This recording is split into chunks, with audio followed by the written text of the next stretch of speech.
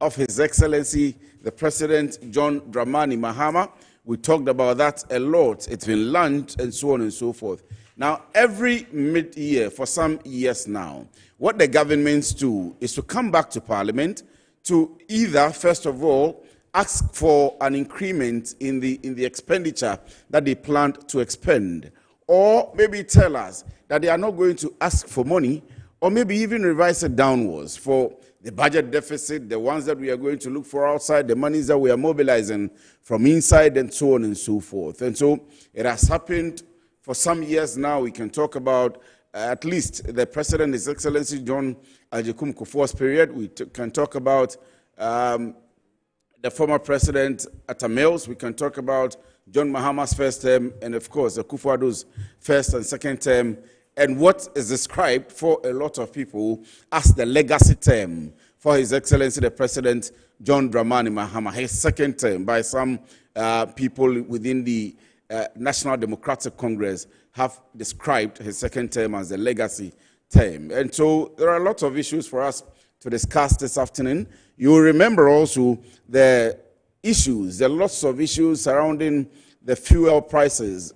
Some experts have argued from the point of the deregulation policy, and all of us talk about the deregulation policy, but unfortunately, a lot of politicians politicize the fuel discussion, that whether there is deregulation or not, there are a number of taxes which also affect the final pricing that is passed on to the consumer. The OMCs, that's the oil marketing companies, will have their pricing. They will deal with the international market price. They will deal with the exchange rates. They will deal with their importation costs and so on and so forth, and even how it is refined, where we are importing from. But when it comes here within, you would have COPEC do its projections. You would have ASEPA, you would have IEA, you would have all the energy-related institutions do their projections, but it will still come back to the point where we have all the taxes on all of these. And then they talk about the performance of the Bank of Ghana. We've seen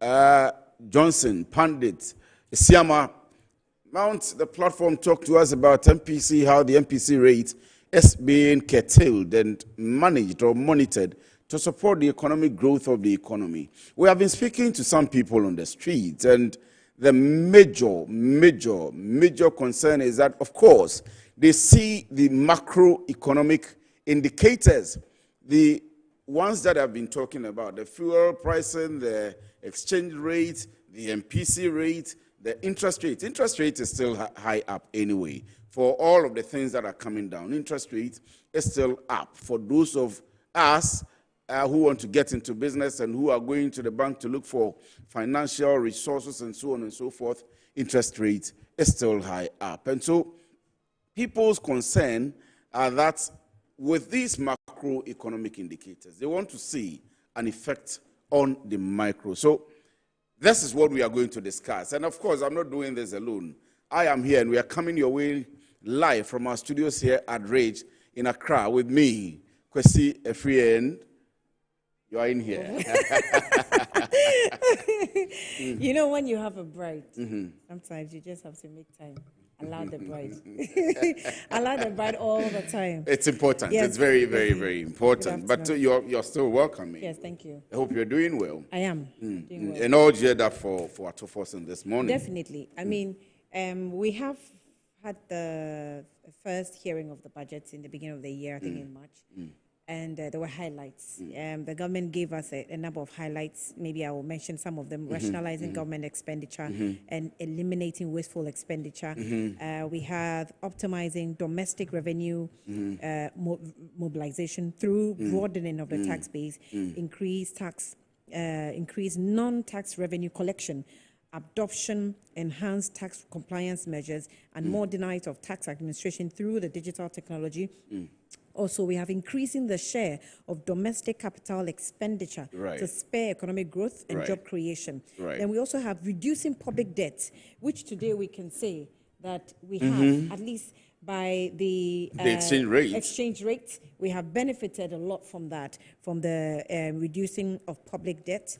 So that's a very key one and very important. I had a conversation with one institution, I'm tempted to mention the name anyway, it's a public institution, and they capitalize both locally and internationally. And there was a time that they felt they were growing very much, but at a time later on, when they had to now assess their entire capital, with their competitors on the world market, on the global market, they were nowhere now, anywhere near the point that they wanted to be, because the exchange rate had affected them and their capital so much so that without any forceful activity of theirs or action of theirs, their capital had dwindled compared to the dollar terms on the world market. So, I mean, when the dollar comes down, when the cedi appreciates against the dollar, everybody's happy. I don't know, but it's funny how the exchange rate today is becoming more of a disadvantage than to businesses, to some people exactly, who than expected to be an advantage. The most important part, and I keep talking does it mean that largely most companies that are suffering from the drop of the dollar were driven by high exchange rates as compared to the cedi? Not necessarily, not necessarily. So people are actually interested. And when you talk to, we spoke to people from Abosuka, and we have spoken to some business owners as well. And their interest is, yes, we want the appreciation, but after a period, what we are interested in is the stability. When it is stable, we're able to project. When it is stable, we're able to properly assess our capital, what we are working with. But if it is depreciating, we go to the market, we come back, and the prices have changed and gone up. If it is appreciating, it goes to our advantage anyway, but we are not still able to predict and project and see our business plan in a long term. You would always have to stay within the very short term and do adjunct planning, freewheel style of planning. But and in terms of business planning, it's not cast in stone. Well, anyway, and that's what businesses must prepare themselves. Exactly. You know, the economy is really fluid, and you cannot necessarily be so stern on a plan. That's why you always have to have plan Bs. Your projections must be either exchange rate low or high.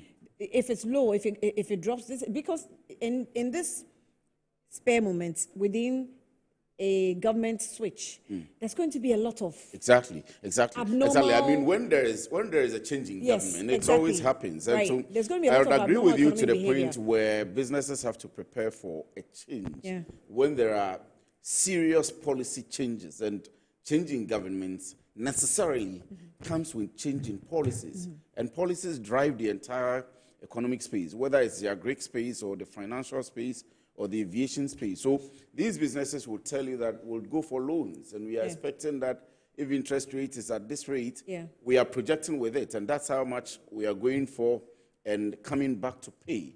If we take it and we go and come and the interest rate is up, it distorts our business. If it's down, it distorts our business.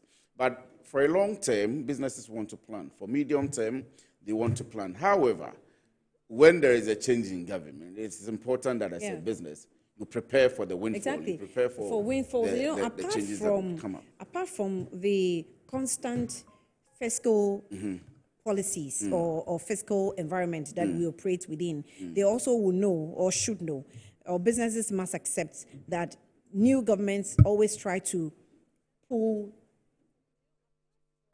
I'm careful the word that came into my mind. I'm not going to use it, but new governments always try to do things that makes them look positive. If they are lucky, it can drive them for the longest.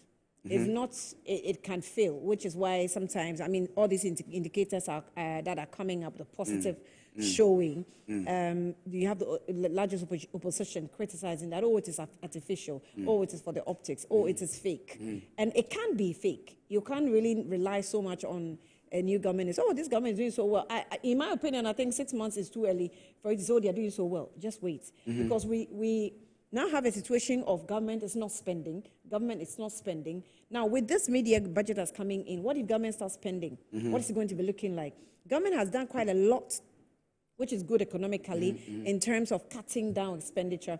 We've had the recent one, which is fuel. government not giving or taking fuel allowance or something from the appointees, I think it can be minimal. If we will have the numbers or the figures, we'll know. Yeah, then I'm we sure can- we'll have it yes, along then the it will line. help us. How much we're expecting to benefit from that, maybe at the end of 6 months or a year or something like that. And then we also have government being quite stern on corruption activities. We'll come back to that. And I am happy about the fact that, in fact, you mentioned from the beginning some of the policy Yes. directives that So there's the revenue mobilization. Exactly. You see, that There has was- been our bane, most importantly. So there was reducing of public debt. Yes. And then there was also yes, reducing yes. So of we'll fiscal analyze all of deficit that.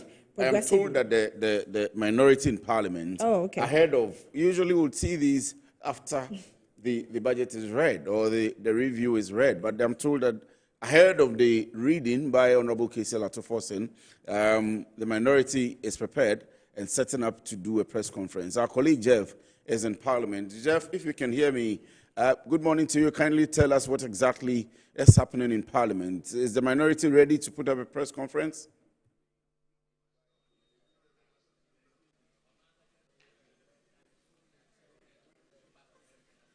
All right, Kwesi, thank you so much. So as we speak, the media men in Parliament, I'm talking about the press corps here, are currently at the foyer where the members of Parliament usually hold press conference. A while ago, we had information that the member of Parliament for Tano North, Honorable Gideon Bwaku, would be addressing press. And we know that they are just going to be announcing what or the decision that they are going to be taking as far as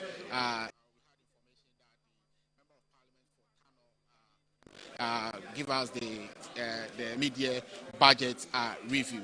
So that is what we are anticipating, because they actually gave notification about 3 days ago that they have a petition that they want to present to the President John Dramani Mahama and two other institutions. So that they are going to be doing at the same time that the minister, the Exchequer, Dr. Kasiala Toforsen, is expected to be delivering his budget review statement.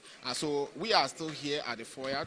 In anticipation for the minority to come and address the media. So, if you can hear me, this is the situation currently. So, if you can see around, the media guys are here. I'm getting to see. The member of Parliament for Wale Wale is actually approaching me. I want to have a few words with him. I'm trying to get him to further understand what by the minority is today. So I'm trying to get him to speak, but I think he's been caught by one other media house. But we are still here trying to get some information as to what exactly the details of their press conference this morning would be. Per the information we had, as I earlier indicated, they may boycott the statement that's going to be made by the Exchequer, Dr. Kasiala Toforsen. So we are still around here at the foyer. As for the chamber press, earlier on, I sent some videos where the chamber was, virtually empty. But as I speak with you now, the members of Parliament are gradually, coming into the chamber. Yesterday also, the House adjourned to 12 in the afternoon. So this afternoon, proceedings are expected to start at 12. But usually when it is 12, it goes beyond 12. So we are looking forward to around 12:30 thereabouts, where everything will be set in there. The Exchequer will be in the House to deliver the statement. So we are monitoring the two sides. What is the minority going to be doing? What are they not going to be doing? We have our eyes on, the lenses are on over here, just to give you every single detail, or our viewers every detail that they need to know as far as this media review is concerned. We'll see.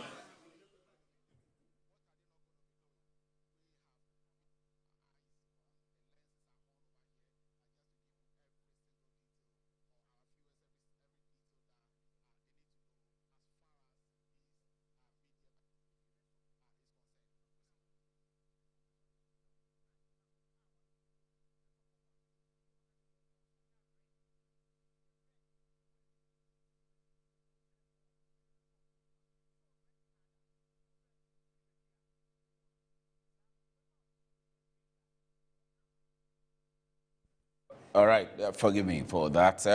You're welcome back from Parliament. We'll be going back there pretty shortly when everything is set. We'll be doing this for you. This is the reason why we are here today. So let's come back, Annie, for the discussion that we were having. I am quite impressed about the revenue mobilization because I think that the bane of the economy or the basis or the premise of economic growth is the entire discussion about the revenue mobilization, not just that alone, but beginning from cutting taxes.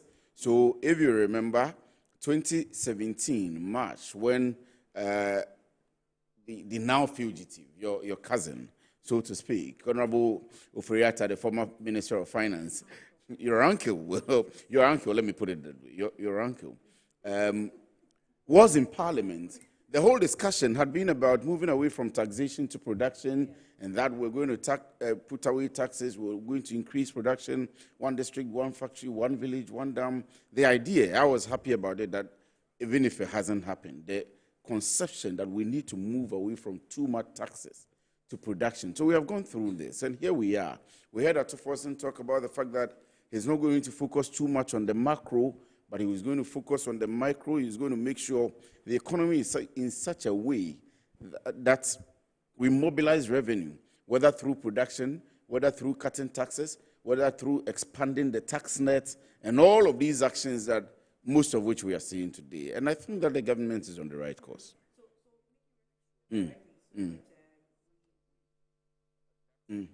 Your mic is actually off. So we've got to put it in perspective. Budget 2025, this is what, in terms of taxes, this is what the minister said the government was going to do. Remember that it's a resetting government.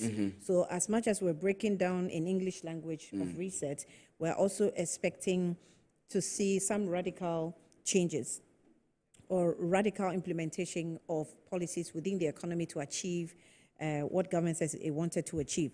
So in terms of taxes, government said that... So whilst we do that, I'll go to the screen, and then we'll continue the discussion, obviously. But there are some data, but yes, I'll do that. So you go ahead with with budget highlights. All right, so that you can... All right, so as you're listening, so we have a complete overhaul of current tax system as part of this following taxes termed nuisance taxes are to be abolished, right? So we have 10% withholding of tax on winnings from lottery, electronic transfer levy of 1%, emission levy on industries and vehicles, VAT on motor insurance policy, and 1.5 withholding tax on winning of unprocessed gold by small-scale miners. We also have review of all taxes, fees, and charges at the ports.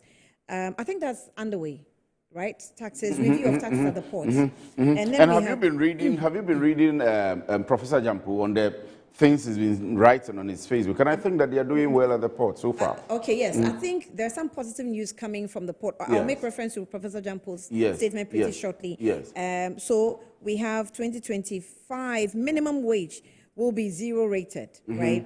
And then strengthening of modified taxation system. This will include rolling out of digitized system to capture details of eligible taxpayers' submission of returns and dedicated USSD code of the payment of taxes. We also have extension of the waiver of penalty and interest under the Voluntary Disclosure Program, that's a VDP, to cover persons with foreign undeclared accounts, persons with accumulated arrears, and persons with outstanding returns.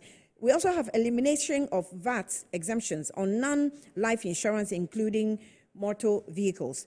Then, great. So the energy sector levy, this is what it said.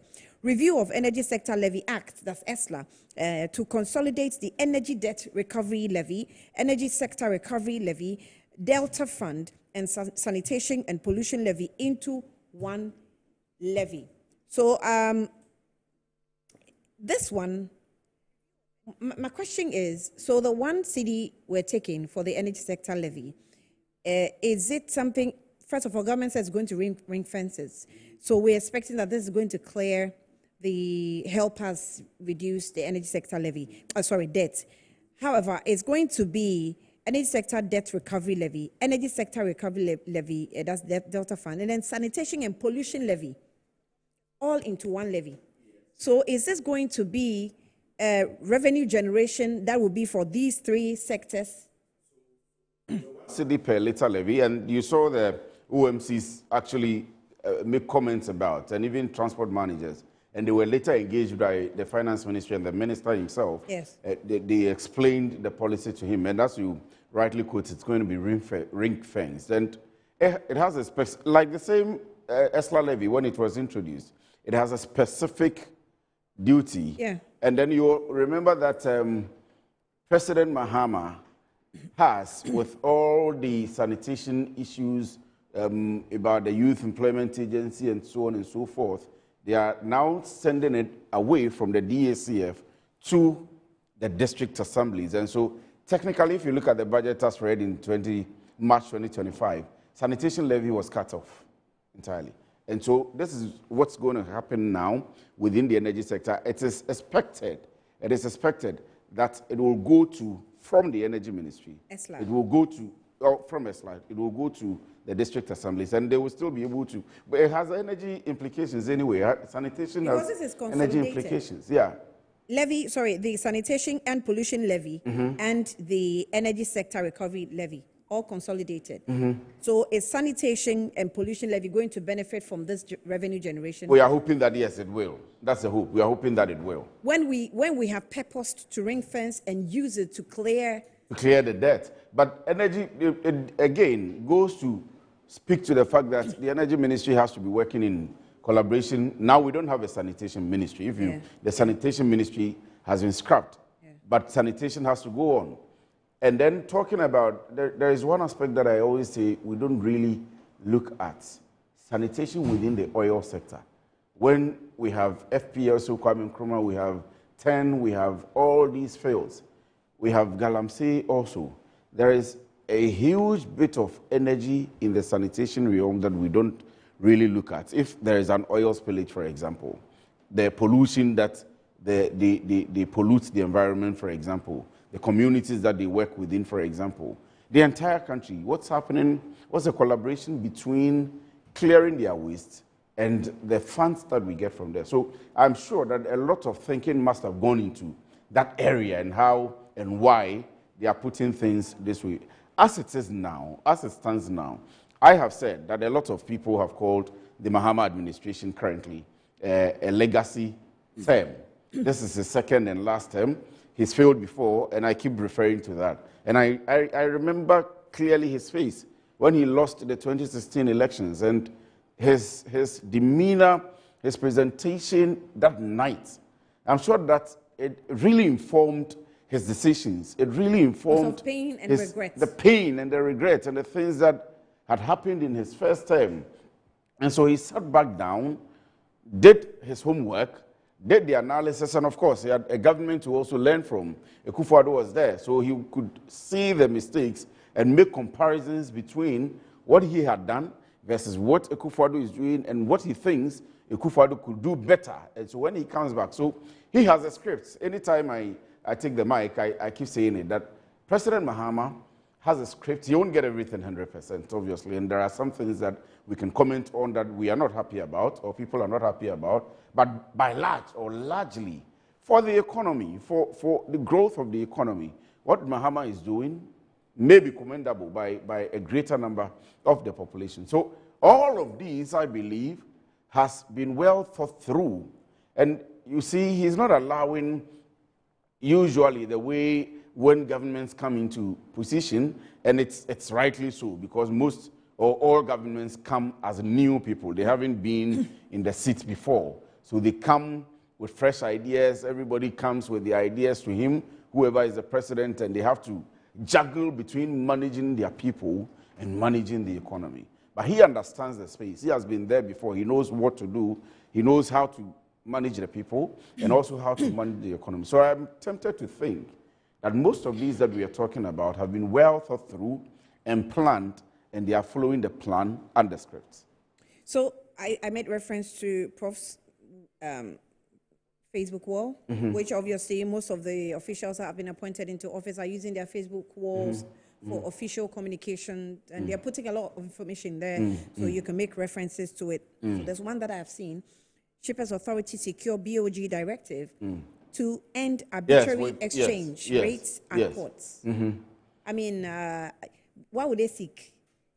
Why wouldn't they wait for the BOG themselves to say, okay, we are giving you a directive to end arbitrary exchange rates charges at the ports? So what it is that, again, you come to the space of business. I sometimes attack some bank managers about profiteering, and that if we come to you interest rate, you compare Ghana with Germany, you compare Ghana with even South Africa, you compare Ghana with other countries. Some countries have even less than 5%. The US hits about 4%, and they wanted the country to break loose. Yeah. Less than 5%, and everybody is angry. We are hovering around 28%. And when you talk to the banks, they will tell you so many things. They are a private institution, they need to do this. But I think that when the Bank of Ghana or government sets in and says that you can't charge interest rates for maybe commercial loans beyond 10%, they would abide by it. But do you blame banks? I'm coming to a point. For their behavior. I'm making a point. So it comes to the Bank of Ghana. It comes back to the Bank of Ghana. So when you leave, I'm making a point that when you leave these institutions on their own, for their profit, for their interest, for their shareholders, for everybody that is involved, they will tell you they are paying salaries and so on and so forth. They will determine how they make their profit. And so that's why the regulator is there, Bank of Ghana. And that's how come I have a problem even with the financial sector cleanup. Because I think, personally, that Bank of Ghana and the managers at the Bank of Ghana should have been attacked first, or should have been sued first, or should have been prosecuted first, because you have sat down for these roles that you have enumerated to us, for which you are cleaning the entire setup, to happen. How did we get there in the first place? So for these vessel owners, for these companies here at the port, you would see that Professor Jampo is stating that he's been engaging them, he's been talking to them, he's been taking action, and also been engaging the Bank of Ghana until we saw this finally coming out to regulate the entire space. So it's a duty of the Bank of Ghana to enforce some of these regulations. They sit down, they sit back, and wait till we get, look at Men's Gold. And again, not only Bank of Ghana, Securities and Exchange Commission also. Look at Men's Gold, look at DKM, look at Onward, and all of these setups that have duped people, profiteered from people, and then they go through months, years of existence before these regulators come up to crack the whip. Why do we get there? Why do we wait to get there? Who is managing them? Who is doing their supervisions? But I dare say that these, what do you call them? The agencies that are supposed to be the regulators. The regulators. I dare say regulators sometimes have benefit from these crook businesses. That's a discussion for another day. I say, because I cannot understand. Yes. How is it that this Men's Gold was literally running adverts, obviously, on screen? Everywhere, every day. Everybody knew about them. Bank of Ghana could not. And Security and Exchange Bank of Ghana said they didn't know anybody. I agree. This company was existing, and they didn't think that, we haven't seen this company in our books. Let's check. And it's running adverts on TV with ambassadors that are grade A ambassadors, biggest musicians, actors, they actresses. They had a board. They had politicians on the board. They had big people on the board. They had. You are telling us that you didn't regulate them. And look at even the financial sector cleanup. I get very sad about it when I read, and my anger is at the Bank of Ghana again, because look at the report we read: financial misappropriation and mismanagement, abuse by management of these banks that we talk about. Look at some of the issues. Some of them had actually been recapitalized. They were going into the ditch. They were recapitalized as required of the Bank of Ghana. Some transferred the monies for recapitalization into different ventures. Is the Bank of Ghana telling us that their supervision department, they have a banking supervision department at the Bank of Ghana with the head? Are they telling us that they were sitting on their chairs, armchair supervisors, and not going around to supervise the banks and check their books? Were they not providing their financial reports at the end of the year? If they were, who was supervising it? Who was analyzing the financial reports? If they were providing their financial reports, who was doing an audit from the point of the Bank of Ghana to see that these banks are going down, even after recapitalization? Why don't you take the management off and take hold of the running of the bank? Why do we wait to the point where it will collapse? That my little investment that I have with the bank, it now has to go through all of these issues of domestic debt, recovery, external, all of the problems that we have landed in as a country now currently in the financial sector. I would blame it at the doorstep of the Bank of Ghana. The Bank of Ghana has got a lot of, guess what? There's a report I've just pulled up, and I'm sure a lot of people may not know about financial sector reforms that has happened in Ghana before. This is financial sector, so the report is captioned Financial Sector Reforms and Bank Performance in Ghana.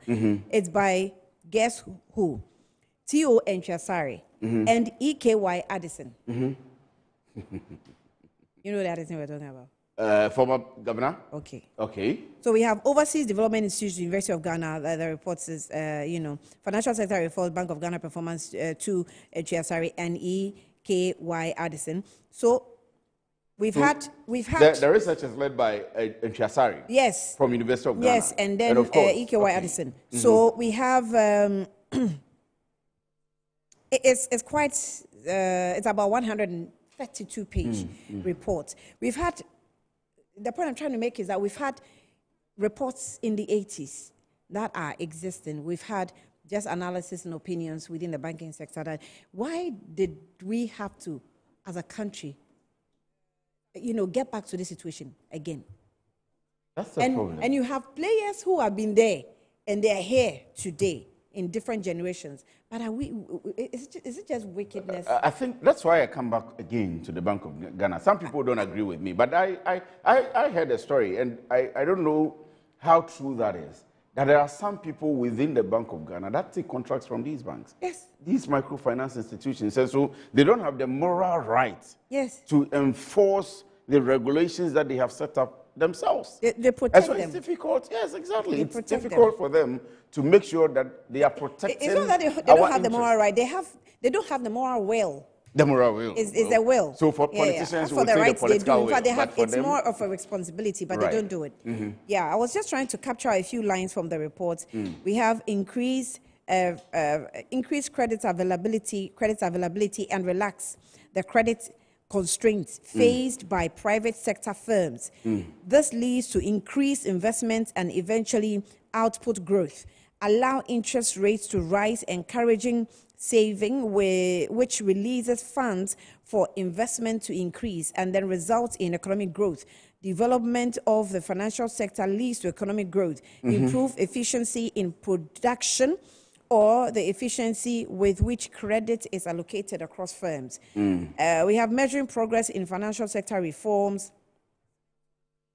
measuring bank performance, let me capture another one. Bank distress and crisis. We have seen this before.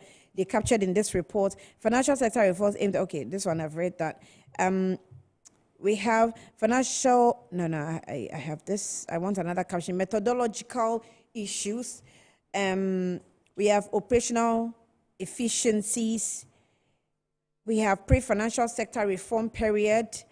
So it means that generation after generation, my brother, we know the problem. we just know, we know the problem. And so yeah. So you see my problem again. If you go to Bank of Ghana today, I'll try and read this to you. The departments that they have the banking department. And the department that I am concerned about, the second most important department in the Bank of Ghana, is the Banking Supervision Department with a head. So they have the banking supervision, and I have engaged them on some of these, especially around 2018 when we had all of these financial sector cleanup and they came out speaking. And my problem is, what's been happening over the period? You tell us that you started tracking them, you knew that they were falling off, some of them, you have recapitalized. And the report is there. We all read the report. Some of the things that some of these banks were quoted to have been doing, as to whether it is even true or not, you need to prosecute them, you need to convict them and get them into some of the management, at least imprison them. For us, let's see that this is it. But of course, that's a report. We are relying on it. And so if you have a banking supervision department within your structure with a head, and you are telling us that we have gone through all of this, look at some of the departments they have. Of course, they have the currency management. We know about that. The communications, the collateral registry. They have data analytics and artificial intelligence departments within they have the finance department, they have the financial markets, they have the financial stability, fintech and innovations. And so you will see that internal audit, legal, you will see that all of the things that engulfs the commercial banks, the microfinance institutions, even the insurance, okay, insurance has the NIC, but all the financial sector activities that happen within the setup of the Bank of Ghana, they have specific departments to oversee them. How did we get to the point where we are? I think, and I personally, and anybody can quote me anywhere, that we should blame the Bank of Ghana. Straight up.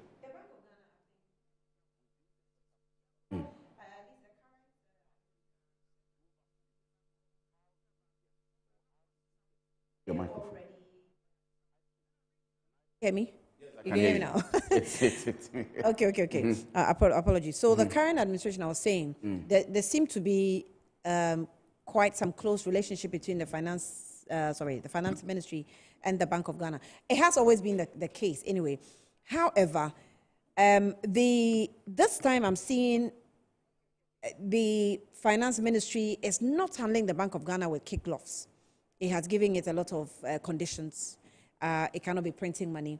It cannot be financing, government Again, activities. I'll give that to Mahama. I told you that he has learned the script. He said it in opposition, that Bank of Ghana is printing too much money. When we come, we will not print money. So he has given them that instruction, that make sure. So whatever activity you will do within the fiscal space of the economy, make sure that you within don't your print space. I mean, you remember the nurses' strike? Yes, exactly. So I think one of the top excuse or reason the government said it could not meet the demands of the nurses is that it was not captured in the budget. And we need to really pay attention to our budget deficit. I think, first of all, when a lot of money is going waste, we cannot be looking at, because they are demanding, let's look for money and give it to them. The discipline must be, we should try and indeed tighten our belt. And sometimes it's just about talk shop. We talk too much.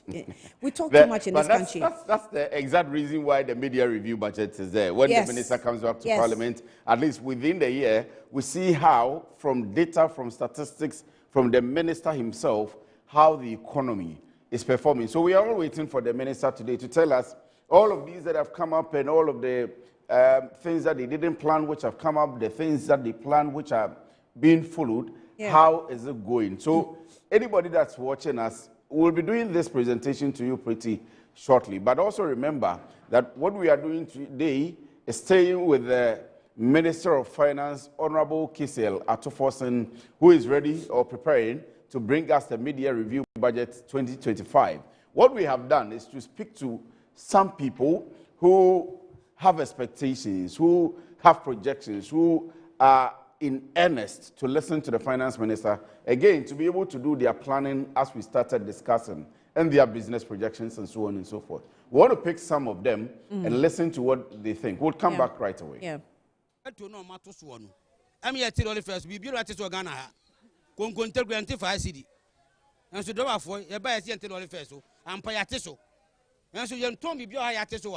Ye ton biya if you ka woni makwa to kwenti bibia so enso ya tele first so eh ka na fonzo tise so amaye says na ye ne saare ye no petrol to me wa wanti to bia o na ye 14.99 this year 13.99 saare 1 cedi pe na free so na ya tele first so mi loru ba kwa mi loru ba ku bia mi say 21 cedi. I'm not talking to you.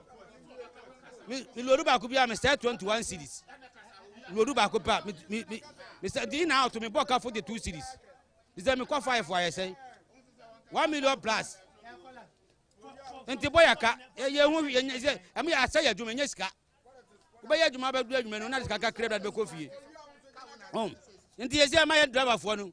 Ka na fo no de car obi o kuta car ye ka na de oni haw. Na ye de ye ko SS e permit dia permit de. Won nti ya haya pa petrol monte so ma o man ti su bia me so monte lo first ma ye. E na eto so mienu. Se gomu so monte lo first so a. E so monte ma abroso ka for ton pass ne so. Yen so monte e kakra. Ade ba ko a ye haya adafo afo ni titru se. Keshi kwan ya omo ye. From Olympia. Every osu ade kwa kodu teshi. Masa ye bre papa. Ehwan so na DVL fo no be gina se omo ye checkings. Omo ba yes, yeah, 4 tobacco 2.250. 4 tobacco, I actually walk out who know. A coin yet. A bird on your cano entity. You not tobacco, and you're not to pay. And 1/4 to be able to walk out who be 2.250. And the slow almost said, almost pass a driver for you won't tell you, and your car quano so almost. What I'm expecting is measures that the finance minister will put in place to maintain the city, at least to be a bit stabilized. The city should be stabilized. Yes, we are happy when the city appreciates, but at least for economic reasons and I mean, so that people who do import and export to be able to have a fair idea about how to price the items. I want the city to remain stabilized for a while, and let's see how best it can affect the economy. The mission I know so Obeka no say. Esi omoba enu I won say normal ye mu na. So omai mu ayedi. Especially driver for no. Me kura driver ni. Driver me man so ye driver for. Ansa na me won nuanu so omo ye driver for. Sa one series no omo dia to liters no. Omo nhwe no omo yi sa ade no so. So omo nti so a ende omo to fair no mu na driver for no so omo kwa omo nya kaka no omo mfa be hwe fie afi su dala no ye se aba fom no ye kwa akofo anyoma say asa na etie. How can you tell me dollar is 10 point something? Then you need dollar. You need to get 13 cedis before you can have a dollar. But what do you suspect? Is it the case that the banks don't have the dollars and the Bank of Ghana is just giving us the figures, or they are intentionally holding it so that the Abuchi can do business? You see, the bank managers, they are embedded with these Abuchi guys. That's the reality. How? They are doing business with the dollar. The bank manager. The bank manager will ask you.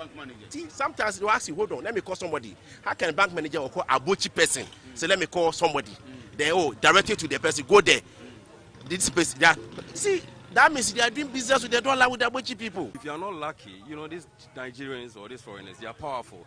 A couple of times that their shops have been closed down, the powers that be, there's a call that comes through, and then you just have to leave them alone. So we believe that the government should have a task force that will help us to fight these foreigners. I mean, it's becoming a problem. The last time there was a consultative meeting, a forum that was held by Guta, and then the Guta president raised it, and it became an issue for everybody. So it's a problem that it's worrying each and every member here, because you know our capital is so small. We don't have that amount of money to import on large scale, but the foreigners have those powers that give them a lot of capital at a low interest rate, so they're able to bring a lot of goods into the market, sell at a cheaper price, and some of their products that comes are of inferior quality, and they are able to compete with ours that have been imported at a good quality and at a higher price. So we want the government to come in, look at the tax force that was formed some years ago, to start going through these Nigerians and make sure that, or these foreigners, to make sure that they are clamped down. So about 12 or now about 10 now. Almost calculate my Debbie. That and one or more. Into the summer, son. They say 6 months a chum. Let's see we effect, no. What do you money back? You to know, China, and now that's even sometimes big or a cost, essence, then a cost will have all. As I said, any shabo, no, she said, then a cost into duty, no, and to me, for duty, for ma, automatically, near money buffer. Oh, said that before that even what to see in your muscle, your person will be at it in your muscle because a buffer. But it's so occurable, I does not grab a jina, ultimately in your muscle. So, me what to in your muscle now also wanted to swap. As a while, but it's okay. Into a buffer war, a back baby, surpass a chain, a cover baby. To me, I say, unika into spare parts in found. But na come. It's a obia. And yes, a bang. Say yes, Reno. Decision will take effect at the phone, especially spare parts on Fatay. Don't say how you have a brain. Still. But who can't also so people need to be beneath me. Oh, beneath the wedding, boss. Beneath pass over Joe, no man say, what bow bread to be our one of wedding. Because and tell you, be a minute, Metranaka be more. Drive on the pet, Anna, Nemqua, as it will be out of Manuel Goodness. The Busan said, I was a meeting of fun. Meeting on a day as well, talk about fat or the Nisikan in a granny. This amount trusted a EBU, a meeting EBU. What I said to be beneath the heading. A wedding say, meet my jabby bizarre man say.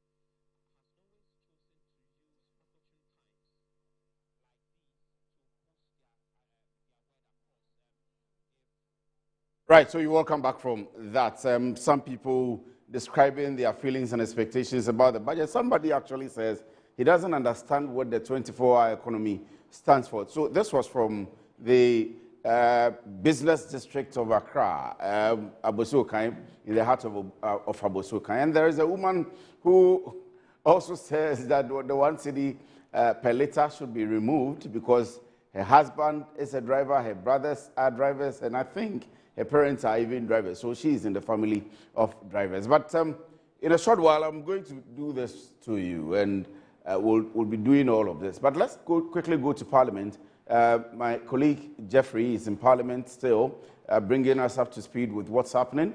Let's see what's happening, and then we'll come back. Jeff, if you can hear me, I understand that you are with the Member of Parliament for Kwabre East, my constituency.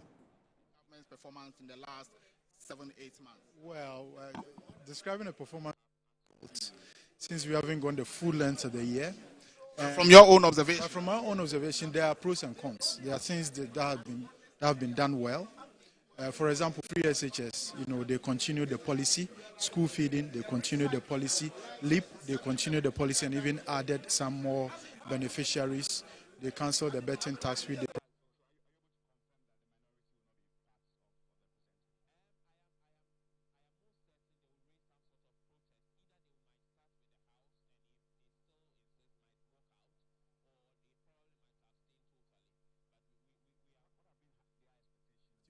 A day to 2 cities. So these are laudable things that have been done. But there are a lot of other things that they promised, but they haven't delivered. For example, they promised the Women's Bank, and they couldn't even meet half or one stated capital. They allocated 51.3 million Ghana cedis when the stated capital is around 400 million. They haven't done anything about it. The president of the nation said it was going to be operational, it will be established by mid-2025. We've gone past mid-2025. We are not seeing anything yet. Then you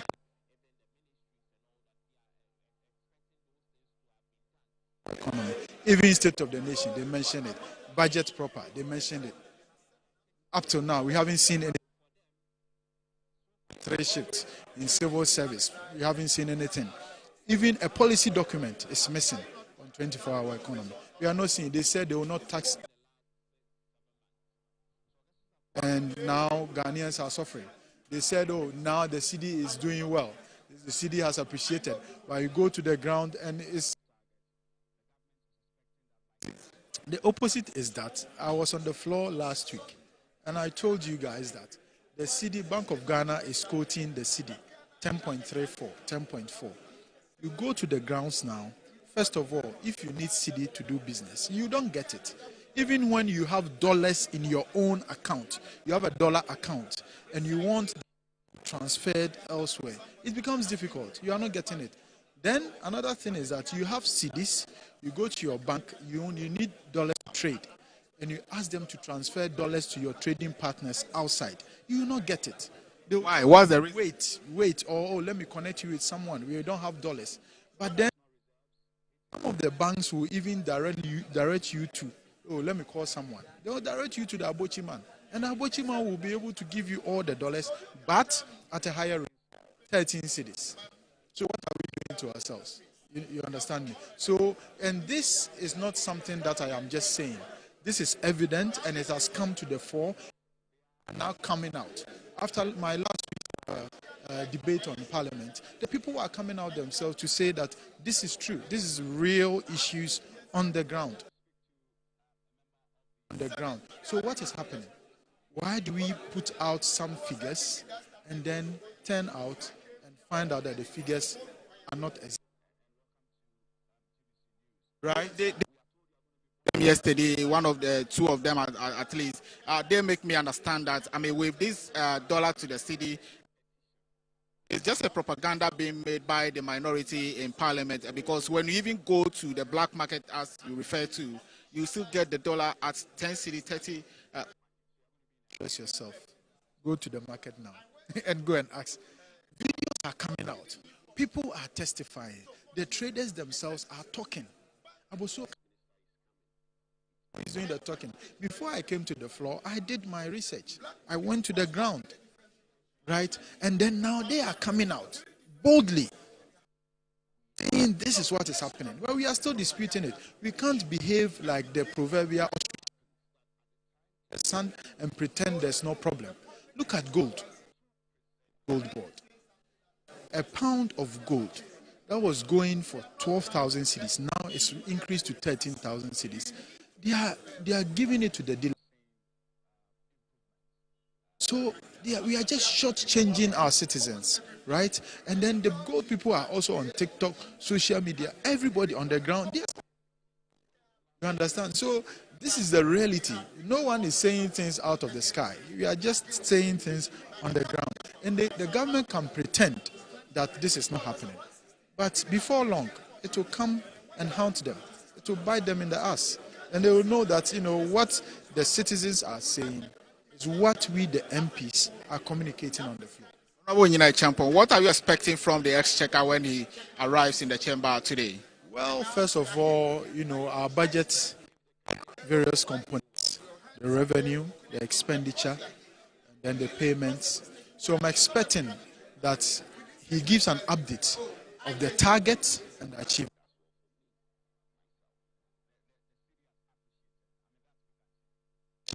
Are we short, or are we at par, or are we over the revenue collection?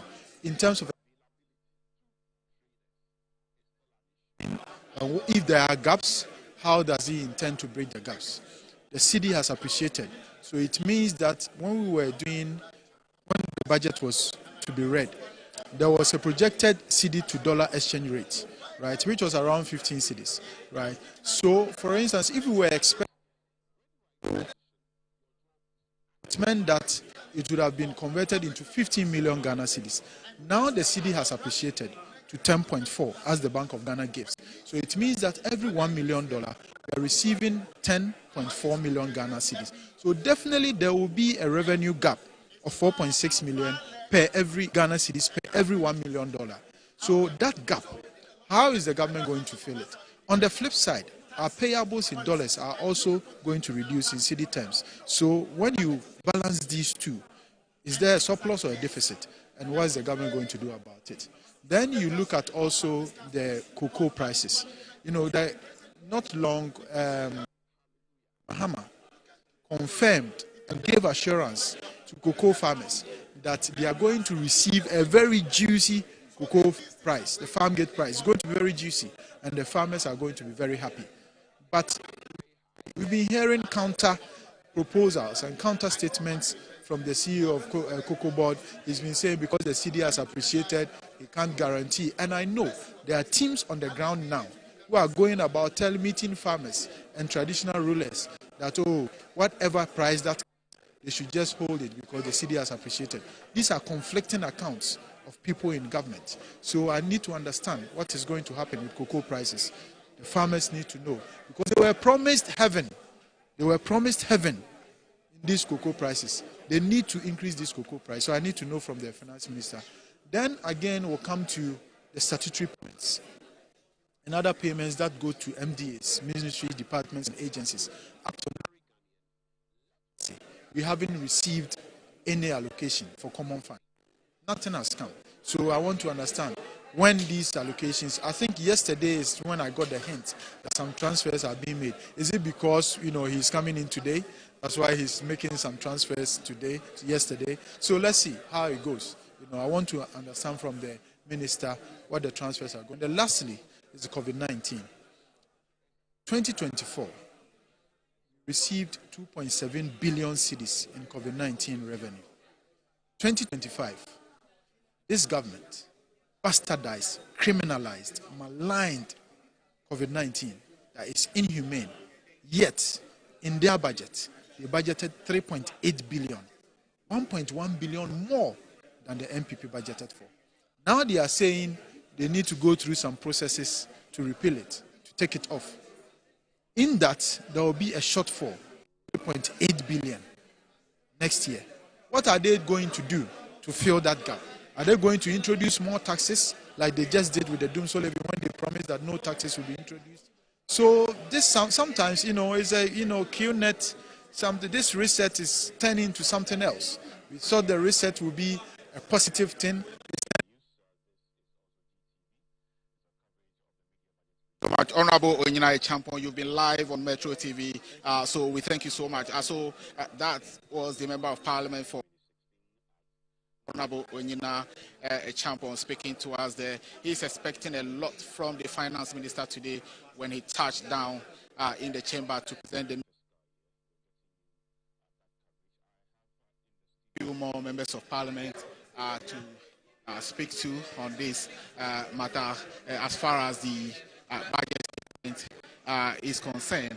I've seen Honorable Suyini is here. Honorable, so thank you so much. We know that the minister is tell me, what would you say the government's commitment have been to the people of Ghana for the almost 8 months that you've been in power? Well, first of all, I expect the minister, in his usual nature, to commend the people of Ghana for the support and the cooperation that this government has enjoyed over the years, and over the months, and also to point out the sacrifices that have been made, the results that have accrued to us as a nation. Those sacrifices that many have made in the economy is the reason why today most of our ratings are beginning to show in the positive light. For example, our rating has improved. Inflation is trending downwards, exchange rate is improved, and as a result of that, you can see that even prices of goods in the market are coming down. This is the first time that you will have inflation going down, prices of actual goods in the market also going down. It's because of that, combination of inflation trending down and the improvement in the. So it is how those gains will be consolidated and infrastructural transformation, because those gains obviously are going to result in some savings. And once we prioritize how to utilize the savings and the revenue that we have generated, and the prioritization goes into investing in infrastructure development, I'm sure that we'll be able to sustain these gains in the long time. And that is what I expect the finance minister to speak to. For example, you do know that the government promised the Big Push project. I think a lot of the whole idea of Big Push will be highlighted strongly in this mid-year budget. We're talking about, the services of government reflecting in the lives of the ordinary Ghanaian. I have experienced it not too long ago when I went to the shop. A 5 kg bag of rice, 40 cedis, was reduced or was sold to me at 98 Ghana cedis. But the issue here is the sustainability. How are we going to make sure that, we sustain the current situation and also even improve on it? I am confident that the ways to sustain it will be in the budget. And you are not the only one who has experienced this. Many people I have on the floor only a couple of weeks made the point about how even on our television stations and radio stations today, companies are promotions and they are announcing reduction in their prices of goods and items that they have in their shops as a result of the improvement of the exchange rate, which is to the credit of all of us. So I'm sure those sustainability measures that you are asking of will be contained in the mid-year budget review. And I'm sure that we are going to get more. I mean, before, what do you call it, last month, I remember in March, thereabout, I bought a bag of rice for about 600 Ghana cedis during the Eid al-Fitr celebrations. That's the salah that comes after Ramadan. But by Eid al-Adha, which was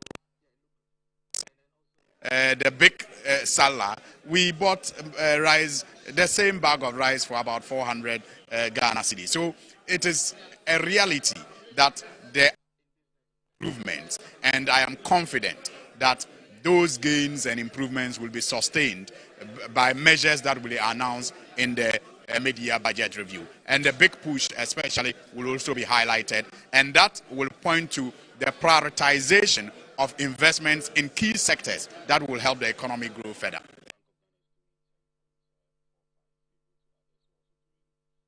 Abosu is there who has spoken to me. He is very confident that the minister is going to.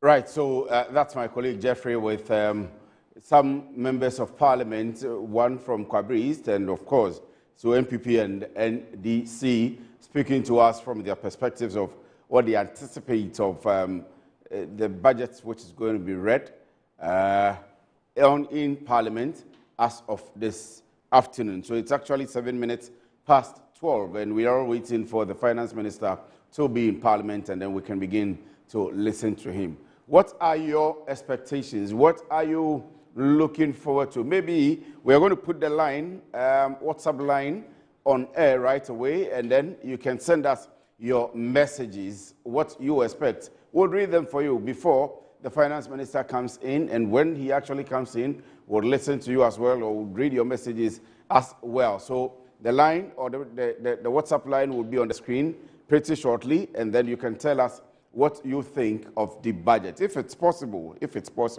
we may allow you to call, but you cannot call for now. Let me quickly run to the phone lines or on Zoom and speak to Courage Buti, who is an economist. Courage, good afternoon. Thank you very much for joining me. If you can hear me, what are your expectations? Are you expecting any new tax or some of the existing taxes to be reviewed?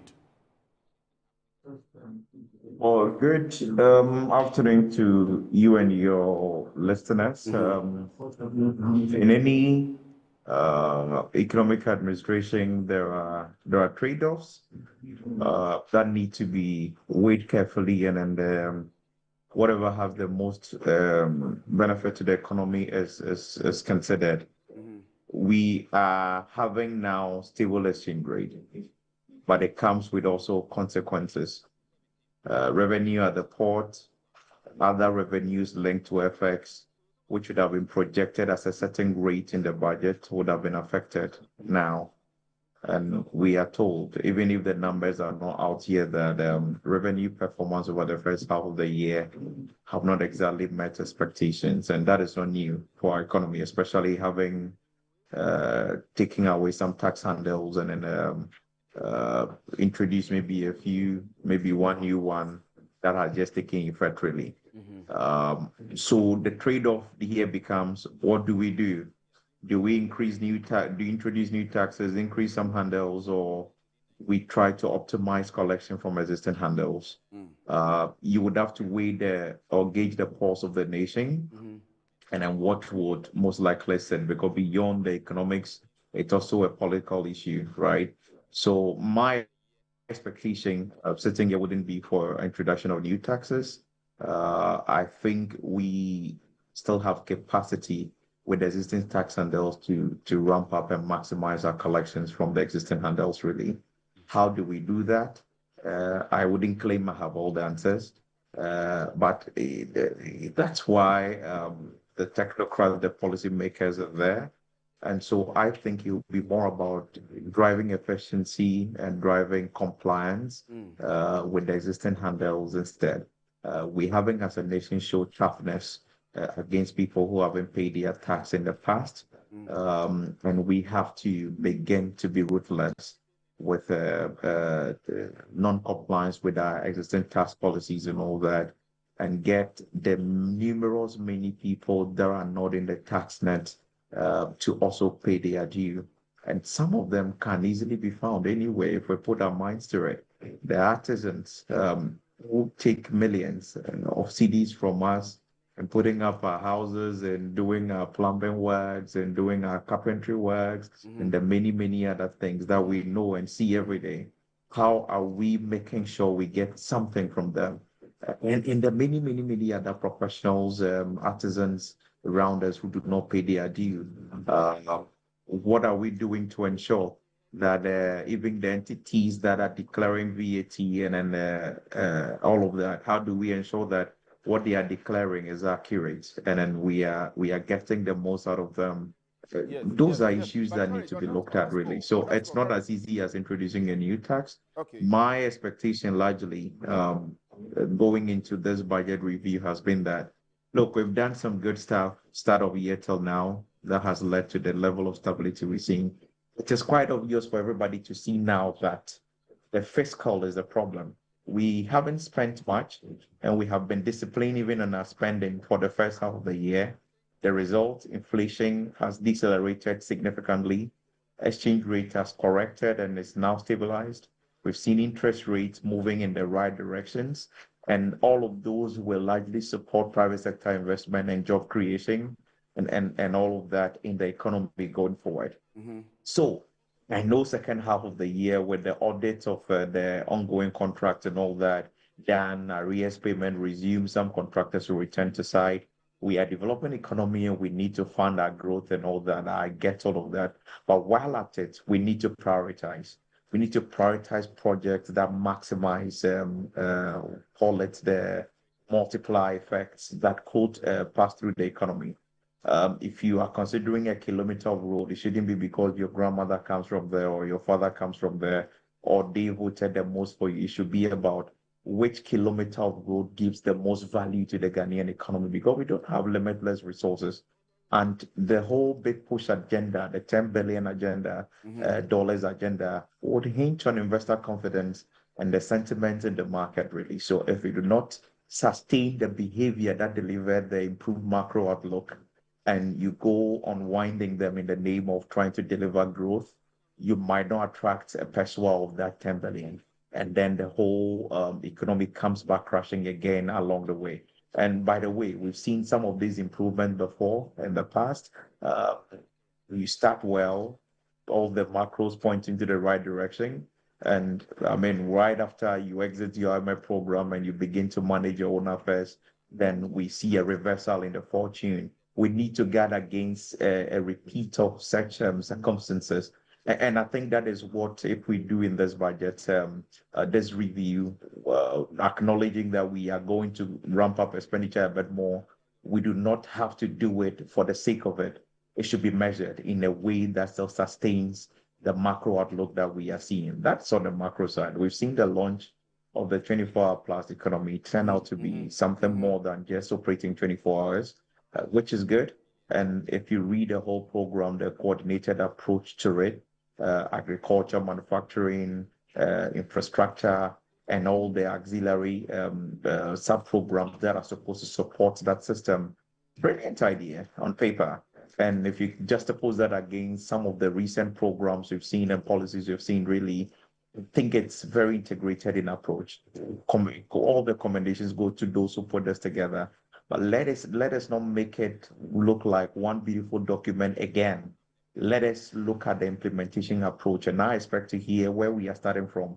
The budget's outlay or the cost of doing that is quite huge. For the first phase of the program, I think the budget is about 4 billion USD.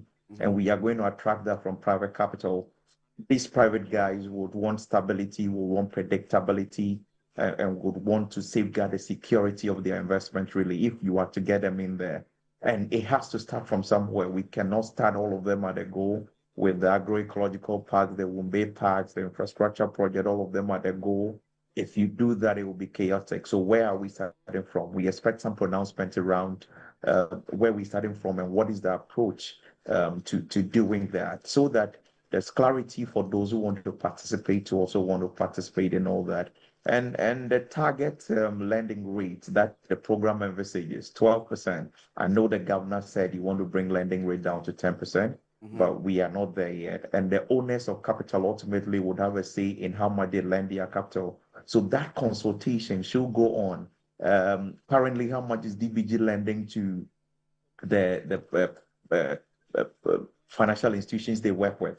I mean, we don't know. I mean, the rate could be between 15, 18%. I mean, the last I knew of that was 18. So if DBG is supposed to provide the capital for the banking sector, the financial sector to lend, and they are doing so at 15% now, what rate are they going to source fund to be able to do that? So the assumptions need to be looked at carefully, and in packaging the program, we need to come back to reality and then position it in a way that can attract owners of capital. Otherwise, it will be dead from the word go. So those are some of the things. And look, if we implement 24-hour plus, the way it's envisaged, even anywhere close to 50% of how it's envisaged, we would have been creating jobs and then solving most of our national problems, in my humble view. So we need to approach it right and putting the right mechanism that deliver the kind of results that we are aiming for. I mean, when we do that, the rest of the things around job creation, employment creation for various segments of the economy would have been addressed one way or the other. And then we can focus on the bread and butter issues of education, health, and how to deal with them. And on health, there are, I mean, good program, call it overly ambitious, but there are a number of 111 they are delivering development, not compromising fiscal stability. That is something we need to look at carefully. Education, some of the things like the no-fee stress and all that, I know these are campaign promises, but in our scheme of priorities, really, as paying school fees for people who have paid already anyways, the topmost priority for a nation lacking resources. These things need to be considered, and let's not make the mistake of free SHS how it was rolled out against all sound advice, as to maybe steering it a bit so that those who can pay, or some other arrangement. Let's not go that route of this program, and so we do it the way we want to do it. At this stage, what we need is anchoring the stability we have, and the fiscal, like I've said earlier, holds a big sway in that respect, right? So we need to ensure that every peso we spend delivers the highest multiplier effect to the economy. And if it is populist, if everybody wants it, it doesn't mean it is the most important thing to invest in. We need to, I think, bear those in mind. And those are the things I'm expecting that this media review throws up. Commitment to sustain the fiscal outlook the way it is, a commitment to ensure currency remains stable, a commitment to ensure that we incrementally deliver progress to the people and ease the cost of living conditions that we have suffered in recent past. Right. So, Courage, I'll come back to ask you on your comment on agric. You did for education and health and the financial sector.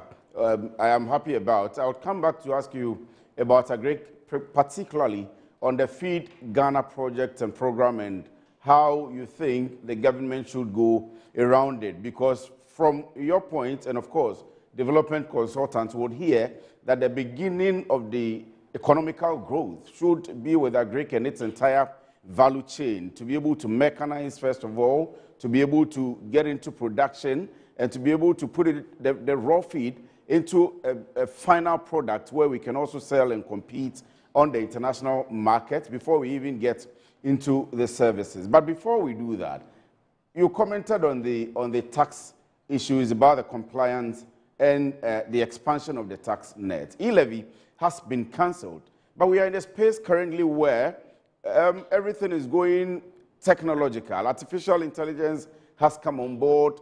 Every business is going online and so on and so forth. You've talked about the artisans, how we get them roped up in the tax net, and compliance also. e-levy could not necessarily cater for them. But how do we, from your point of view, solve this problem to move forward as an economy? Because, again, we have less than 10% of the people paying direct taxes. And so how are we able to solve this conundrum? Well, yes, it's a difficult So, problem. correct. You see, Correct. e-levy. Kindly hold on for me. Kindly hold on for me. Annie is also here in the studio. So hold on with that question. She's adding up Yes, a follow-up adding so that to, we can answer all together. I hope you, Mr. Botti, can you hear me?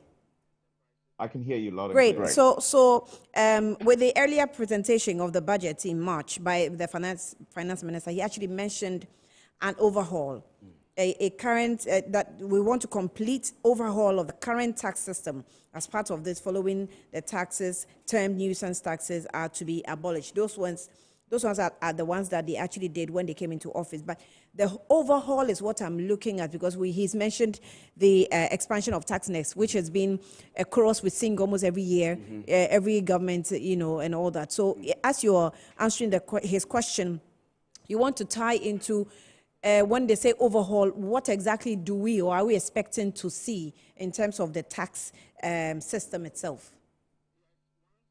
Sure. Good questions. So e-levy, I thought was a well-intended tax that was applied in a way that defeated the purpose, right? What the idea was is this: there is a large informal sector, most of whom do not pay any tax. And then it's largely the formal employees and people in the formal sector that are supposed to be paying, and they pay all the time. And we've had statistics of just about 1.5 million people paying out of a whole possibility of maybe 5-6 million people and all that, and that about 1.5 is carrying the burden of the nation and all that. So the e-levy was meant to be that, okay, for those informal sector people, if they are transacting, take something out of them. But it ended up that everybody who uses mobile money transactions ended up paying, including those who were already paying taxes, really. So it never found a way to target the right population that it was targeting. And let's not debate e-levy. It was, for me, discouraging digitization and then, of course, the digital economy and all that, and e-commerce and all that, right? And it's double taxation, to be fair, because the income I'm spending, I would have paid on it already. The same amount I'm paying for a good I've procured, maybe just the medium I'm using, I'm paying VAT and I'm paying levy and all that. It's complicated. Let's not go there. It's taking off. How do we tax the e-commerce economy, or if you like, the digital economy? Yes. And that digital economy is still a business operating. So I have made this argument before that if I posted a vehicle on Tonaton that I'm selling, and I sold it 300, 400,000, who is making sure that I'm paying some tax? What about making it a policy that before I can list something on Tonaton to sell, Government of Ghana requires that I pay 5%, 10% of the value I've listed as the sale value, even before I can post the ad, and Tonaton becomes a retainer that returns that to government. Let's think of that. When we buy on Jumia, when we buy on these days Temu and all those other online stores, there is a tax component which is defined there already that you know you will pay. And you pay it as part of the cost of the good before it's delivered to you.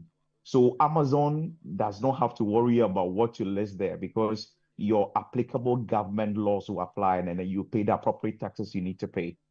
Why are we not deploying that on e-commerce across all the channels, be it Facebook, be it all those other means, so that you can properly tax the digital economy? Those are things, maybe it's not as simple as I'm saying it, but the technocrats would have to think through it and see the merit in this argument, right? And then we can deploy it to full effect. And then, of course, the informal economy, it's a hard one to deal with.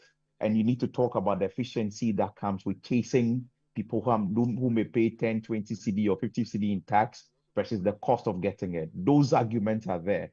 But to the extent it is viable, to the extent it's workable, let's chase those segments of the market. What if your tax record is tied to even getting your national health insurance working for you, or any of the public services that you intend to get, so that declaring and filing your tax return becomes an imperative. Today, it is only those who intend to do some public services in the future, maybe register a land or do some other business with government, that are minded about declaring or filing their tax returns. What about if it's applicable for everybody? If you are going to hospital, if you are going to send your child to school, these services are subsidized anyway by the state.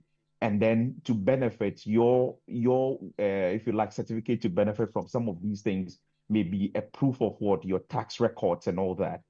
What about those? It may sound like it's a bit restrictive, but if that is what it would take to pay taxes, and we can refine the idea and shape it properly, then we can collect the right amount from everybody and use it to develop our nation. To the revamp, or if you like, rejigging of the tax system you asked, I think the focus is about VAT. Today, we have a VAT that have get fund levy, national health insurance levy, all of them decoupled from VAT itself, a straight line.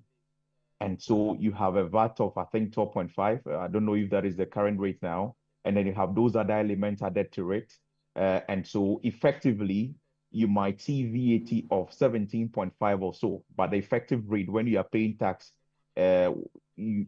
like they compute get fund levy, add it, compute NHIL, add it, and on top of that, they compute VAT. So you are paying tax on tax. And at the end of the day, your effective rate is close to 21%, when in fact they say VAT rate is 17.5%. The idea, what I heard from him trying to do is try to revise all of that, bring back NHIS levy or NHI levy and then the get fund levy as part of the VAT system, where you could do the input-output computation on them and effectively reduce the effective VAT rate. That is one of the ways I hear him want to tackle the tax thing. In terms of the whole tax architecture, I don't know what the plan is, but in fact, we've heard on the campaign platform different proposals. I think you heard about the Estonian model argument from the other side, and we had other arguments on the NDC side as well, including what they intend to do at the port even, and all of those things. Probably it is the November budget, the 2026 budget, that will get clarity on all of these things, because some commentary I've heard around suggests that even the VAT review will actually find expression in the November budget. If they choose to bring it forward, probably all the better for us, but it won't help the revenue argument necessarily, in that people will not pay more VAT because you have reduced the effective rate from maybe a 21% to now maybe what it should be. The habit and the attitude, the willingness of paying tax does not lie in the tax rate in our regime. In fact, if we impose even a 10 CD tax on income, the people who want to evade it will still evade it anyway. So it goes back to the compliance enforcement. You can do all those rejigging and review of the process and all that, but if ultimately you don't enforce compliance in a way that is very restrictive and discourages tax evasion, you probably will still have the problem and even end up in a worse position, because your revenue mobilized from tax collection would have been much less than you envisaged. And those are the things. You can look at the example of the MPP where the benchmark value discount at the port, they didn't lead to more containers flowing in and more taxes being paid and all that. The answer is a big no. And we know the reasons. Ultimately, they have to reverse it. So the solution, I'm trying to say, is not necessarily in reducing the rate. It may be a factor, but that is not the whole picture. We need to look at it beyond reducing the rate to enforcing compliance in a way that is binding. So everyone who wants to access some public good of sort would have to demonstrate their tax record to do so. And that's my thinking around these topics. Let's get to the agric part finally, and then we can come back to the studio. Well, so in the agric segment, the agriculture for is it food and export? The What's Ghana program's campaign name again? Remind me. The Feed Ghana campaign. Yes. You know, the good thing about these things is that, like I said, the Feed Ghana campaign is not standing alone. The Nkokon Ketenkese is not standing alone. And all the other programs are not standing alone. They are all embedded in this 24-hour plus economy program. And that is the integrated approach I'm talking about. So the proposal is that let's use the Volta Economic Corridor and the areas around the Volta Lake all the way to the north, tap irrigation from the dam into the farming communities you are going to build, the communities you are going to build, provide community services and mechanization, extension services, irrigation, and all that. And then you are solving the problem of rain-fed agriculture by irrigating. You are solving the problem of primitive agriculture by mechanizing. You are solving the problem of, if you like, dispersed investment in agri, where everybody somewhere in their corner are doing something by aggregating them together, and they can benefit from community services and everything that comes into it. So you provide the facilities around processing, transport, and everything in between around those communities to ensure that they have reduced cost of production and then have direct access to market. For me, it's a brilliant idea. And it's good that these are not standalone ideas, like your one village, one dam project, where some dams are supposed to be constructed somewhere in the north. Whether they are fit for purpose or not, it's not a consideration. Whether in the dry season they ever did help increase agri production is not an issue. And even if they produce something, whether it gets to market in a wholesome state and at the least possible cost, it's not a consideration. And we are told that the transport component of the price we pay for the foodstuff and the goods we buy in the market is between 40 and 80 or so, or 70% or so. So we are told. Now, if those are the impediments, then an integrated approach that embeds logistics, movement, storage, and even the farming itself, then irrigation and all of that together sounds to me like a brilliant program. To the extent it can be executed in the way that is envisaged. So that is why I made the point that focus now has to go to where are we starting from and what is the roadmap so that we can deliver those brilliant ideas I espouse. These things, the way I read the 24-hour plus economy, are not standalone initiatives. They are integrated in a way that will deliver the most value. And I indulge them to engage the markets and the key actors along the chain to ensure that we all work together as economic actors to deliver those goods. If we do that, Ghana will be the better for it. Right. So kindly hold on for me. I'm sure that you will be with us throughout the entire discussion. And of course, when we go to Parliament, and maybe if we are back, we will still get to speak to you after the Finance Minister has spoken to us on all of this. So we'll come back to the studio now. And we have John Amwa. John seated in the studio. John Amwa-Kusi is the manager, tax and regulatory services at Deloitte. We'll be speaking to John pretty shortly, but I said to you, and I mentioned to you that I would come here to the video wall and do a little presentation to you. Annie has spoken about most of these items already, but let me quickly run through for you, and then we'll come to the studio and speak to John. So these are the highlights of the 2025 budget, which was presented in March by the Honorable Kesel Atoforsen in Parliament. And I told you that the review budget, when it is done, is to tell us how the budget which was read early in the year is performing, the fiscal discipline, the spending of government, whether government needs more money. They would come and tell us if government is going exactly by what they planned and told us, especially on the spending front. They will come and tell us in the review if they are going to leave us some money too, which doesn't regularly happen anyway. They would come and tell us about that as well. So when Honorable Kesel Atoforsen was in Parliament in March, he spoke about the government of Ghana investing 9.93 billion into the National Health Insurance Scheme. We hear that DOC has paid most of the arrears of the NHIS. We'll come to the details of that. You saw that 1% levy was abolished, which was met with a lot of jubilation and happiness, especially within the artisanal sector, as we were just talking about. The 10% betting tax was abolished. We analyzed previously its contribution to the economy and whether it was even relevant to gain popularity or notoriety for it as a government or as a party. And so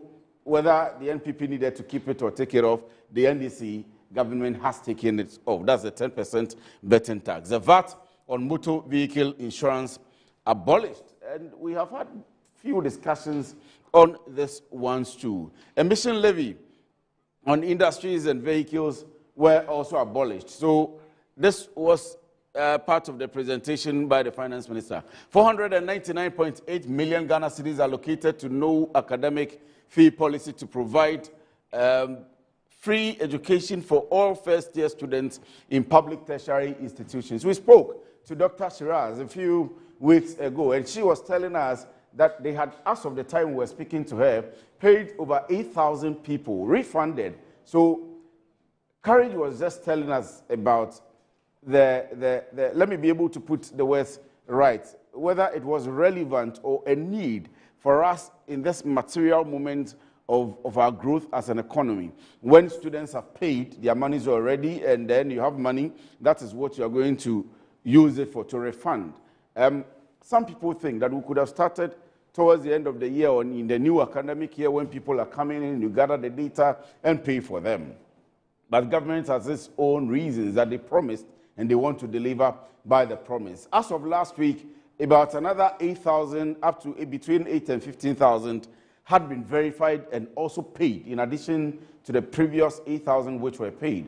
There are the figures. If I sit down, I may provide those figures for you, but there are still a number of people who are being verified. Applications have closed. So that's a policy presented by the finance minister. He said the monies have been made available. Dr. Shiraz has confirmed that the monies are there and they are paying.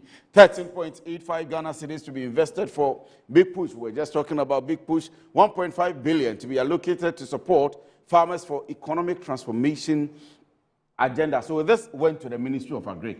And we have done an analysis of it and asked a lot of people whether it is enough, looking at the contribution of Agri to the GDP. When you do, of course, all the macro and micro statistics and indicators, is the 1.5 billion cedis enough for the agri sector? We are almost getting to a point where we are heavily relying only on oil and the proceeds of oil and leaving out our precious contribution from the cocoa, which was the mainstay of the economy before 2014, with the advent of oil and the revenue that comes in from oil.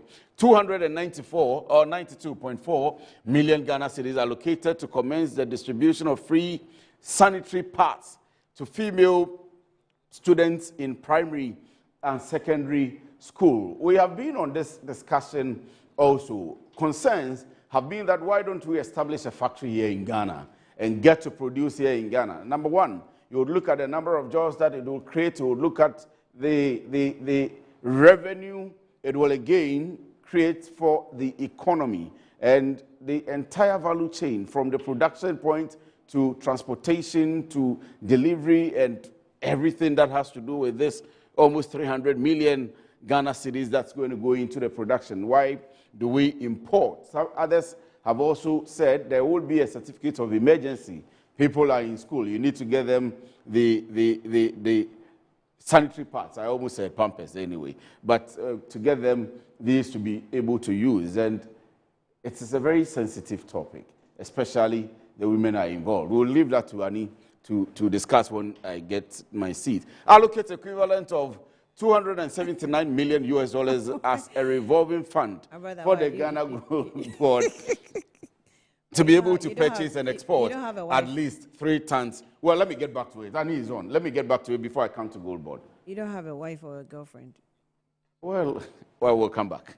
Allocate equivalent of 279 million as a revolving fund for the Ghana Gold Board to be able to purchase and export at least 3 tons of gold per week from the small-scale miners. So this one particularly, some of us understood it initially to be the entire gold industry. But remember that if you are following these companies like Newmont, Anglo Gold, Ashanti, and so on and so forth, are not parts. It is for the small-scale miners. And here, I think we may be able to commend Sami Gyamfi and the minister, finance minister himself, because he's seen to the actual establishment of the gold board from PMMC and all of the issues. And we've seen the legal issues, we've seen all the other activities, the task force which has been set, and sanitizing gradually the system. At the end of the day, what we are interested in is that Galamsey should be off.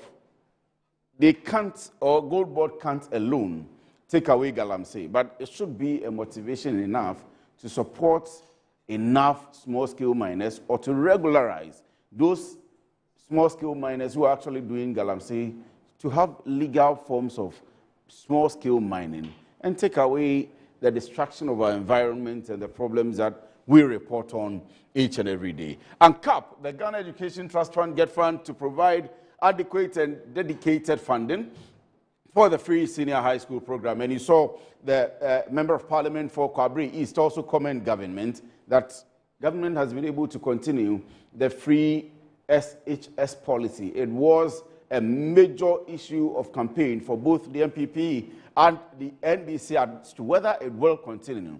They've been able to uncap Get Fund to support that. Allocated an amount of 564.6 million for comprehensive provision of curricular-based textbooks covering 4 sets of KGE books and workbooks for about 2.8 million learners, 4 sets of primary textbooks for 800,000 learners, 9 sets of JHS3 textbooks for 540,000 learners. Budgetary provision for school feeding program increased from 1.344 billion to 1.788 billion.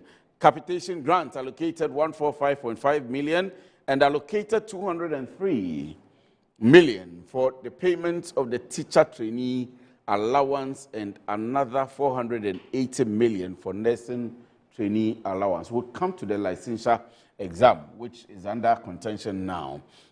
Allocated 7.51 billion Ghana cedis to the District Assembly Common Fund. And if you joined us from the beginning of the discussion, Annie and I were discussing the transfer of money or monies that are now going directly to the districts for their use, of course, under strict supervision anyway, and not to be spent in Accra by the DACF. So you'll see a reduction in the amount that's coming to the DACF and the rest going to the district assemblies for their use. There will still be some expenditure from the District Assembly's Common Funds Head Office here in Accra anyway. Allocated 51.3 million Ghana cedis as seed fund for the establishment of the Women's Development Bank. We'll ask John about this one particularly, and it's been in the space. The minimum capital required to establish a bank, everybody's been talking about, is 400 million.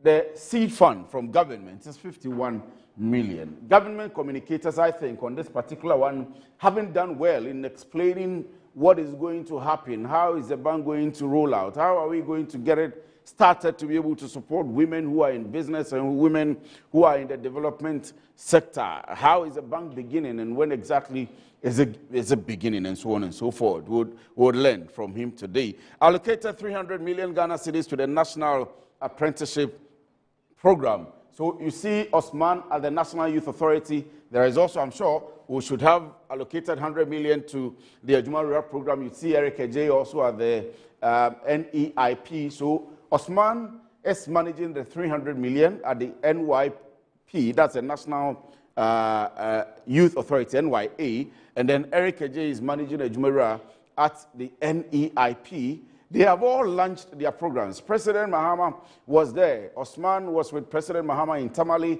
Eric was with President Mahama in Kumasi launching the Jumura program, where they have begun recruitment and applications are going in. We have told them that we will be monitoring the progress of the program and the performance of the program and the beneficiaries, how real they are and the kind of support. And finally, the impact assessment. When they do the report, they should give it to us to review for the entire country, because that's what the President Mahama is aiming at, to create jobs, create jobs, create jobs. allocated 100 million for, well, I was going to come to that, the National Codes Program. We've seen Honorable Sam Nati George, the Member of Parliament for the Ningu Prampram constituency, also heavy on that, with Rashid Tanku championing this agenda, and allocated 100 million also for the payment of monthly allowance to assembly members. We saw some of them jubilate on this because some of my friends had been talking about this. Ghana's inflation trend. So from January to June 2025. Well, so I'm told I need to make it, magnify it a bit so you can see. So it is on now. As of January 2025, inflation rate was at 23.5% in January 2025. So first of all, if you can see the graph from wherever you are, you would see a downward trend, and it's been very consistent. At no point has it stayed by even by percentage point. So you see, from January 2025, it was 23.5. February, it came to 23.1. That's a difference of about 2%. Then from February to March, it came to 22.4%. And then from March to April, it came to 21.2%. I don't know, John, if you have the year on year. When we come, we'll ask you about that analysis as well, the year on year inflationary rates. And from what we have so far, of course, we are doing an analysis of the performance of the current government.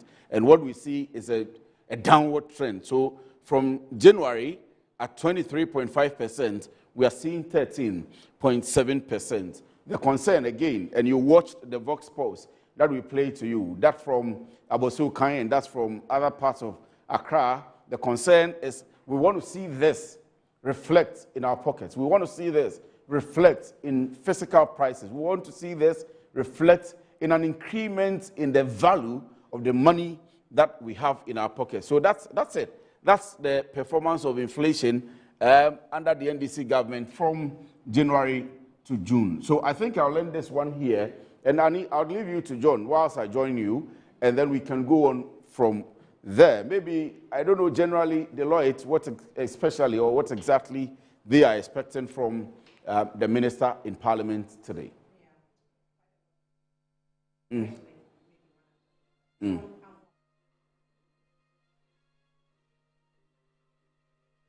Lloyd has joined us. Okay, let me take that again. John Amwakusi, he's a manager for tax and regulatory services with Deloitte. John, you're welcome. Good morning to you. Is it morning? Oh, it's afternoon. It's afternoon. We're yes. actually 48 minutes past 12. Whoa. We're still waiting for the finance minister. I thought this thing has stopped. I mean, anyway. So, well, maybe I'll pardon Parliament because now Parliament doesn't sit so early. They actually sit quite late now. So well, the problem is that they actually advertised 10 a.m. Okay. on the flyers that came from the ministry itself. From the ministry. Ministry itself, Ministry of Finance itself. So we're expecting them to be on at 11 because usually he will be in Parliament by 10. Yes. He would have to meet the Speaker of Parliament and the leaders of Parliament, i.e. the majority leader and the minority leader, go through a bit, and then they come together to Parliament to make the presentation to us. So we're expecting that by 11, we should have seen him in the foyer. I guess I cannot even hold brief for them for what you just said. Because, yes, I've seen the flyer. Right. That escaped me. It's true. It's 10. Yes. So I don't know if there was any collaboration, between Parliament and Finance and the Ministry. However it is. Let me welcome John once again. Right. John, you're welcome. Let me break your voice. Thank you very much, Annie. So firstly, I think I will let you, from your perspective, and of course, as a tax analyst, you may want to let us understand exactly what you have observed, at least within the first 6 to 7 months of this administration. Give us just a brief report, and then we can take it from there.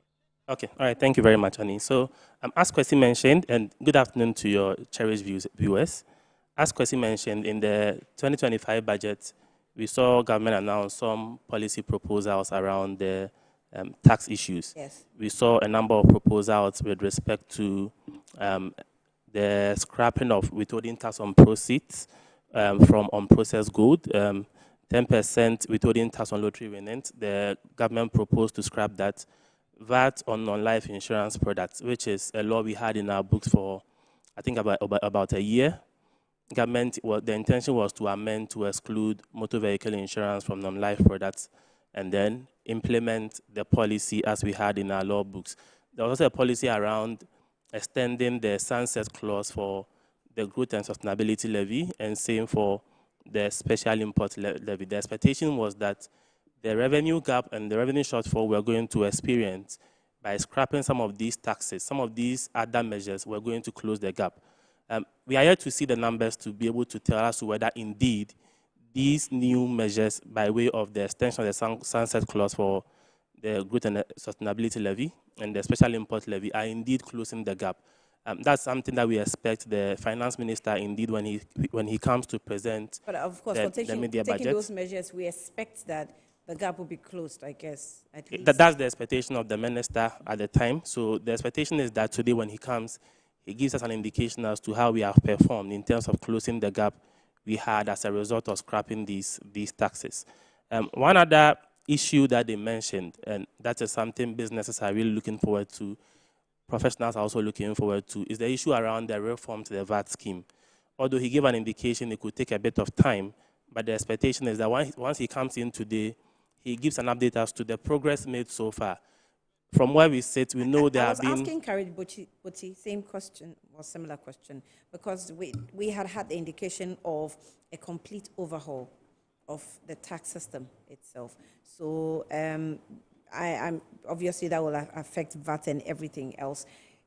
If the economic managers are saying that they want to see a complete overhaul or work on a complete overhaul, what do we want to see? Because at least by now we must have seen an effort of a complete overhaul. It's not just, scrapping of what we call nuisance taxes or picking one sector, maybe the ports, and making sure that they stick to a flat exchange rate system. I am not sure what exactly you tax analysts are expecting to see if this is the promise or assurance we're giving. Well, we are yet to get a sense of what the minister or government really means by this complete overhaul. But as far as our tax laws are concerned, I must say we have quite a robust tax system, and our laws are quite robust. Maybe one aspect would need to do more would have to be expansion, the administration, which would also be linked to the expansion, because we have the laws that is supposed to help us tax all those who are outside the tax bracket now.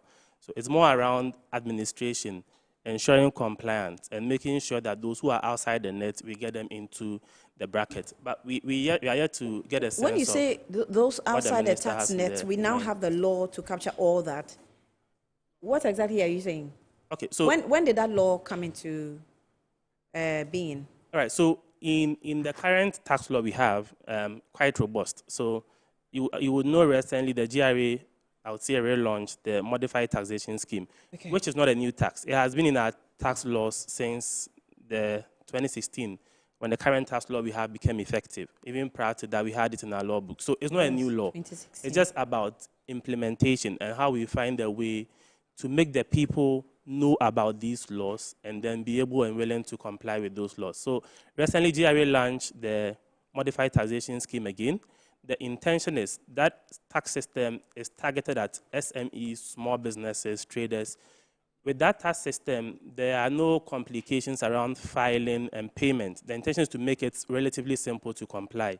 So the people are expected to make a quarterly payment of up to about 45 cedis per quarter, depending on the revenue you are getting, which is a very good initiative because the traders out there, they can't afford to be coming to the tax office to file returns every now and then, being bothered with the headache of determining even how much VAT I should pay and all that. So I believe once the GRA has jumped onto it this time around, it's something we carry through and we see the traders complying, the small businesses complying.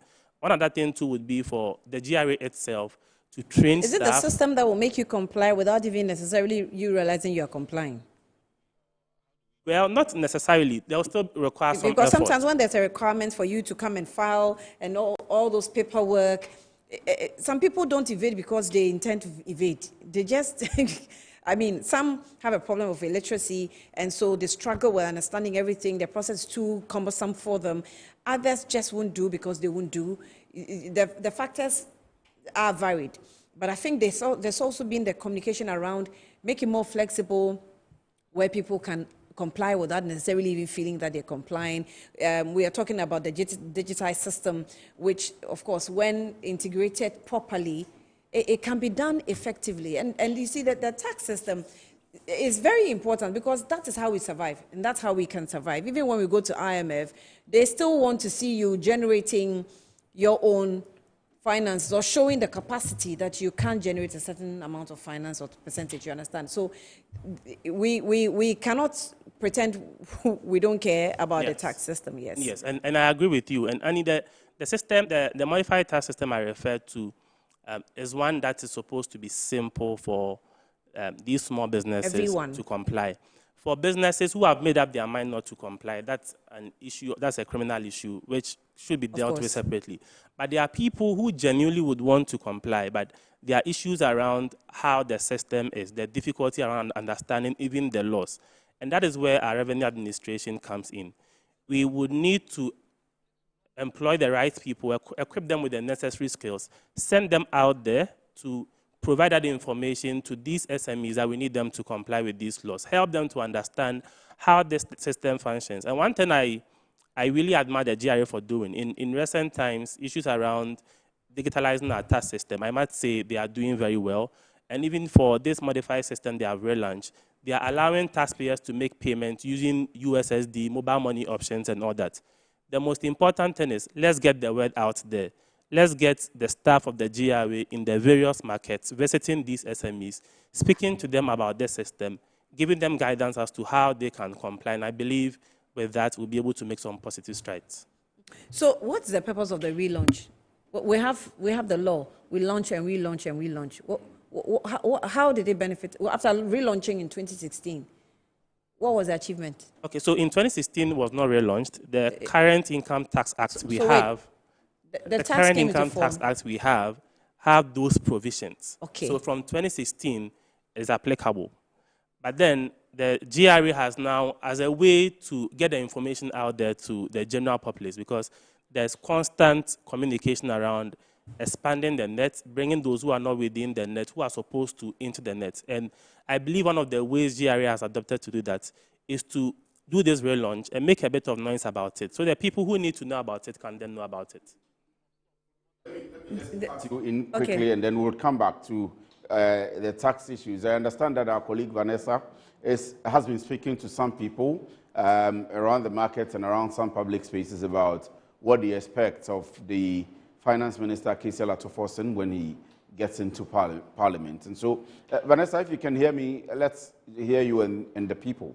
I believe the question on the mind of many Ghanaians will be if government will be able to stay within its original budget or request a supplementary budget as to address its fiscal and political pressure. I am currently at the Makola market. Well, let's speak to our women and see what they say about the economy. Ma, good morning.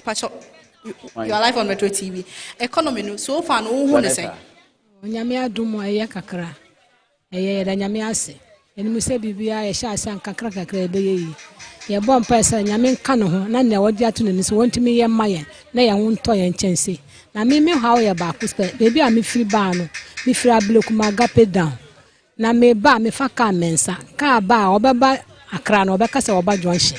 Junction no obaji for city wodu junction so na wasa kakra na wasa ji another fair. Tu baba bedu no one city na mo so no ba bedu na wa kotu ebe 13.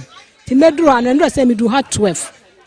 Nti me hawo ne se anka yembe ye kwan ne ma okoka o mo se abandada na ese wo ye wanye na besinde me na mitini ma me firi ni ma ko me yare ya pa se kwan se na potos no ya me pepe na ma yare se dia aka me wo kakra nti me bom pese one boy no be ye kwan ne ma agape dan kwan no ye bre pa me ba wo ka ya obefa me se ka na asa esi wo ntimi be fa me ko ba ko pe obeto na ma wo ko to abodi ntimi nto ti driver so complain say omu complain say kwana anya no nti ama omu cars ni sententem nti na omu so ye yensa nti yan hwe na ye be ye kwan ne ma ye na ye hwe se na ye be kon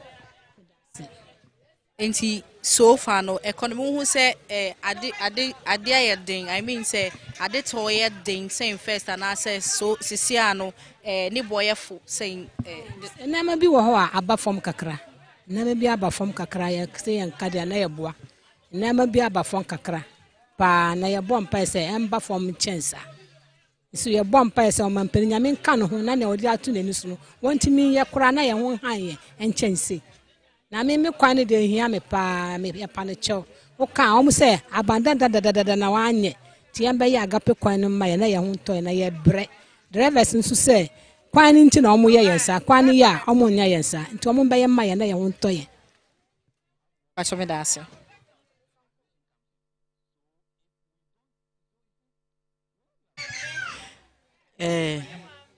niema no de omo nti so ye niema no ma yi be ye 10 cedi 5 cedi 20 cedi bi so omo nti so papa ye na de omo to no so ba beto niema no so say ati niema say nti so mo ha ye nti omo hwe na omo bra market mo no omo hwe na entity niema no so ma ye because niema no mo nti so ye yati yati so mo de nti so ye which means and reflective no no na me share so mo ha ye omo ba beto ade a mo si yati niema so niema no nti so ye ebinu kura wo mu sese po omo atotom ebinu kura sese niema nketenkete bo no omo atom omo nti so sa nti omo hwe no sa mo ba market nso no mbe hwe na omo hwe ma yen so a yeso ye pedu sa nti so far no economy no hu ne say at the tone ni compared to previously no wa hu say esi yati niema no so no nti amoba by nti so ye nti ama market no nko papa ma yeti say first ento adi papa adi de ento ento ma ye wona gbaji ni wo ka achelu achekuno bugo yahi bu wahi bonu otole na kanu otole when ni first ato 10 20 chibia na 20 ka 40 como ka ba wai la 8 million bu ba to 20 ka 40 na ne ba bia na shika humbe u ba tashi ko a ni to mo ochi u ba ho lo ochi e bo ta o shika ba ta wona kana gba no bo gba wona aka shika ba mam no sani wo kwe ni shika ba mam be na fe ni ka mo ko ya he ni ne ka gbigbele mi ne ka he ni bona shika ba mam ni bi ejelawa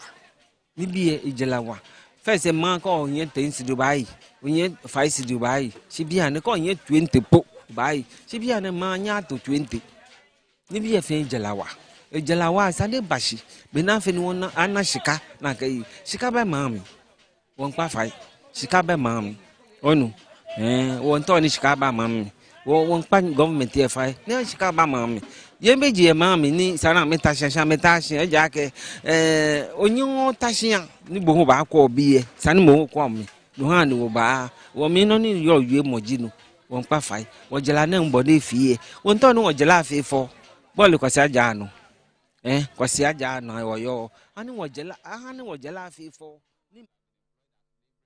So when they complain about whether prices have gone down or not, and especially the retail market people, when you go and do the wholesale, you get a reduction. So I don't know whether it's the 5 cities that you don't see as a good enough reduction, or you don't have it at all. We'll maybe along the line in the interviews would ask those specific questions. Annie? So I think the reports Vanessa came through from the markets are, varied opinions, with people thinking, the economy is a little loosening up for them. Some also saying that it's still tough because there's no money in the system. So government should work towards bringing money. Government should spend. Yeah. I mean, with all that we do in the discussions, it's just for all these people to feel the impact. So we may be looking within the fiscal environment and talking figures, but is it reflecting? Yes. If it's not reflecting, then it means that we have to tighten our belt some more and do some more. I don't know, John, if you have something to say about what I've just said, Yes, I agree. So at the end of the day, beyond the budget being the numbers, the people in the country would have to feel the impact, right? So when we make so much noise about stability within the economy, inflation rates dropping, forex rates stabilizing. The bottom line is, are we feeling it? So that is where government should focus a lot of attention. Yeah. If there are any hindrances that are making us not be able to feel these things within our pockets as Ghanaians, that is where government should turn their attention to. All right. So we're talking. Okay. You go ahead. I was going to ask him whether he's expecting any new tax in the presentation by the Honourable Minister today. I mean, you'll go on with your. Okay. In terms of new taxes, no, I don't expect any new tax.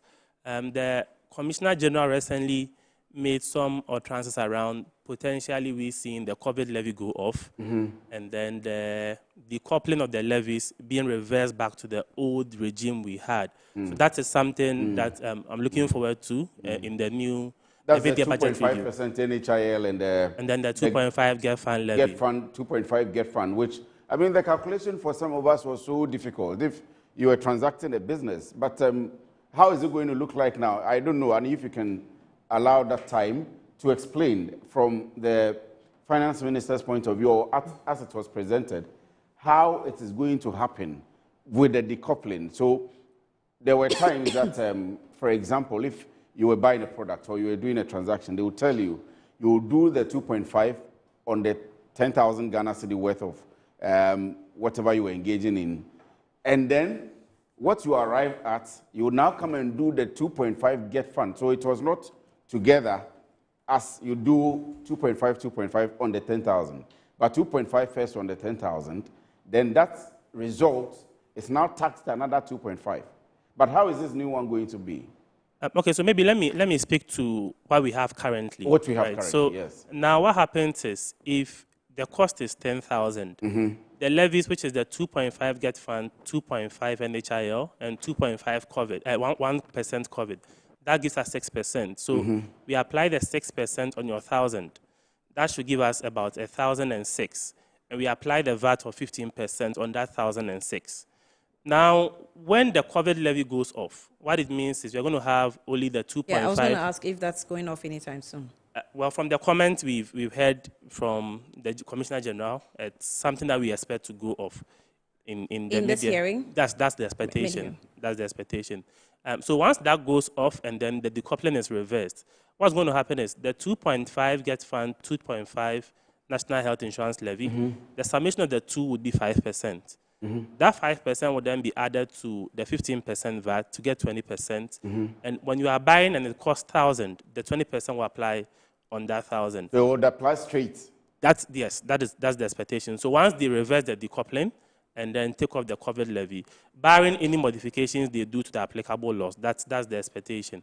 And that's what we expect to see. But that's still too high, abnormally high, 20% on a business. Is the calculation for me? Well, yes. Well, the good thing when we do the reversal is that if the business, for businesses, depending on the VAT scheme you are operating under, once you incur that VAT, you can claim it as input VAT. So it's not a cost to the business, which means the business is not going to pass it down to the next person who buys the product. Ultimately, that 20% will be borne by the final consumer. So if I am selling to Annie and I charge 20% and I'm allowed to deduct the input VAT, what it means is the cost to Annie will just be the 1,000, because that 20% is not a cost to me. I will claim it back, right? Annie buys at 1,000. The next sale Annie makes would also attract 20% until it gets the final consumer who bears the final 20%. Among businesses, that cost will not be borne and would always be claimed as input VAT. I think I need a further breakdown. I didn't quite get it. What exactly? Okay, so now, Annie as a business, you buy from your suppliers and they charge you VAT at 20%, assuming we've dropped the COVID levy and we've reversed the decoupling. They charge you 20%, right? And then you are entitled to an input VAT claim of the 20%. What it means is that 20% is not part of the cost that you are going to consider in determining your final selling price to the next person, because you are going to claim it back, which means your cost still remains 1,000. The only addition you are going to add to that cost will be your margins. So depending on what your policy is, you add your margins, and once you sell onward to the next person, depending on the regime, you're also charging 20%. So eventually, it's the final consumer who bears the 20%. But the current regime we have, once you pay the 6% and the 15%, eventually it's giving us about 21.9%. The only part you can claim, which you're not going to pass on, it's the 15% VAT, because that's the only VAT amount you can claim as input VAT, which means the levies becomes part of your cost base. On top of that, you apply your margin and charge VAT again. So once we reverse that decoupling, the VAT on levies would also go off. The expectation is that ultimately, cost to the final consumers should reduce and also bring some relief to businesses, because you're not going to bear the levies cost as part of the cost of your business. I see. Do you think that it's good? In your opinion, what would you say to that? I think it is. So once you do that, it makes our VAT system more streamlined. It makes it relatively easier and simple for people to understand and then comply. Because with this decoupling, you charging levies on a base before you charge VAT, it comes with its own complications. Eventually, it increases the cost to consumers. We have the intention of working on bringing down our inflation numbers. How do we do that? It's part of the things we can do. Because once we remove that and reduce the final cost to consumers, we expect that to have impact on the inflation going forward. So as we go on, I'm told that a 2% has currently I saw the feed from the House. Parliament. And I don't know if we can pick snipes of it. Has he entered the chamber, or he's just in Parliament? He's just in Parliament, but he hasn't gone in yet. But he's arrived in Parliament, and I'm told that we'll be getting the feed pretty shortly. So that's the update. So all of you who are expecting, again, we were expecting it at 10 a.m. Yes. And for him to begin at 11 a.m., it's 12 minutes past 1. 12 minutes past 1. 12 minutes past 1. And we are here. We are still waiting for the Honorable Minister to begin the presentation of the budget. Yeah. I think we have courage. I think this one, not forcing, is not forcing. Sometimes you just have to understand this. Yes. Yes. You know, let's touch on ESLA. Yes. It has been topical. We were discussing it earlier. And I asked the question about the fact that the levy, you know, came to a consolidation with others, which was the energy sector recovery levy, that's a Delta Fund, and then we also had a sanitation and pollution levy into one levy. Now, the understanding is that we're supposed to ring fence revenue generated from this so that we'll use it to clear the debt. So it's coming as a consolidated levy. Is pollution levy and sanitation going to still derive their, I don't know, source of financing from the same levy that we hope to ring fence to clear energy debt? Well, once we consolidated, there was no change initially. Once the consolidation was made, the only action government took was to put all that into one. The expectation is that that shouldn't affect the operationalization of it. Is the 1% levy that has been introduced that potentially could result in increments when we go to the pumps for to buy fuel and all that. But in terms of operationalization, I do not expect much changes as far as that is concerned. Okay, so the breakdown is that there's 1% increase. It was increased on ESLA, but we have to take into consideration that this levy was a consolidated one. So the 1%, what will it will affect maybe percentage that's going to energy.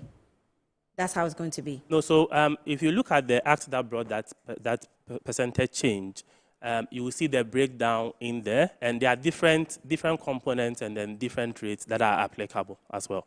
Yeah. Okay.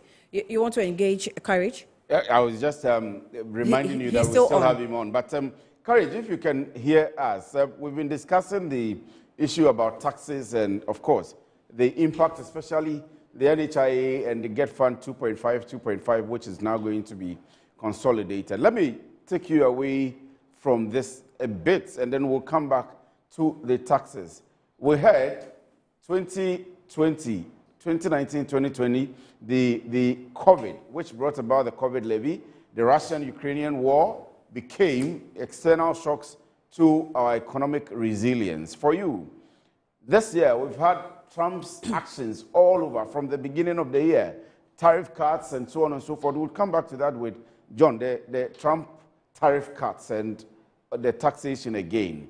But let me ask you, are we bracing up? Do you see the impact of the tariff cuts, number one?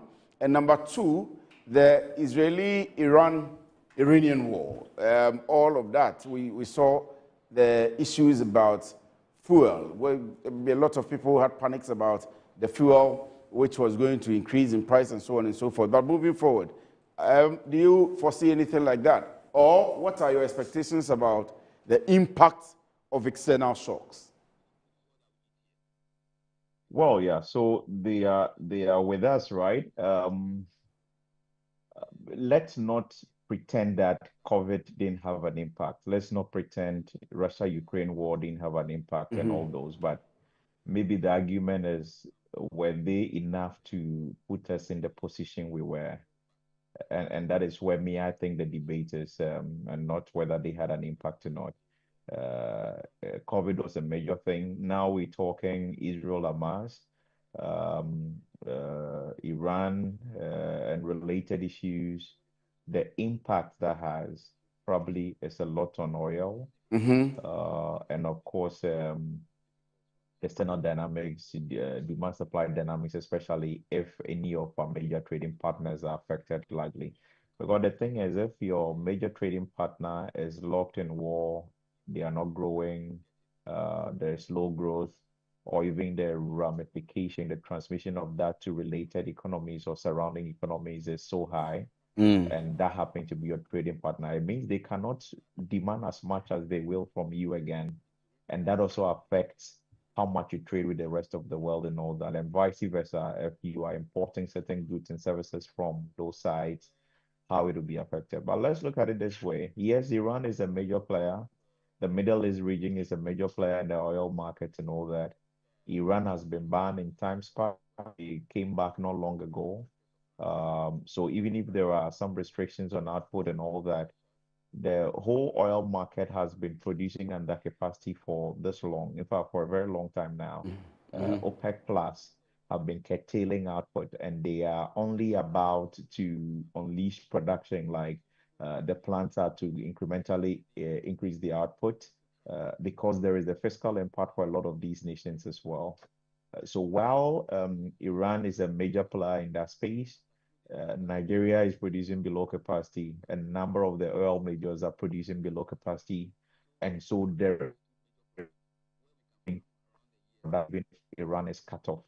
What it might do is that rather than, and you saw that when the anticipation was building for production cut to be losing a bit, you saw oil price started declining. And so together with exchange rate stability, or if you like, CD strengthening, you saw oil prices at the pumps, or fuel prices at the pump declining. That is how we came from around 15 CD to around 12 CD thereabout. But with all the noise around that, you saw it go back, inch back up a bit, and we are seeing prices at the pump also responding in like manner. The impact may not be very severe at this point because there are alternatives, right? It's not only Iran, it's not only the affected zones, but there are alternatives. And a lot of countries are producing below their capacity anyway. And they do not have to do new investment to ramp up. It's just a decision to increase, and then they will do so. So maybe that is where the impact will be moderated to some extent. If it comes to the other things about tariff, we've seen the impact of tariff, right? And what it did to the US itself in terms of the dollar strength and what it's likely. The thing about the trade war, though, is this: the impact will not be immediate. It will be realized over time. You see, so if US imposes tariff on everyone and people decide not to import from US, what it does is companies in US that would depend on your raw materials to produce and trade with the rest of the world will also not buy as much because they have to cut back on their production. And all that. And so that slow growth and the impact to be realized over a medium to longer term period rather than immediately. So you tend to see the globe go into a low growth spin. And that is what is likely to be. Well, I personally do not think Trump's main intention, and I may be wrong here, but I don't think Trump's main intention is really the tariff. It's about trying to get fair terms for trade and then bringing people to the negotiation table. So you saw what happened with China. He imposed tariff, they retaliated, and there was the retaliatory imposition until the point where they have to sit around the table. The European Union same, and almost all the others. So I think it's a strategy to bring people to conversation. If it doesn't succeed, probably they will go ahead with the implementation. And I think the effective date for implementation was July 1, so some of them would have started anyway. So I think there are impacts that we are yet to realize, and it will take time for it to manifest. In fact, a part of the reason the CD has rallied was also that beyond everything else we are doing internally, also the dollar was weakening, and the whole tariff war thing, given the experience we had in the first term of Trump era and what it meant for growth, meant that people needed to escape at the expectation on the global recovery pause and all that. And so it sends the dollar into a tailspin, and then you saw other emerging countries who may not be overly exposed to such a happening, benefiting from that. In any case, Ghana was among the nations that had the least possible tariff imposition. And if US is not such, yes, US is a major market where we trade, we export and import, but compared to Asia, compared to other regions, we have bigger trade partners in your Chinas and some of the Asian economies and all that. Yes. And what do we send to US that we cannot find buyers for elsewhere? Exactly. So it would have to be negotiations. It would have to be diverting your trade route, and the aftermarket is there. The Asian market is there. The European market is there. They are not necessarily imposing tariff on you. So there can be a way around it, right? You can Yes. navigate it without that much impact on the economy, really. And those are the reasons I don't think these new events are the same in magnitude compared to COVID, for instance. Okay, Yeah. that's fair enough. That's fair Except enough. that However, COVID was magnified beyond right, certain. I agree. The magnitude is different in these different scenarios and circumstances. I agree with you. However, will you say, before I come back to the studio, that we are resilient enough now? Have we learned lessons now? People complain about the structure of the economy, the Gettysburg economy, and have we had any structural change yet in the last 6 months or 7 months? Are we gravitating towards any change? That's or so much so that if there should be an external shock, because again, COVID-19 and Russian-Ukrainian war and their impact may have been our first major or our major exogenous shock in a very long period. I don't know if you agree with that. If it is, have we positioned ourselves as a country, or are we positioning ourselves as a country to be able to mitigate the impact of such shocks when they do happen? Well, 6 months is too short a time to build any resilience. Right. I actually was going to I Right. have written a If 6 Right. piece But are we which preparing got a towards lot that? of. Are we moving towards that? Are we gravitating towards anything Oh like that? yes, I mean that's the point I'm about making. I Right. have written a piece in the COVID era that said that look, whatever happened in 2022 that led us to the situation we had did not start overnight. Exactly. It has been there. Ghana has been playing with fire for a long time. We just happen to be caught pants down. Yes. And I made this point forcefully, and then people laughed at it, but I meant every word of it. Look, the IMF had started warning us about our debt distress and our external position, vulnerability of our external position for a long time. Take all the Article 4 reviews, take all the program staff notes of each of the programs we've had year after year, and you see signs of that in there. The truth was that we were in a period where the global market never truly recovered from the global financial crisis from 2020, I think 2007 onwards, and what it meant for monetary policy. And so as interest rates were still very low in the external markets, and then most offshore investors were looking for destinations if you can show any promise of some good returns and some good macro numbers, you would attract foreign investors. And so when we did the 2014 IMF program, and that was a difficult period as well, but when we did that and then post 2016 election, there was semblance of some recovery, change in government, a market-oriented government, the budget seemed to resonate with people, policy implementation seemed to resonate like we are seeing today. We saw a lot of offshore interest in Ghana, portfolio investors coming, direct investments coming in and all that, and that was the boom. And so you saw interest rate decelerate from the upper levels around 26, 27, all the way to at some point bonds, 5-year, 7-year bonds were trading around 16%, low 15% levels and all that. Those were the good times. But in each of the times, because there wasn't any major shock that tested us, we were fine, right? But then we got to the level where we thought it was okay to operate on those thresholds without building any real resilience because there wasn't anything to trigger. Then COVID came, your value chains got disrupted, trade got disrupted, FX flows were not coming because those economies that will look to invest in you are looking for safety first, and all that. And then you had an exchange rate problem, external sector problem, and all the offshore investors who previously found the economy very attractive and came in large numbers decided to all fly to safety. So they were moving their monies as they can, and they saw the signs way early, before the Ghanaian market even started noticing it, right? So they started to move back, and you had a full-blown crisis on your hand. Now, what have we done? The build back did not start with the NDC administration, let's be honest. The build back and reserve was done under the NPP administration. In fact, at the point they were exiting, we were over 3 months or so, or near 3 months of import cover. In fact, we were ahead of the IMF program in terms of reserve buildup, right? And then that was what gave the credence to interventions on the market that led to the November, December stability in the city.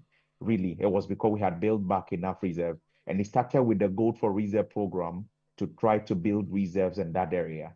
Now, with your reserve in place, a new government coming in, sounding the tone of we want to be prudent with fiscal management and the global development like the tariff war and then the threat it threw around and how people responded to the USD and then related currencies, really. You had a tailspin. Plus, government decided to hold back expenditure deliberately.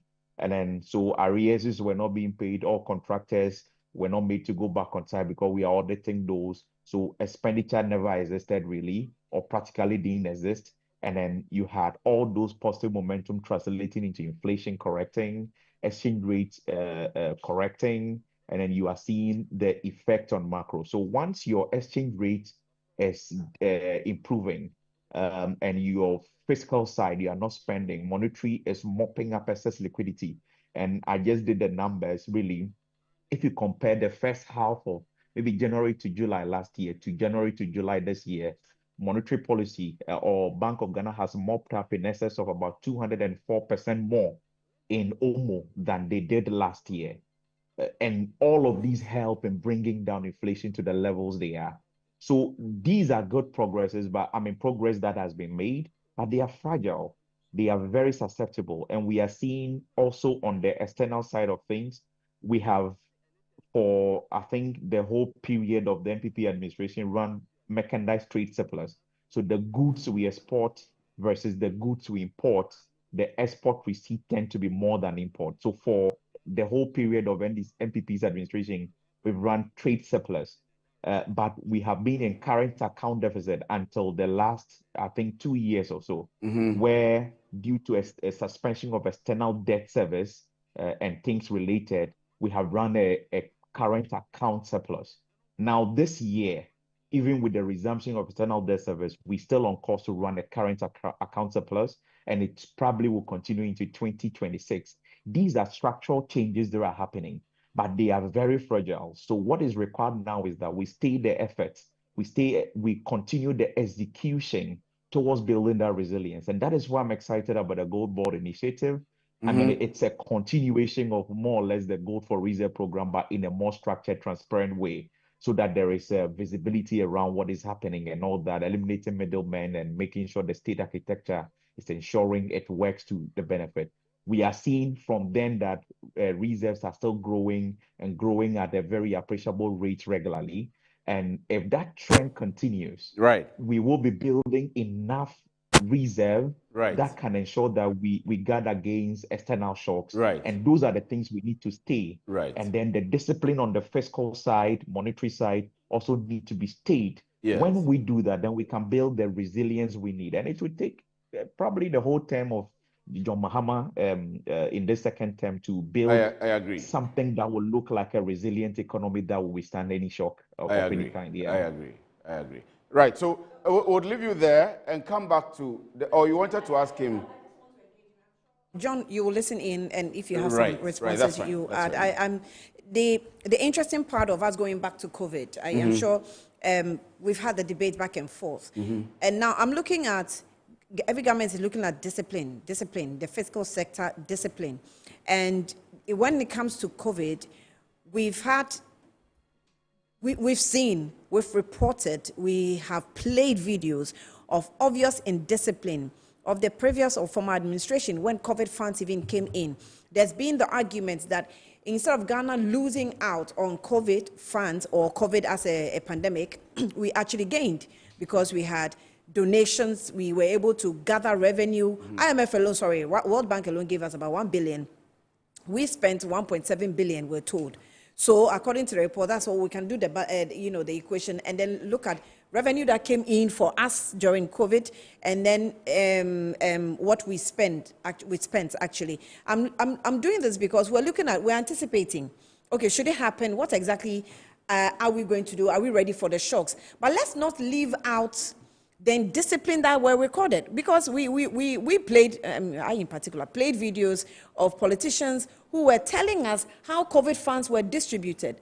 So it means that if the country is positioned properly, we can manage whatever pandemic that comes, because really, if you look at the numbers of COVID on the international front, other countries, Ghana did very well with how many people were infected, how we were able to manage the disease and those who were infected and all that.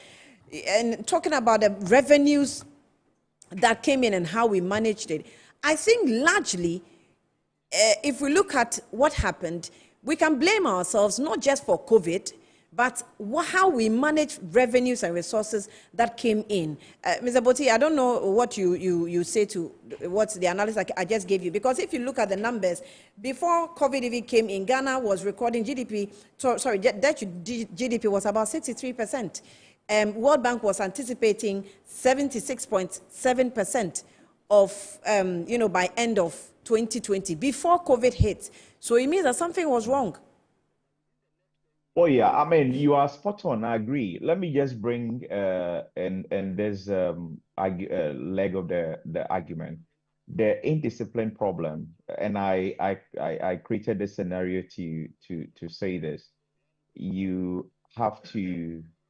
You are in trouble. Maybe you are called. Your family is in Kumasi now. You are gonna cry. You are called that there is a crisis. You need to deal with it. Go to Kumasi immediately. You have a number of options. You could decide to walk, depending on your economic circumstances. It take you several days or months to get there.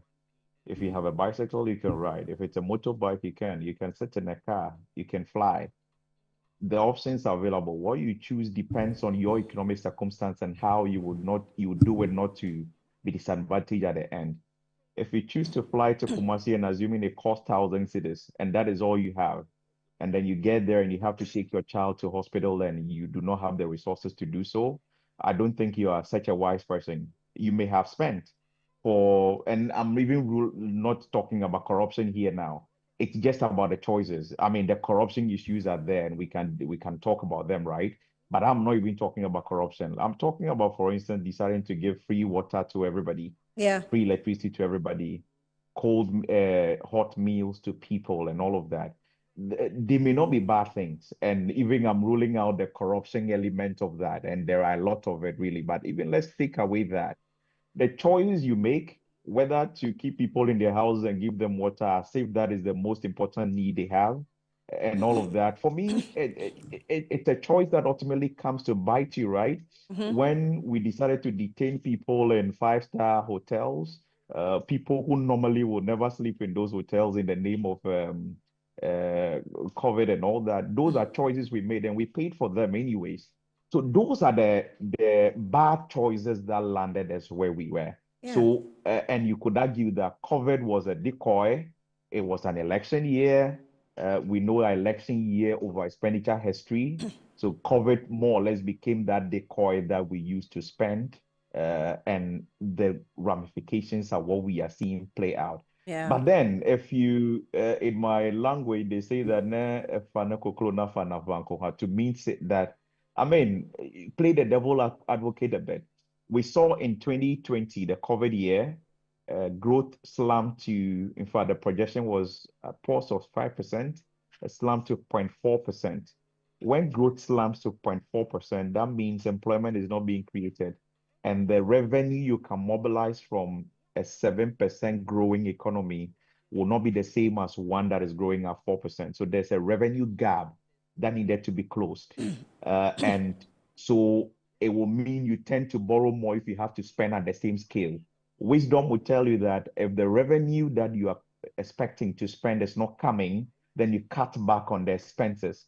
We never really cut back on the expenses. We call it cap bars, we call it, name them, some of the program, the COVID recovery program and blah, blah, blah, and all of that, and went on the spending spree without taking cognizance of the shortfall in revenue that need to be closed.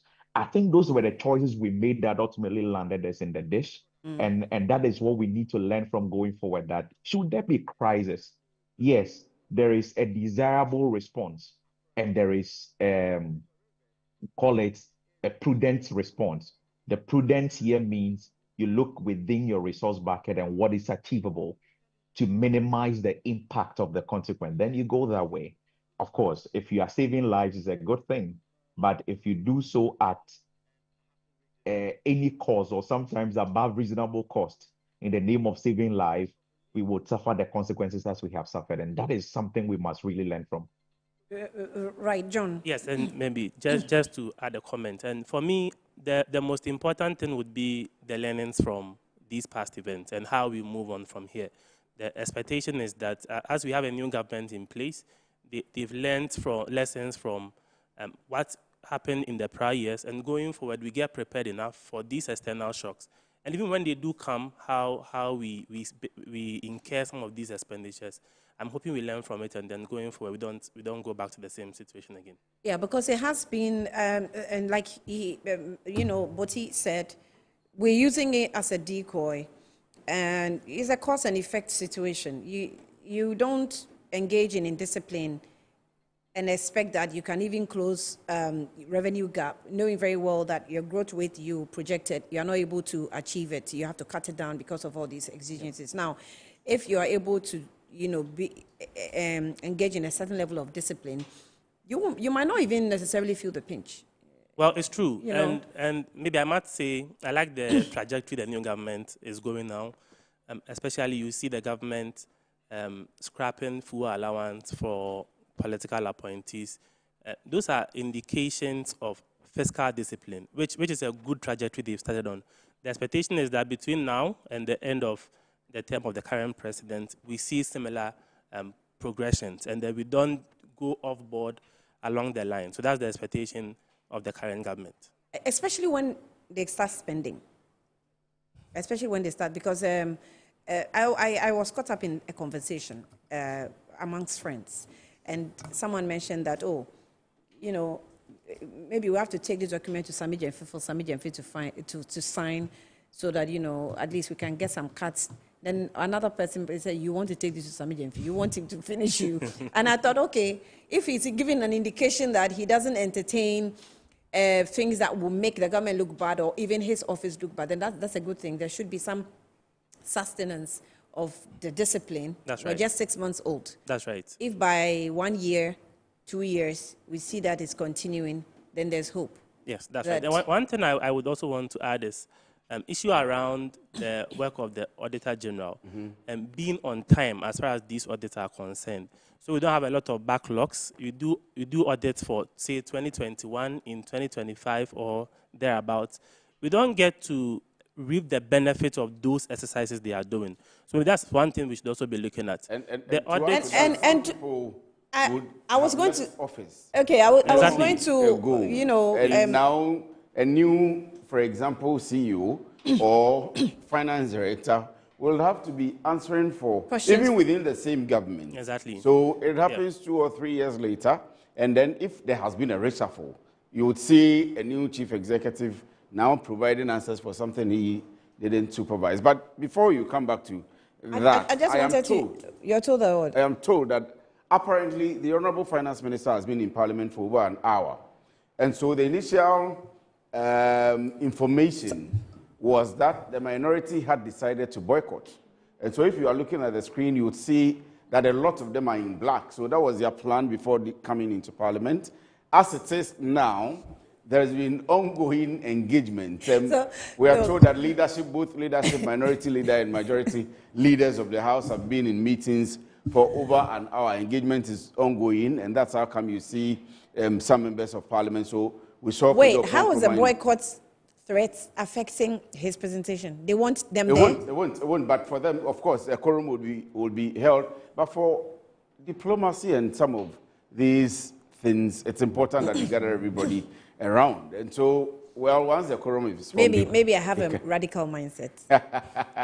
So you are thinking that they should leave them and go on. Yeah, courage, anyway, courage. I do have a radical mindset. Yeah. You would see, now you would see some of the members of Parliament in. I saw John Fojo in. I saw Kojo Ponkroma in. I saw a group of the minority gathered at some point just near the speaker's seat, yes, and all of them clad in black. Honorable Kingsley, Professor Kingsley Nyako was on Good Morning Ghana earlier. He was in black, and I was like, "Oh, are you bereaved?" And he said, "Oh no, we're mourning." And you're in black too. I am bereaved. Oh, you are bereaved? Yes, I am bereaved. Well, yes, so I asked if he's bereaved, and he said, "No, they're mourning and Eskumi."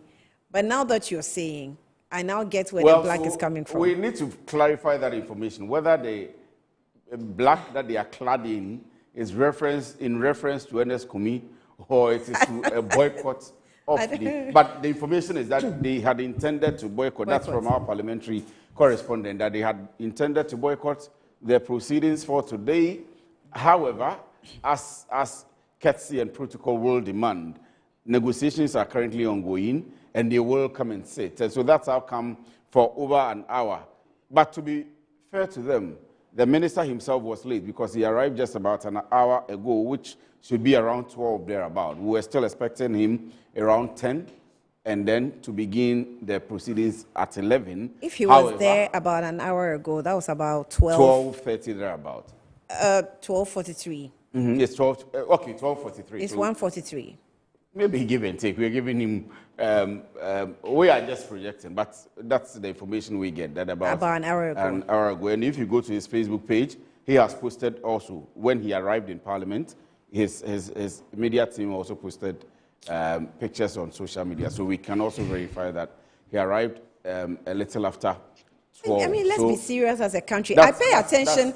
I pay attention to a lot of details. And most of these things affect us as a country. You might think that this is just time. I mean, well, this is not a big deal. This is not the budget itself. It is a lot.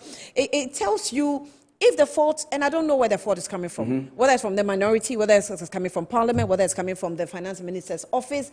Let's look and appear serious. Then I will know that whatever is coming to be presented is serious.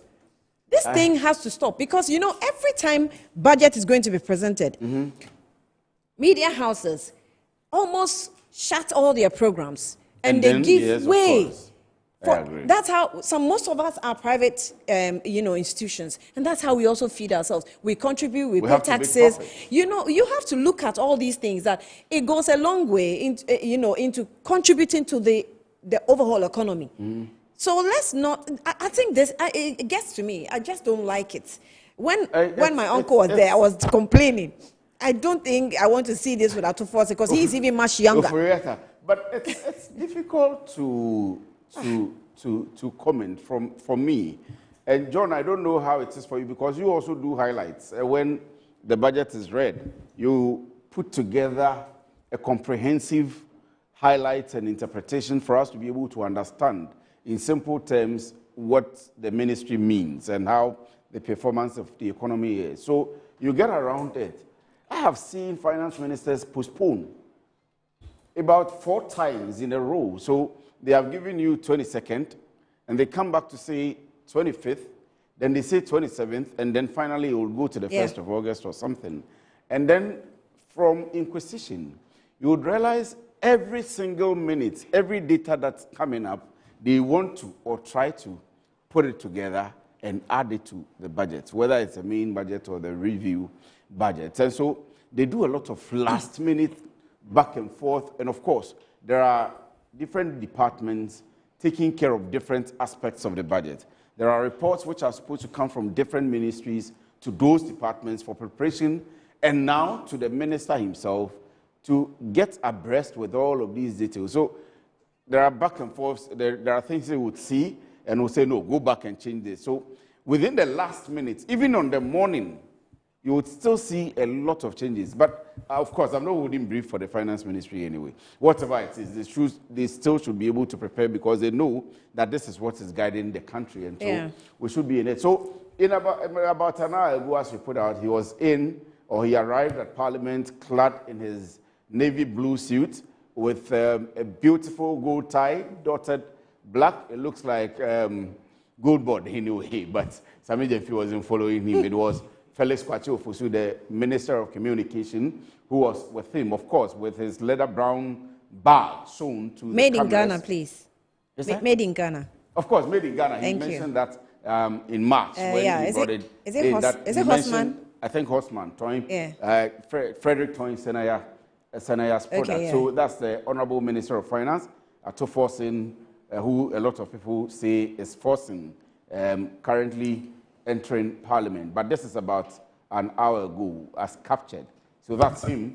And then in one of the pictures, you have the Member of Parliament for Ebra Sebu, and who, again, is the Minister of Communications following him. That's Kwachi Ofosu Felix. Of course, he will be doing a lot of work right after today because he has to gather the entire government communications machinery and team to be explaining bits and pieces of what will be read by the finance minister. So obviously, yes, you would find all of the team and members of the team around media houses trying to explain what exactly is happening or what exactly has been captured. For those of you who are making projections, John in here says that he doesn't really expect a new levy.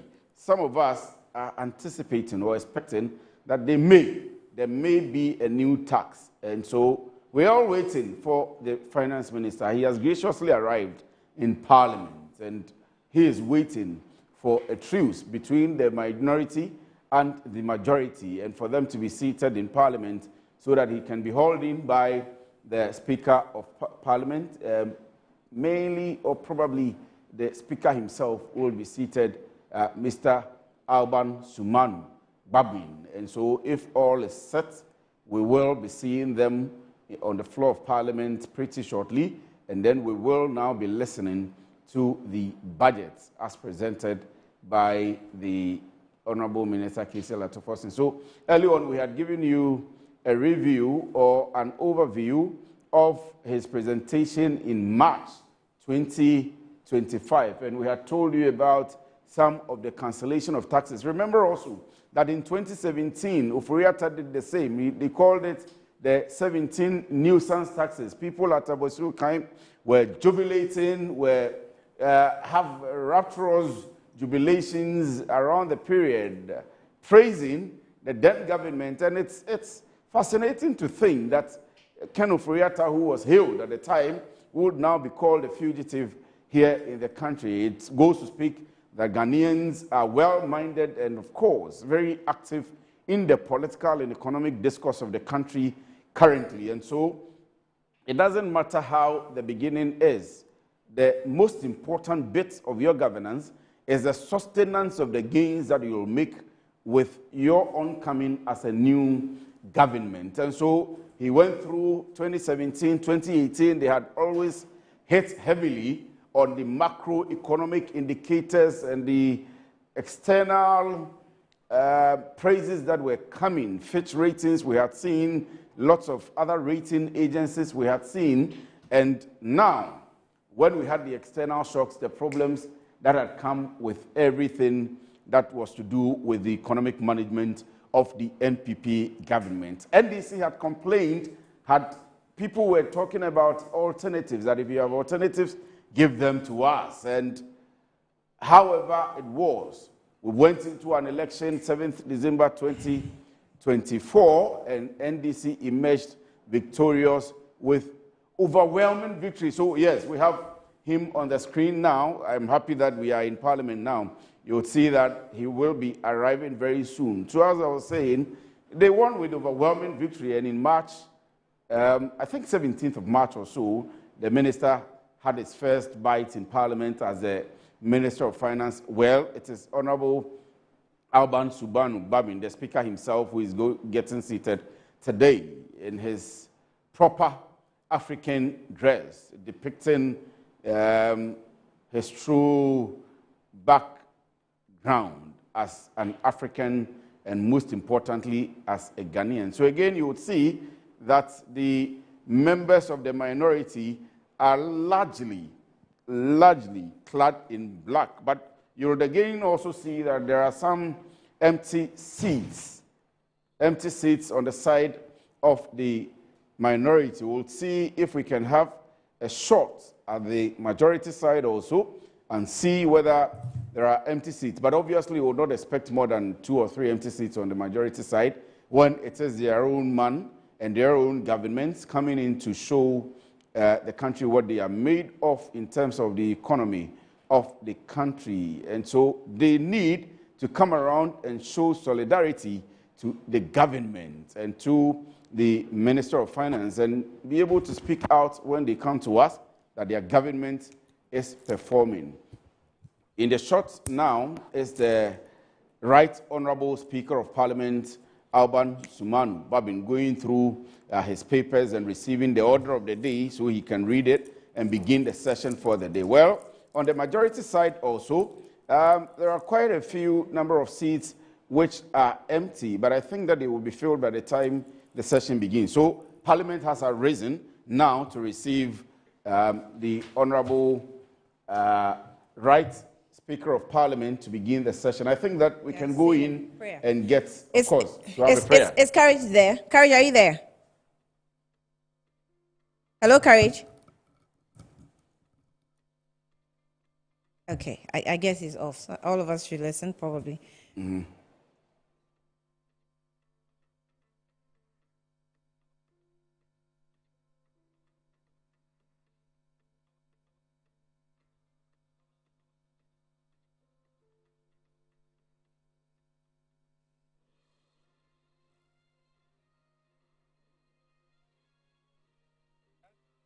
Of our country, whereas it might be a country of righteousness, where none shall wrong his neighbor, a country of plenty, where evil and poverty shall be done away with, a country of brotherhood, where all success shall be founded on service, and honor shall be given to the deserving, a country of peace, where government shall rest on the will of the people and the love for the common good.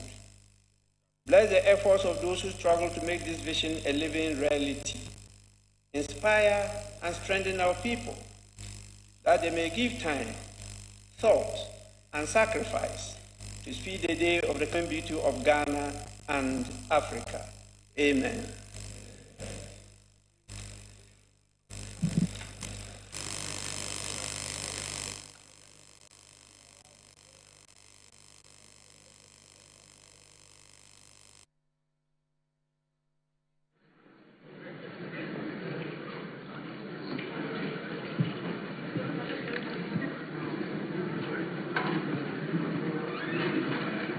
Honorable members, due to the nature of business today, we have to vary the order of business as captured on the order paper. And so I want to call on you to let us start with order paper addendum. Order paper addendum. So we'll move straight to at the commencement of public business. Sorry? Mr. Speaker. Yes, please. We don't, with respect, we don't have the order paper addendum. So I would like to draw your attention to that. We don't. We haven't seen it.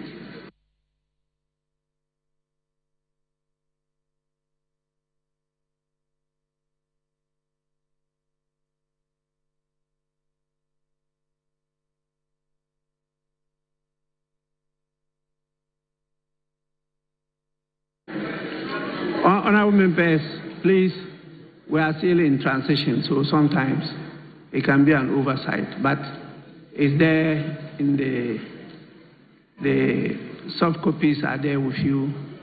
It's just that we are used to hard copies, so sometimes we don't look at the system.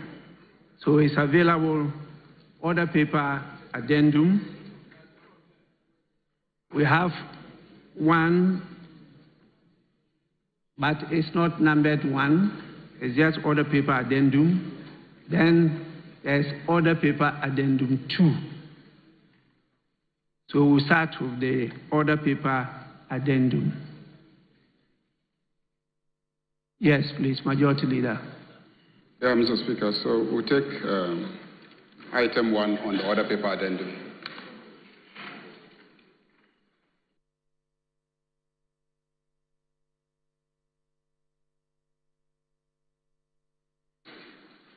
So in the order of our business, it is preferable for us to start with item 3 before we come to presentation and first reading of bills and presentation of instruments. Yes, Deputy Minority Leader. Thank you, Mr. Speaker. Mr. Speaker, I think I whispered something in your ear that we would like our Chief Whip to make a statement before we take that agenda. Thank you. Yes, you are right. You whispered to me that you have a short statement you want to make to draw our attention to something. So please, may I listen to the Minority Chief Whip? Speaker, I'm grateful for your kind indulgence. Speaker, I say there's a lot of pain. A lot of pain. Speaker, as we all do know, our 4th Republican Constitution is the most sustained constitution in our body politics and history as a country. Speaker, increasingly, electoral violence is increasingly... Wait.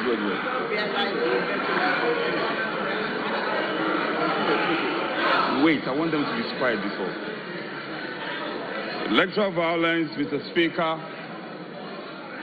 is increasingly rearing its ugly head in our fledgling democracy. Mr. Speaker, the recently rerun 19 polling stations at Ablekumanov is truly revealing. Honorable Minority, Speaker, Honorable Minority Chief Whip, just a minute. Honorable members, the Minority Chief Whip is raising a very serious matter. election violence, I think it's a matter that we should take note of and devote a day to dilate on it. And at the end of the day, take a position, because we need everybody to be on board. It takes away a lot of the shine of our democracy in this country. And so what he's talking about is a serious matter. It's not something for us to just gloss over. But I want to plead with him, because I didn't know the statement was on this subject matter. Because I myself have noted it. And my intention is for us to devote a day and enough time to take this matter through. It worries all of us, particularly you, the players, must be more worried than any other person, because the violence will be meted up to no other persons apart from you, the players. So it's something that we should take some time, and I want to urge the Minority Chief Whip to let us stop today, because we don't have time to do that. And our nation, in spite of what we're talking about today, are focused on hearing what the minister is going to tell us about the media review. Then we'll get enough time to handle your matter. Thank you so much. Speaker, with due respect, I will not on any day defy your authority. Speaker, we have lined up a number of activities to back home our demands. And to the extent that these violence visited are not at home, we cannot be part of the presentation of the media budget. And to that extent, Speaker, to that extent, exiting the Parliament and cannot be part of this process.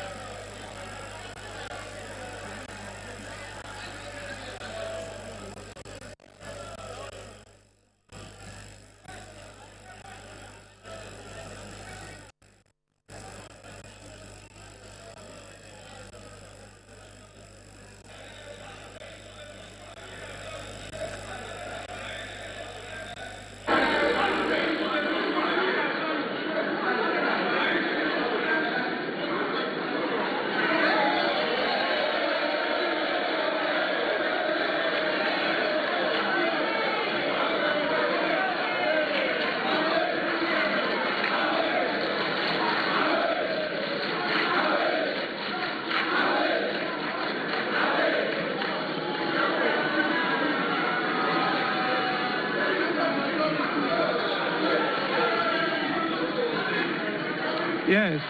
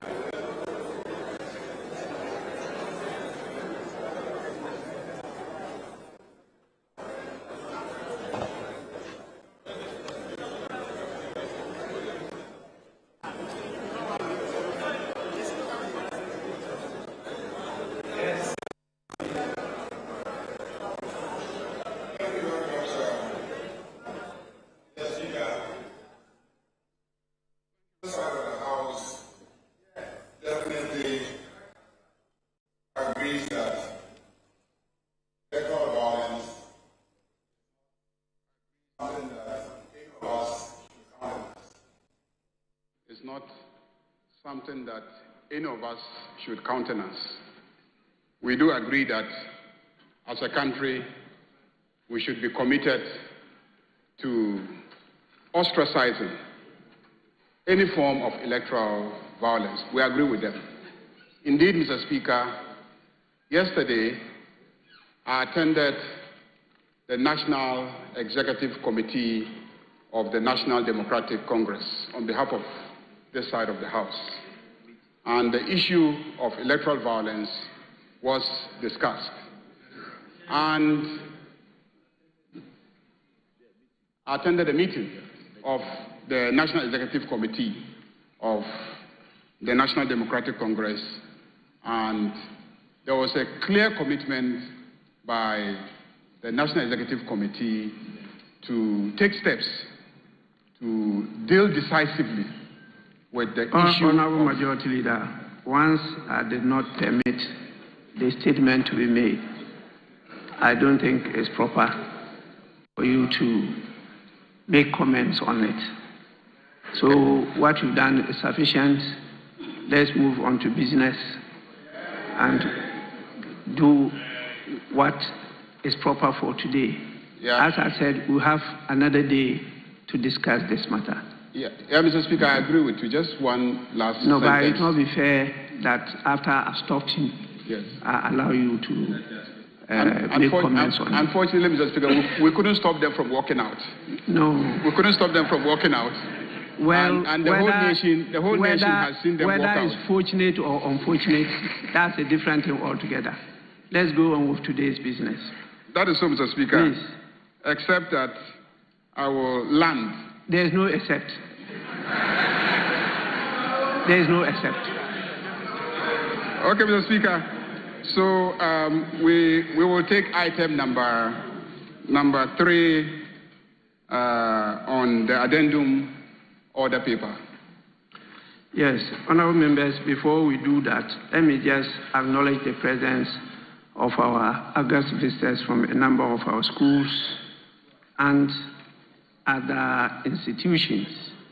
We have over 32 students from the Boma Senior High School, led by the headmaster of the school in the person of George Ampofo.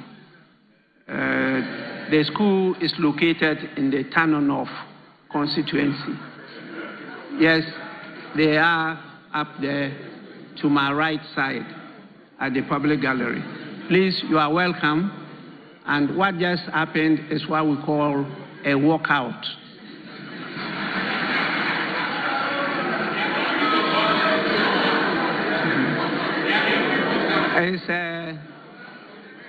It's part of the practice of democracies all over the world. When sometimes you disagree strongly with an issue, you walk out. After they finish with that item, you walk in and continue. When you boycott, you just don't attend at all. Then that one would be a boycott. But this one, they were present and they did a walkout. It doesn't prevent business from going on. Once you have the quorum to transact business, you have to go on. If you have the numbers to take a decision, you proceed with that. Okay. So please, you are warmly welcome. And even though you have been welcome with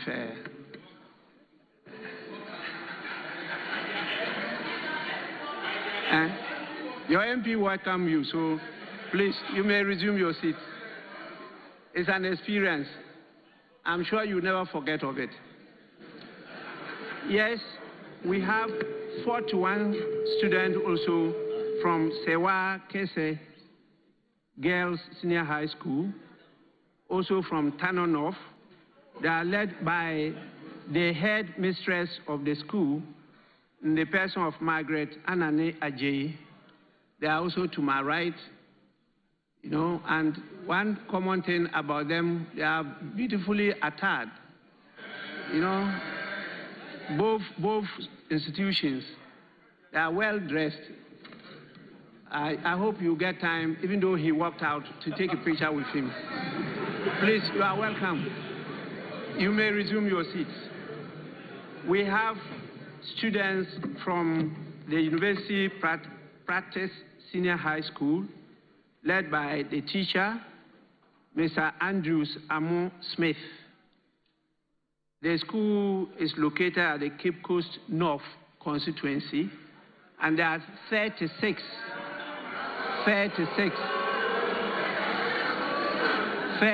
of them are here.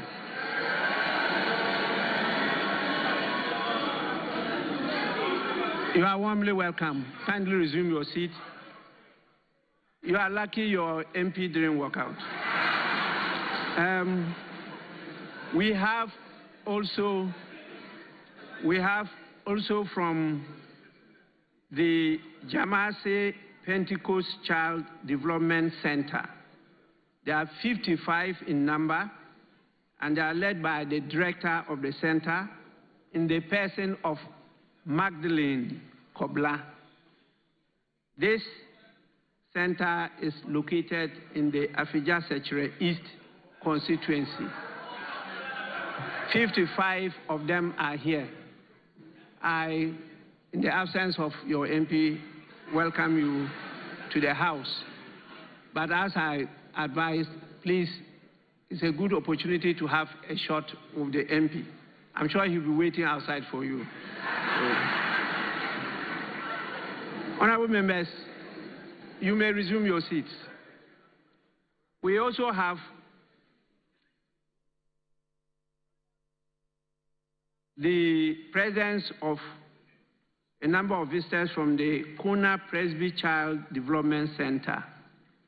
They are led by the director of the center in the person of Peter Kwache.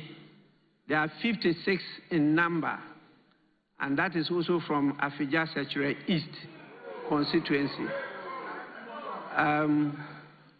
It's a good day for you because you will never forget about this day.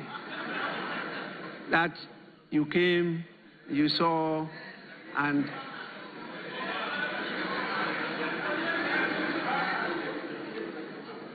the House has warmly welcomed you, and particularly they are dressed in a branded uniform with some designs, very unique designs.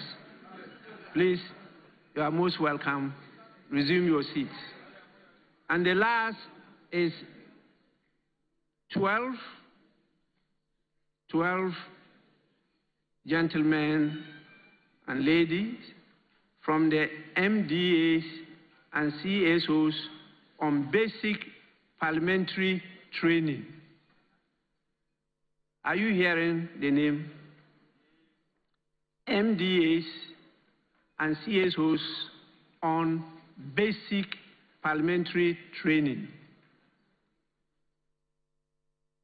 They are led by the team leader, Mohammed Mutari Al-Hassan. Please don't train them on this, what happened today. There are 12 in number.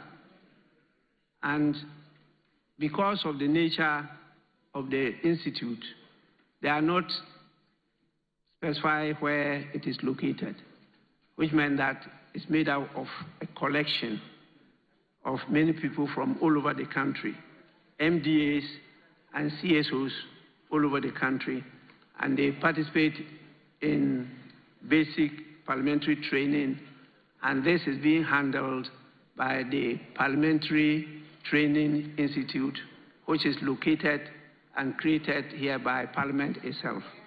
So that's what we're doing, giving them basic parliamentary training. But definitely they will explain what has happened to you. You are warmly welcome. You may resume your seats. Yes, honorable members, we now move on to item 3, motion. Minister for Finance.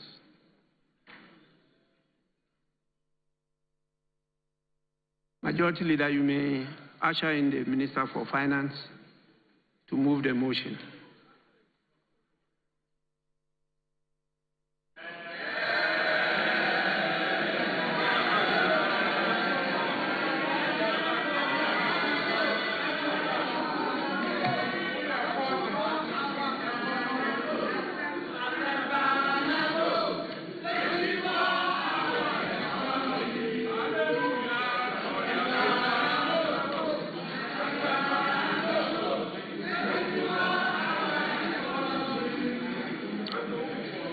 Yes, Minister.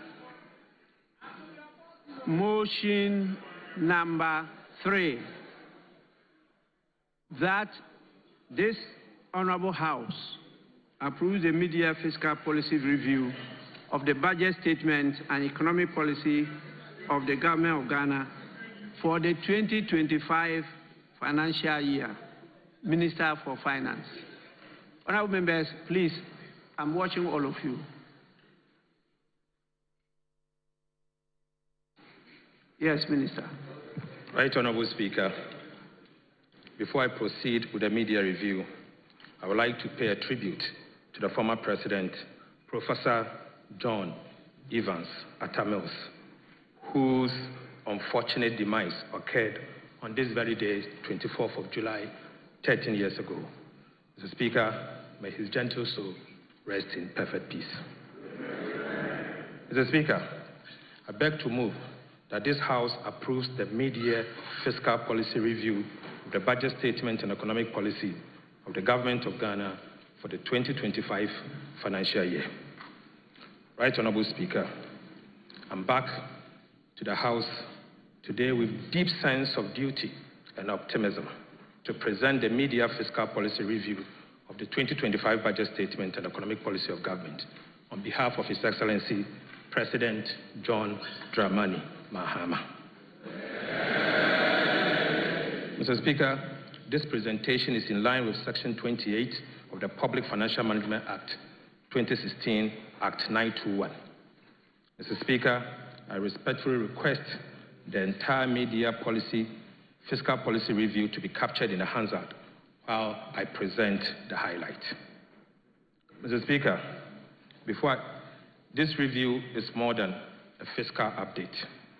It is an account of what we inherited and the positive results of our stewardship in the last 198 days. Mr. Speaker, following his re-election with an overwhelming mandate, President John Mahama inherited an economy in deep distress, far worse than what we had imagined. The economy was marked by large imbalance with huge MDA arrests, massive debt, weakened institutions, and heightened public anxiety. Since 2023, the debt in the cocoa and energy sector had in particular posed significant fiscal risk to the Ghanaian economy. The Ghanaian private sector and the business community looked on in despair. Public trust was completely eroded. The national spirit was broken, and the foundation of our economy has sunk even deeper. Mr. Speaker, the budget deficit had ballooned because of reckless commitment and wasteful spending. The indebtedness of the government had culminated into state insolvency. The impaired balance sheet paralyzed almost every single state enterprise.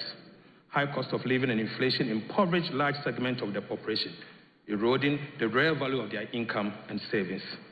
Right, Honorable Speaker, the mismanagement of our public finances by the previous administration led to a devastating haircut through the DDEP, which denied pensioners and middle class their lifetime savings, their livelihood, and in fact, their dignity.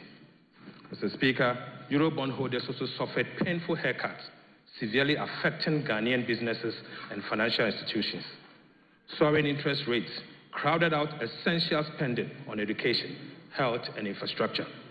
Right, Honorable Speaker, the Ghana cedi depreciated against all major currencies to levels never seen before, making it the worst performing currency in the world. Public sector corruption reached an all-time peak. As President Mahama said, the whole of Ghana was indeed a crime scene. Mr. Speaker, investor confidence waned considerably, significantly reducing investment inflows. The public debt reached unsustainable levels. The unemployment situation worsened, which made it difficult for Ghanaians to find decent jobs. Many micro, small, and medium enterprises collapsed under the weight of economic mismanagement. Right, Honorable Speaker, to compound all this, the country suffered credit rating downgrades by all three major credit rating agencies, placing Ghana firmly in default or junk territory, never seen in the history of Ghana. Mr. Speaker, to further illustrate the enormity of this economic burden, we inherited an IMF program which had derailed and completely gone off track, with key targets missed, putting our economic recovery program in jeopardy. In the words of the Deputy Managing Director of the IMF, Mr. Boli, the program had deviated substantially from its target by close of 2024, unquote. Mr. Speaker, we also inherited weak commitment control systems and irresponsible spending, which left arrests of over 67 billion and contract commitment of about 194 billion Ghana cedis. Right, Honorable Speaker, we inherited a bleeding energy sector with annual financing shortfall in excess of $1.5 billion US. We inherited a debt-riddled cocoa sector with liabilities of 32 billion Ghana cedis, a weak financial sector with significant non-performing loans despite pumping over 30 billion Ghana cedis into the so-called financial sector cleanup. Right, Honorable Speaker, steep debt repayment harms were also inherited, where at the time, Mr. Speaker, we inherited repayment harms of 20 billion for the year 2026, 50.3 billion for the year 2027, and 45.8 billion for the year 2028, as well as significant short-term treasury bills maturities of about 137 billion Ghana cedis. Mr. Speaker, we inherited depleted buffers needed to cushion the country from any fiscal or external shocks with empty sinking fund. And Mr. Speaker, we inherited stored projects, about 55 of them tied to bilateral debt restructuring, with about $3 billion US in undisbursed loans. Mr. Speaker, the root of our 2022 economic crisis can be traced directly to an overbearing fiscal dominance, marked by reckless spending and corruption, compounded by poor leadership of the previous NPP administration. Mr. Speaker, the worsened fiscal situation spilled over into the monetary and external sector, causing a rapid depreciation of the Ghana cedis. The monetary financing by the central bank reached an all-time high, driving inflation to levels never seen in decades. Mr. Speaker, there was a complete lack of coordination between the Ministry of Finance and the Bank of Ghana, signaling the highest level of incompetence in the management of our economy. Mr. Speaker, in the face of all this dire inheritance bequeathed by the Akufo-Addo Bawumia administration, the government of President John Dramani Mahama made a conscious decision not to make excuses, but to reset our country. We chose the path of structural reforms and transformation. We set out to reset our economy, restore good governance, and policy credibility. We renewed our social contract with the Ghanaian people and redefined national priorities by being deliberate in both our policy choices and approach to economic management. At the very onset, we organized the National Economic Dialogue and the National Education Forum. Mr. Speaker, we held direct engagement with key groups and stakeholders, including market women, trade unions, youth organizations, and traditional leaders. Mr. Speaker, you may recall that clear policy measures were outlined in the 2025 budget presented to this House in March this year. In our new economic model, Mr. Speaker, we tightened fiscal discipline without compromising social spending. Right, Honorable Speaker, the recent IMF Executive Board affirmed this new economic management model, noting that faced with large policy slippage and reform delays at end 2024, the new NDC administration had taken bold corrective actions to maintain the program on track. Right, Honorable Speaker, the IMF further noted that these corrective actions, combined with continued structural reforms and an improved external sector, are expected to result in economic stability, resilience, and inclusive growth. Mr. Speaker, we streamlined and increased investment in education, health, agriculture, and infrastructure, as well as employment. In fulfillment of our major manifesto pledge, we established the Ghana Gold Board through Act 1140 to accumulate foreign exchange to support the stability of the Ghana cedi. We have restored coordination between the Ministry of Finance and the Bank of Ghana to ensure a cohesive and integrated approach to economic policy making across relevant institutions. Mr. Speaker, in less than 200 days, we have brought back clarity, certainty, stability, and purpose to our economic policy direction. Right, Honorable Speaker, we have made significant progress. The signs of recovery are obvious, evident, noticeable, visible, tangible, and they are being felt. Mr. Speaker, Ghana's fiscal position has significantly improved. The primary balance on commitment basis posted a surplus of 11.1% of GDP at the end of June 2025, beating the ambitious 0.4% surplus target for the same period. Right, Honorable Speaker, the overall fiscal deficit on commitment basis was 0.7% of GDP, outperforming the target of 1.8% at the end of June 2025. Mr. Speaker, inflation has reduced significantly from 23.8% at the end of December 2024 to 13.7% at the end of June 2025.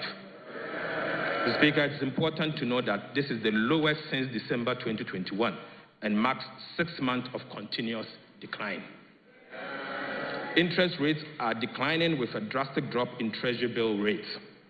The 91-day Treasury bill rate has reduced from 27.73 in December 2024 to 14.73 in June 2025, a decline of over 1,300 basis points. Mr. Speaker, the 182-day T-bill rate has reduced from 28.43% in December 2024 to 15.34 in June 2025, a decline of another 1,300 basis points. Mr. Speaker, the 364-day T-bill rate has also reduced from 29.95 in December 2025 to 15.76 in June 2025, marking a decline of over 1,400 basis points. Gross international reserves have significantly improved, Mr. Speaker. The Bank of Ghana accumulated $11.12 billion, covering 4.8 months of import at the end of June 2025. And this compares to $8.98 billion, covering a 4 months of import as at end December 2024. Mr. Speaker, the Ghana cedi has demonstrated exceptional resilience and strength in recent months. At the end of June 2025, the Ghana cedi appreciated by 42.6% against the US dollar, 30.3% against the British pound, and 25.6% against the euro. This is a significant reversal compared to the same period in 2024 when the cedi depreciated by 18.6%, 17.9%, and 16.0% respectively. Mr. Speaker, so far, we have almost reversed all the cedi depreciations in the year 2022, 2023, and 2024. Mr. Speaker, it is important for us to note that it is the first time that this level of appreciation has been recorded in the 60 years history of the Ghana cedi. Rating agencies, which once classified our sovereign creditworthiness as junk, are beginning to upgrade our ratings. Fitch Ratings upgraded Ghana's long-term foreign currency issuer default rating to B- with a stable outlook from restricted default on the 17th of June 2025. The IMF program is back on track with the successful conclusion of the 4th review by the IMF Executive Board on the 7th of July 2025, which immediately triggered the disbursement of $367 million United States dollars. Right, Honorable Speaker, beyond the numbers, this is a story of sound leadership, better economic management, and a restoration of hope to a nation once in despair. Let me, on behalf of the President John Mahama, sincerely thank the people of Ghana for their trust, patience, and continued support. We do not take your sacrifice for granted. Mr. Speaker, this government did not come to simply manage the decline. We came to reverse it and reset our country. The gains of these first 6 months are just the beginning. Mr. Speaker, these early successes only encourages us to stay the focus, stay disciplined, and continue to do more for the people of Ghana. There is still a long road ahead, but our steps are now steadier. Our direction clearer, and the national spirit has been lifted with the gradual restoration of hope in our democracy. We have moved from promises to purpose, from ineptitude to action, and from distress to relief. Mr. Speaker, we have established policy credibility and restored credit worthiness. Right Honorable Speaker, the rest of my presentation will focus on 4 areas: macroeconomic performance for the first 6 months of 2025, the status of Ghana's debt restructuring, and the status of implementation of key government programs. Before I conclude, macroeconomic performance, Mr. Speaker, for January to June 2025. Mr. Speaker, the first half of 2025 has demonstrated our government commitment to economic recovery. Through prudent fiscal management, sound monetary policies, effective structural reforms, and strategic investment, we are laying a solid foundation for sustainable growth and shared prosperity. To put the assessment of the economy in the first half of 2025 in a proper perspective, it will be useful to restate the ambitious yet attainable macroeconomic target we set for ourselves for the year 2025. Mr. Speaker, we set for ourselves an overall real GDP growth of at least 4%, non-oil real GDP growth of at least 4.8%, end-year inflation rate of at least 11.9%, primary balance on commitment basis at a surplus of 1.5% of GDP, and gross international reserves covering not less than 3 months of import cover. Right Honorable Speaker, I now take you to the real sector. Mr. Speaker, despite global economic uncertainties, Ghana's economy demonstrated robust growth. In the first half of 2025, the economy expanded by 5.3%, up from 4.9% in the same period of 2024, marking the highest first quarter growth since 2020. The agriculture sector led this growth with a remarkable 6.6% increase, about 3 times the growth in the first quarter of 2024. The agriculture sector growth contributed 26.4% of the overall first quarter growth. The fishing subsector grew the most at 16.4%. Mr. Speaker, the service sector constituting the largest share of the economy of 46.8% grew by 5.9% and contributed 47.9% to the overall first quarter growth, with information and communication technology leading the growth in the sector at 13.1%.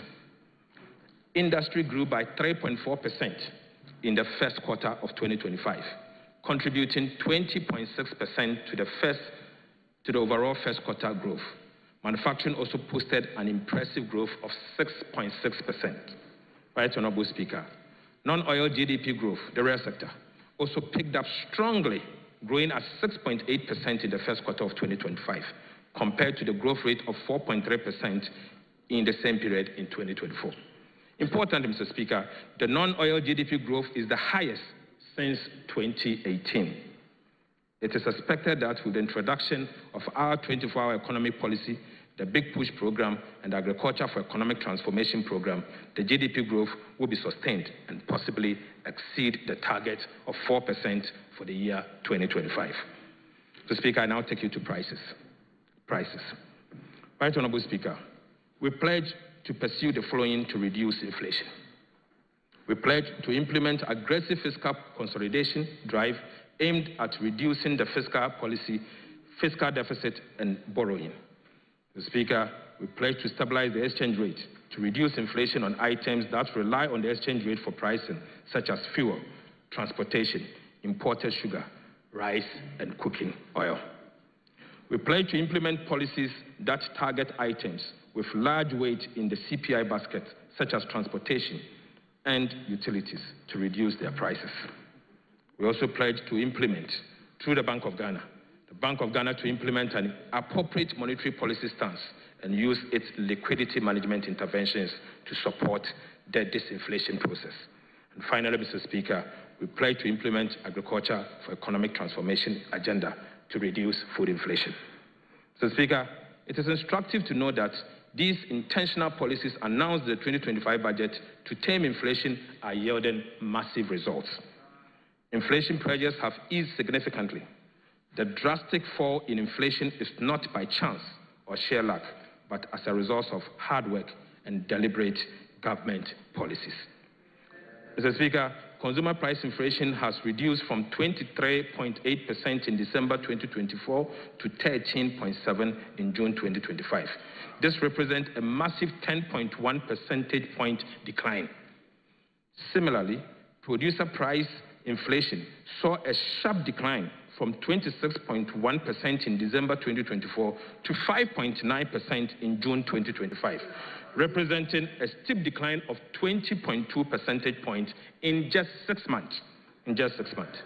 So, Speaker, food inflation declined from 27.8% in December 2024 to 16.3% in June 2025, representing an encouraging 11.5 percentage point reduction.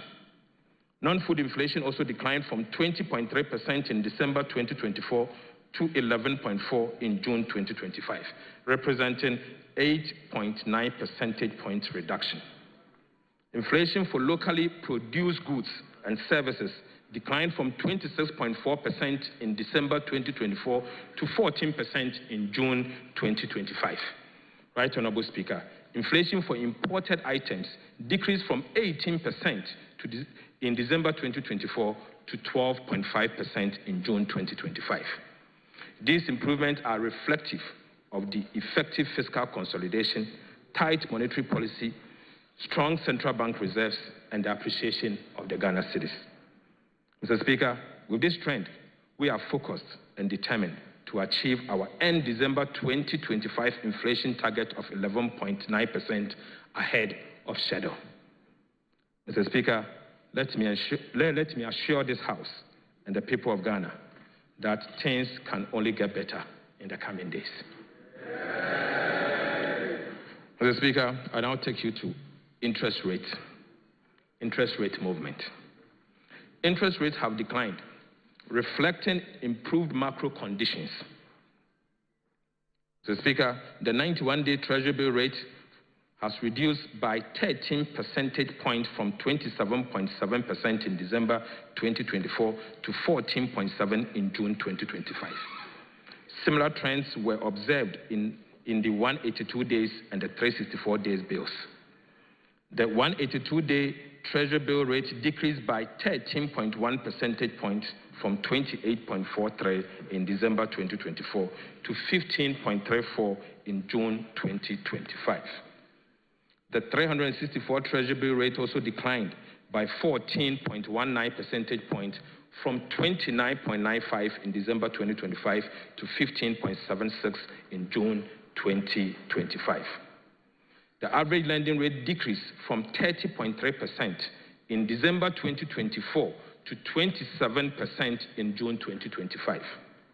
Right, Honorable Speaker, the Ghana reference rate fell from 29.31% in December 2024 to 24.0% in June 2025. So, Speaker, things can only get better. Right, Honorable Speaker, we have indeed saved 4.9 billion Ghana cedis on domestic interest payment as at end June 2025 due to our prudent debt management policy. Mr. Speaker, I now take you to fiscal performance. Mr. Speaker, our fiscal discipline has yielded the needed and remarkable results so far. We have delivered below target deficit on both cash and commitment basis. We have delivered a greater than anticipated primary surplus, the core fiscal anchor. We have delivered a strong expenditure and commitment control.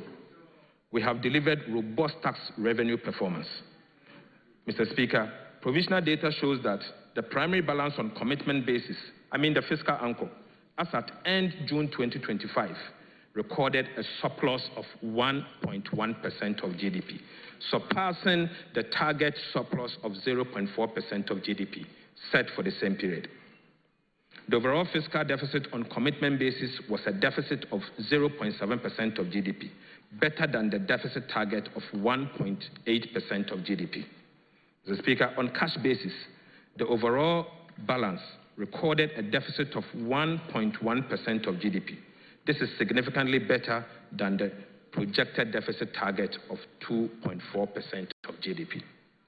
The primary balance on cash basis turned surplus at 0.7% of GDP against a projected deficit of 0.2% of GDP. The non-oil tax revenue, net, exceeded target by about 787 million Ghana cedis. Corporate income tax exceeded target by 555.3 million, representing 2.9% above target.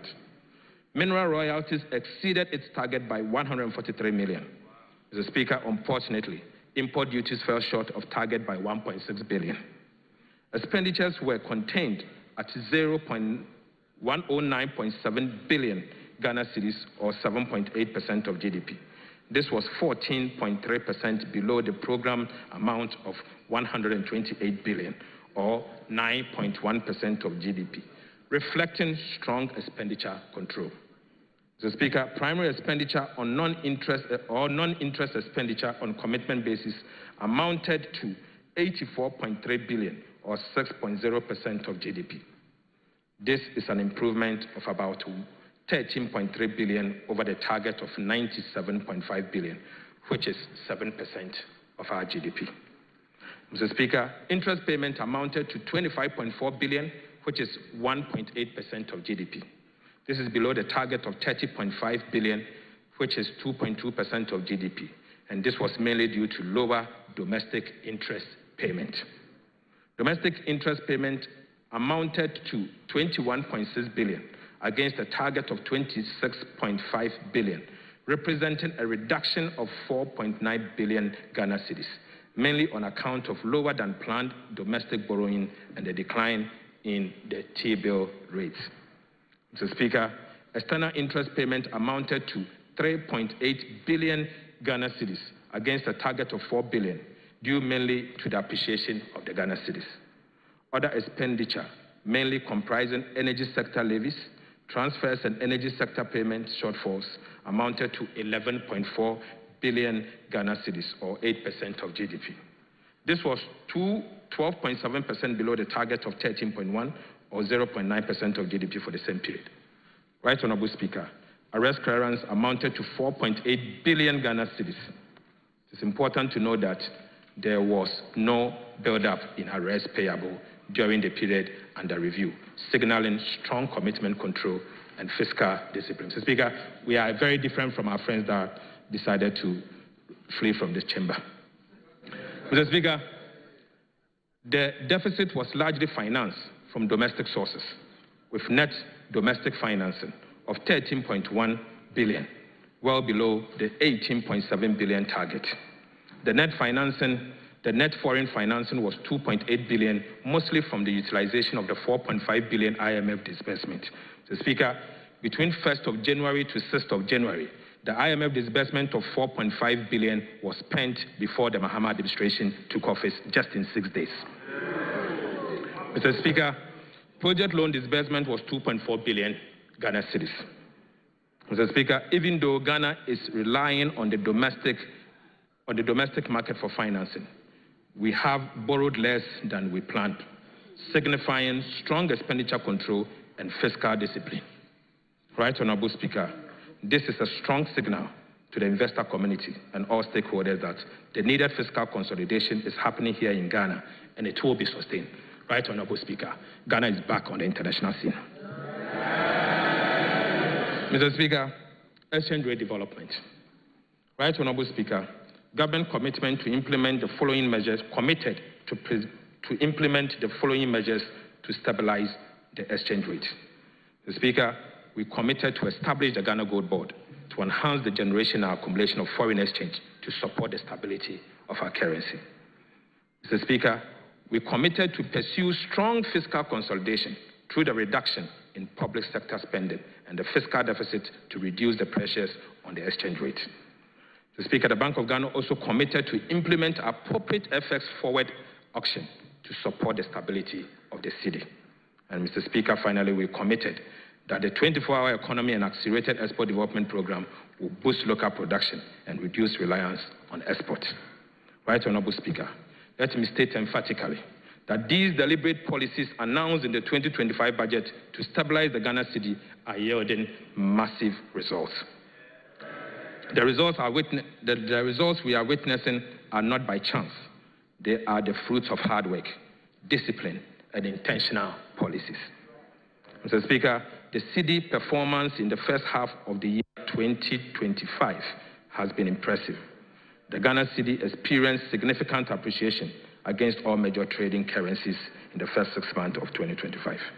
I'm happy to inform the House that our previous record, where the Ghana cedi used to trade against the US dollar at 17, is as at yesterday trading at 10.4.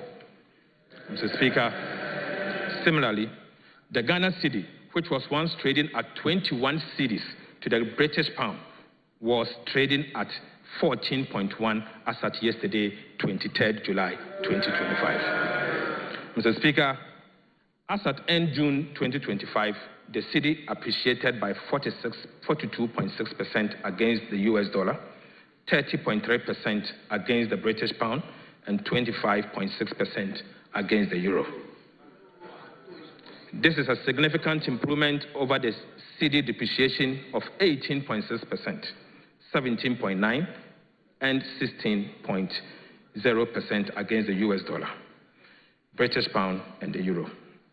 Mr. Speaker, I repeat, so far, we have almost reversed all the cedi depreciation in 2022, 2023, and 2024. This level of appreciation has never happened in the history of our country. Mr. Speaker, Right Honorable Speaker, fellow citizens, Ghana cedi no apeke. Cedi no apeke. Mr. Speaker, these gains are largely due to strong fiscal consolidation, tight monetary policy, improved external sector balance, renewed investor confidence, positive market sentiment, credit rating upgrades, and successfully securing staff-level agreement and subsequently the board-level approval of the fourth review of the IMF program. Right Honorable Speaker, the cedi rebound signals that Ghana's economic foundations are once again beginning to firm up. Sustaining this stability will require continued fiscal discipline, supportive monetary policy, strong liquidity sterilization, robust reserve accumulation, supported by activities of the Ghana Gold Board and credible implementation of structural reforms. Mr. Speaker, I now take you to the external sector. Right Honorable Speaker, our external sector has shown remarkable improvement in the last 6 months. Gross international reserves reached $11.12 billion by June 2025, covering 4.8 months of imports, up from $8.98 billion in December 2024, equivalent to 4 months of import cover. Mr. Speaker, in just 6 months, even before the IMF and World Bank disbursement, in fact, without external borrowing, we have added $2.14 billion to the country's gross international reserves. Right Honorable Speaker, trade surplus increased from $1.37 billion in June 2024 to $5.57 billion in June 2024, representing a whopping 306.6% increase just in 6 months. Mr. Speaker, this was driven by strong exports, particularly in gold, cocoa, and controlled imports. Mr. Speaker, the current account surplus improved significantly to a provisional 3.44 billion by June 2025, from 28.11 billion in June 2024. Provisional net capital and financial inflows reached $937.58 million in June 2025, indicating renewed investor confidence. Mr. Speaker, I take you to monetary and the financial sector development. Right Honorable Speaker, monetary indicators point to a sustained monetary expansion. Credit to the private sector increased by about 31.3% in June 2025. Reserve money growth moderated, and M2 growth remained consistent, supported by increased deposit mobilization and improved net foreign assets. Net domestic asset growth slowed, while net foreign assets surged, indicating a shift in liquidity drivers towards external inflows. Right Honorable Speaker, I take you to the recapitalization of the National Investment Bank. Mr. Speaker, you may recall that I updated this House during the 2025 budget presentation on the restructuring and recapitalization of the National Investment Bank, our NIB, as one of the critical reforms in the financial sector that should have been delivered in 2024. Unfortunately, Mr. Speaker, after spending a whopping $30.3 billion in the so-called financial sector cleanup exercise, the previous NPP administration left NIB in dire straits, with a capital adequacy ratio of a negative 53.13% by end of June 2024. Mr. Speaker, we have successfully, Right Honorable Speaker, President Mahama and the NDC have successfully recapitalized the National Investment Bank by implementing an ambitious and credible plan to return NIB to profitability and sustainability. Mr. Speaker, we have taken the following steps. Right Honorable Speaker, we have injected a total cash of 450 million Ghana cedis. Mr. Speaker, we also issued remarkable bonds with face value of 1.5 billion Ghana cedis to the National Investment Bank. Mr. Speaker, we transferred 500 million Government of Ghana shares in the Nestle Ghana Limited to the National Investment Bank. Right Honorable Speaker, these transfers have significantly improved the capital adequacy ratio from negative 53.13% at the end of December 2024 to a positive 23% in May 2025. Mr. Speaker, by taking these major steps, we have preserved depositors' fund valued at 6.4 billion Ghana cedis.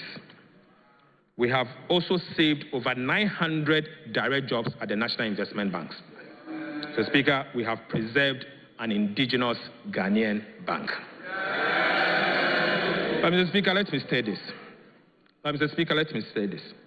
Unlike the previous administration, we chose to spend to save a bank than spend to collapse a bank.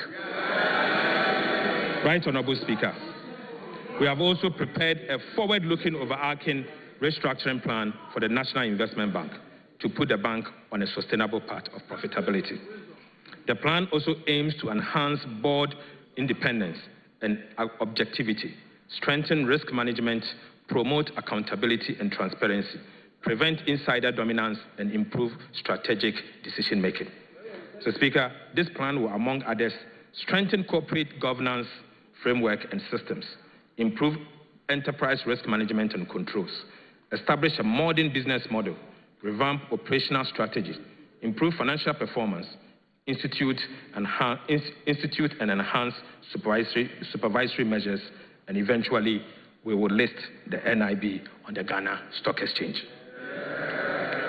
Right Honorable Speaker, NIB now has a total paid-up capital of 3.4 billion Ghana cedis and a capital adequacy ratio of 23%.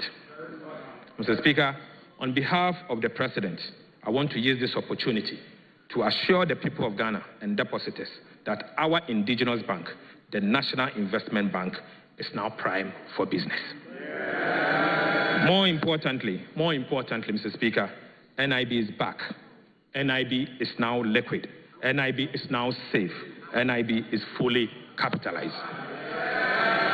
Mr. Speaker, We therefore encourage all and sundry to do business with the revitalized National Investment Bank, NIB. Mr. Speaker, I now take you to credit ratings. Credit ratings. Mr. Speaker, the progress we are making in our economic reforms and debt restructuring efforts has been recognized internationally. On the 16th of June 2025, Fitch Rating upgraded Ghana's long-term foreign currency issuer default rating to B-, with a stable outlook from restricted default, the first time since 2021.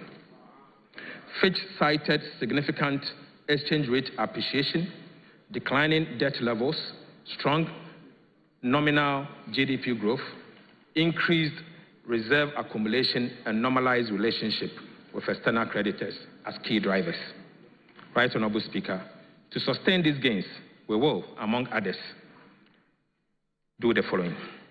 We'll maintain fiscal discipline through continued implementation of prudent policies to promote fiscal and debt sustainability. We will continue the aggressive revenue mobilization by strengthening tax collection systems and broadening the tax base to increase domestic revenue without overburdening the citizens. Mr. Speaker, we will accelerate structural reforms in public financial management, including transparency and accountability measures to improve efficiency and reduce corruption. Mr. Speaker, we will strengthen monetary policy framework, and the central bank will lead this to complement the effort that we are doing. Mr. Speaker, we will diversify the economy through investment in sectors beyond traditional export to reduce the vulnerability to commodity price shocks and continue to maintain strong relationship with our international financial institutions and development partners to support ongoing reforms and assess technical assistance. Mr. Speaker, it is expected that other rating agencies, namely S&P and Moody's, will follow suit, given the remarkable progress we are making in ensuring economic stability and promoting inclusive growth. Right, Honorable Speaker, this is just the beginning. We are determined to do better than B-. Ghana indeed deserves better than B-. Right, Honorable Speaker, I now take you to fiscal policies and give you an update. Mr. Speaker, I start with VAT reforms. Mr. Speaker, in the 2025 budget statement, we reaffirmed our commitment to the people of Ghana and the business community to undertake comprehensive value-added tax reforms this year. These reforms are aimed at addressing the distortions and cascading effect inherent in the current VAT structure. To support this effort, we also committed to seeking technical assistance from the International Monetary Fund, the IMF, and engage the people of Ghana. So, Speaker, I'm pleased to report that we have successfully completed our engagement with the IMF. Currently, the Ghana Revenue Authority, together with the Ministry of Finance, is undertaking a nationwide consultation process to sensitize key players in the trade and business sector on the VAT reform and solicit feedback from them. Right, Honorable Speaker, the Ministry of Finance hopes to complete this process by September 2025, prepare a new VAT bill by October 2025, and submit same to Parliament as part of the 2026 budget statement. Mr. Speaker, I would like to reassure the people of Ghana that at the minimum, the following will happen as part of the VAT Act Amendment Bill. Mr. Speaker, COVID levy will be abolished. The effective VAT rate will be reduced. The punitive cascading effect of the GET Fund and NHIS levy will be removed. VAT flat rate will be removed, and a unified VAT rate will be implemented. The VAT registration threshold will be increased to exempt small and micro businesses, and compliance will be improved through public education, awareness creation, and the introduction of fiscal electronic devices will be deployed. So, Speaker, I now take you to expenditure measures as part of the fiscal. Right, Honorable Speaker, as part of the fiscal consolidation strategy, we have taken measures to sanitize public sector payroll and rid it of ghost names. Subsequently, we engaged the Ghana Audit Service to undertake a nationwide payroll audit across all 16 regions of the country. Mr. Speaker, the audit service has completed 91% of the payroll audit. So far, the audit service has not been able to identify or verify over 14,000 workers. Mr. Speaker, again, they have identified 53,311 separated staff on the payroll. Mr. Speaker, separated staff are staff who are either on retirement, reassigned, terminated, or are on leave without pay or deceased, and yet remain on government payroll. Mr. Speaker, the audit service expects to recover a minimum of 150.4 million of unearned salary from the separated staff over 2023 and 2024 period alone. Right, Honorable Speaker. Going forward, we will enforce the monthly payroll validation process and strictly apply sanctions to all who validate ghosts for payment of salaries. Mr. Speaker, let me use this opportunity to strongly caution those who validate ghosts across the public service, that they will be personally liable for the loss of public funds. Mr. Speaker, let me repeat. Let me use this opportunity to strongly caution those who validate ghosts across the public service that they will be personally liable for the loss of public funds. Right, Honorable Speaker. The Ministry of Finance will continue to monitor this payroll and put in place measures to prevent ghosts on the payroll going forward. Mr. Speaker, I now give you an update on the arrears payable audit that we did. Mr. Speaker, in the 2025 budget, we announced the launch of an audit of arrears and payables as at end December 2024. The Ghana Audit Service partnered with EY and PwC to undertake this audit.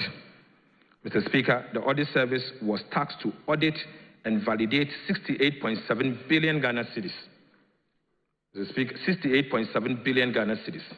So far, Mr. Speaker, 87% of the audit has been completed. Results show so far are as follows. Mr. Speaker, a total of 28.3 billion Ghana cedis has been validated for payment. Mr. Speaker, 27.3 billion is pending validation as we speak. Right, Honorable Speaker, an amount of 3.6 billion Ghana cedis has been rejected because of errors, duplication, and non-compliance with PFM and procurement rules. The Speaker, of this amount, 562.6 million is without adequate supporting document. So, Speaker, the outcome of this audit will blow your mind. Blow your mind. So, Speaker, the audit is expected to be completed by end of August 2025. Once finalized, we will update the House on the findings and outcomes. So, Speaker, I now take you to update on the IMF program. Update on the IMF program. Right, Honorable Speaker, Ghana remains on track on the implementation of the IMF program. A staff-level agreement was reached during the fourth review mission in April 2025, and we received executive board approval on the 7th of July 2025. This unlocked $367 million disbursement, bringing the total disbursement under this program to $2.3 billion. The fifth review, which is scheduled for September 2025, will be based on June 2025 data. Mr. Speaker, I'm comfortable that Ghana is on course to achieve most of the targets for the fifth review. Mr. Speaker, I now take you to public debt development. Public debt development. Right, Honorable Speaker, our commitment to fiscal discipline through prudent debt management and exchange rate appreciation has resulted in a significant improvement in Ghana's debt profile. Public debt reduced from 726.7 billion as at end December 2024 to 613 billion as at end June 2025. Mr. Speaker, Ghana's public debt reduced by 113.7 billion Ghana cedis in 6 months.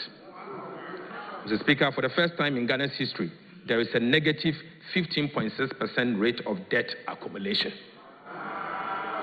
Right, Honorable Speaker, Ghana's public debt to GDP ratio as at end June 2025 was 43.8% from the 61.8% of end December 2024. Mr. Speaker, Ghana's public debt as a percentage of GDP reduced by 18% of GDP in the last 6 months. Ghana's foreign debt as a percentage of total public debt declined from 57.4% as at end December 2024 to 49% by end June 2025. Mr. Speaker, this has significantly improved Ghana's debt sustainability. Mr. Speaker, I now take you to update on debt restructuring. Right Honourable Speaker, government remains committed to restructuring our bilateral and commercial debt under the G20 Common Framework. On the 24th of June 2025, the House approved an indicative terms of the Memorandum of Understanding between Ghana and Official Creditors Committee.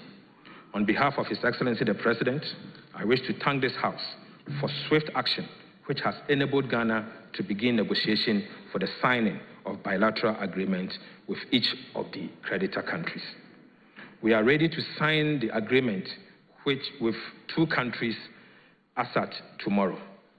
Mr. Speaker, it is expected that 4 agreements will be signed by close of tomorrow. First, we'll sign with France, and the second will sign with another country yet to be confirmed. Mr. Speaker, on the commercial debt restructuring, we have signed non-disclosure agreement, NDAs, with some commercial lenders, in line with the government's strong commitment to honoring its debt obligation. We have made 2 debt service payments of about $700 million to our Eurobond holders. Mr. Speaker, on the domestic front, government continues to meet its commitment towards the domestic bondholders. For the first half of 2025, a total of 9.8 billion Ghana cedis was paid to coupons to DDEP bondholders, of which 3.6 billion Ghana cedis was capitalized. Right Honourable Speaker, for non-tendered bondholders, government paid a total of 1.1 billion Ghana cedis.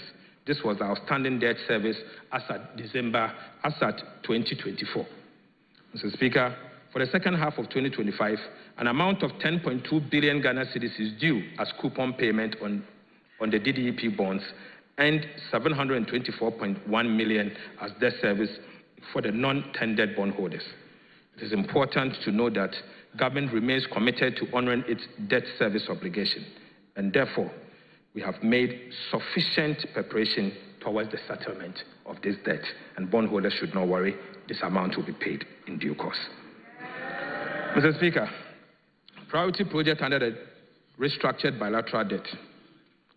Following Ghana's default on its external debt service obligation on the 19th December 2022, creditors halted disbursement of 55 bilateral projects. This resulted in several uncompleted projects dotted across the country, with a massive $3 billion in undisbursed loans. The IMF and Official Creditors Committee annual disbursement ceiling of $250 million for official creditors loan implies that it will take 12 good years to fully draw down on the undisbursed loans. Under the MOU with the Official Creditors Committee, the government of Ghana was required to submit a priority list to accommodate the $250 million annual disbursement ceiling. Right Honourable Speaker, during the presentation of the 2025 budget and economic policy of government, I informed this House that we will engage to resolve this challenge. Following the extensive engagement, government has submitted a priority list of 24 projects to the OCC and the IMF. This is expected to trigger resumption of disbursement for projects on the priority list upon the signing of bilateral agreements between Ghana and the creditor countries. We aim to ensure that all the priority projects are completed and commissioned by end 2028. Mr. Speaker, the priority projects are as follows. We are going to build a new bridge across the Volta River at Volivo. Mr. Speaker, the reconstruction of Tema Aflawo Road project, phase 1. Tema motorway runabout through Ashiaman runabout to Atimpoku. The construction of 14 pedestrian bridges, Kumasi roads and drainage extension. So Speaker, Power Grant interchange and the secondary Takrady Township Road, Phase 1. Rehabilitation of Domekitasi Road, Obichebi Lamte interchange, Phase 2. Bogatanga Boko Pomakrom Road, PTC runabout interchange project at Takrady. Construction of drinking water facilities in Wenchi. Secondary Takrady water supply. Modernization of Komfo Anoche Teaching Hospital. Construction of central medical stores in Tema. Efia Nkwanta Regional Hospital in Takrady. Bogatanga Regional Hospital. Establishment of the University of Environment and Sustainable Development at Bonsu. Establishment of 9 state-of-the-art technical and vocational education training center. And, Mr. Speaker, integrated e-learning laboratories in senior high schools. Mr. Speaker, that's not all. The expansion and development of existing senior high schools, renewable energy program, pilot photovoltaic system, Mr. Speaker, the renewable energy and energy efficiency program, and the construction of Takrady Market. Mr. Speaker, finally, the Kumasi Central Market, Phase 2. Mr. Speaker, the main criterion for the selection of this project was closeness to completion.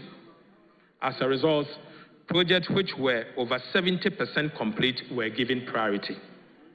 The resumption of disbursement for the project and its associated debt service are fully in line with our commitment under the bilateral debt restructuring and IMF program.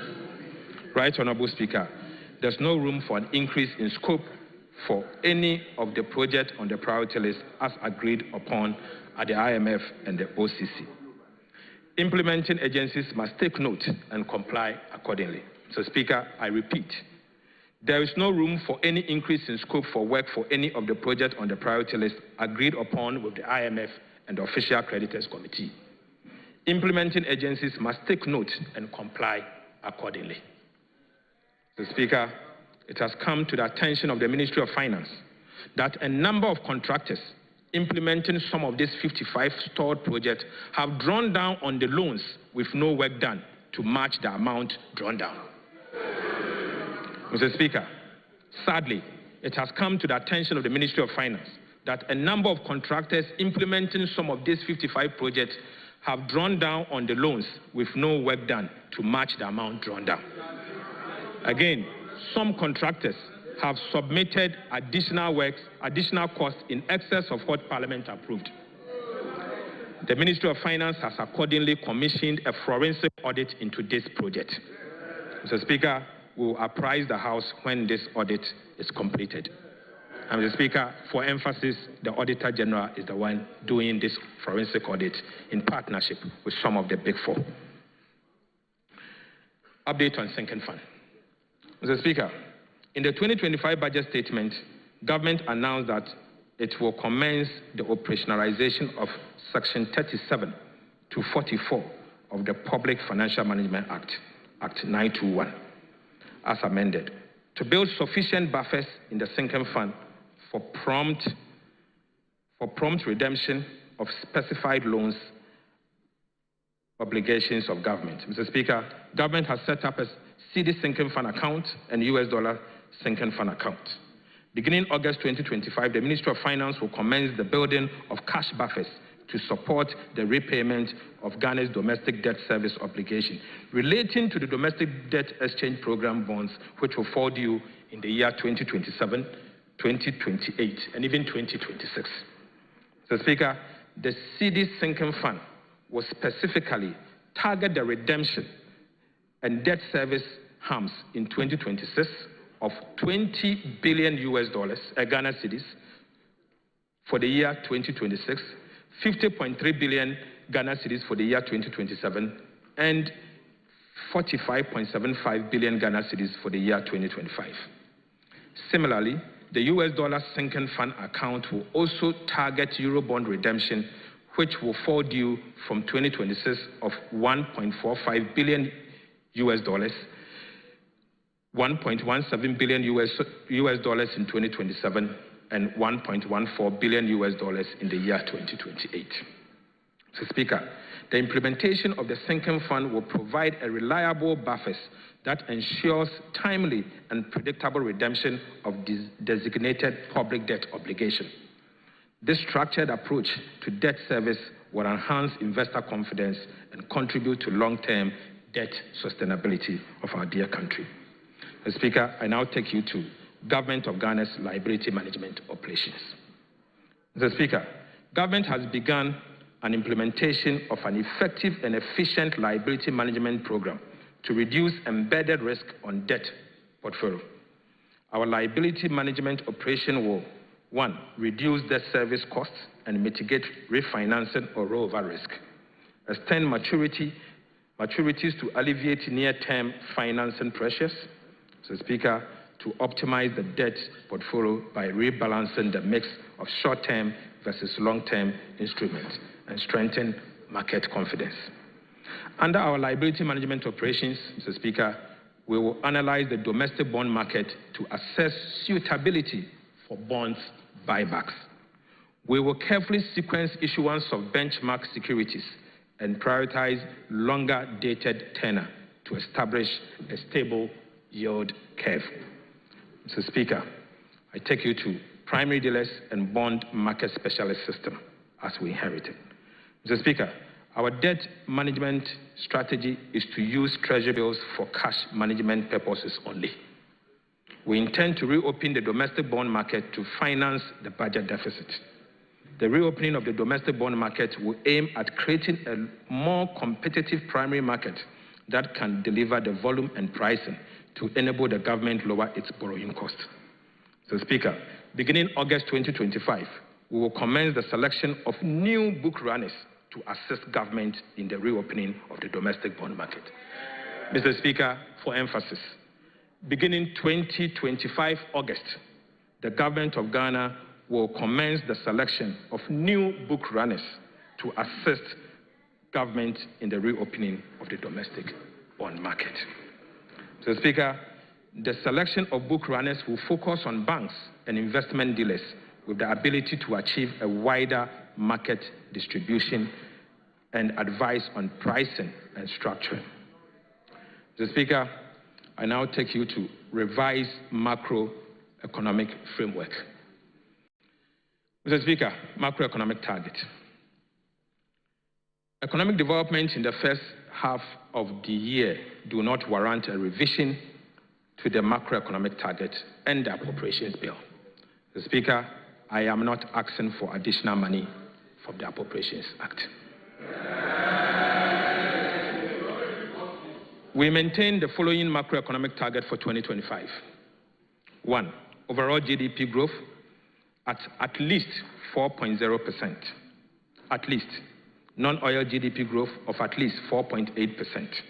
End-year inflation rate of 11.9%. Primary balance on commitment basis at a surplus of 1.5% of GDP. And gross international reserves covering not less than 3 months of import. So, Speaker, although we have made significant progress, we are cautiously optimistic. Right, Honorable Speaker, despite maintaining our macroeconomic target for 2025, including the primary balance on commitment basis of a surplus of 1.5% of GDP, we are revising both revenue and expenditure projections to reflect the impact of the additional revenue from the Energy Sector Levies Amendment Bill, Amendment Act 2025, Act 1141. Revisions to revenue. Revisions to revenue. Right, Honorable Speaker, as a result, total revenue and grant has been revised upwards from the 2025 budget target of 227.1 billion to 229.9 billion, or from 16.2% of GDP to 16.4% of GDP. This represents a nominal increase of 1.3%. Mr. Speaker, the additional revenue of 2.9 billion Ghana cedis will come from the increase in revenues from the amendment to the Energy Sector Levies Act. Mr. Speaker, I now take you to revisions to expenditures. Revisions to expenditures. Mr. Speaker, total expenditure on commitment basis has been revised downwards from 269.5 billion from the original budget projection of 270.9 billion Ghana cedis. However, primary expenditures has been revised upwards to 209.6 billion from the original budget projection of 206.8 billion Ghana cedis. This upward adjustment reflects an increase in the allocation to support energy sector payment.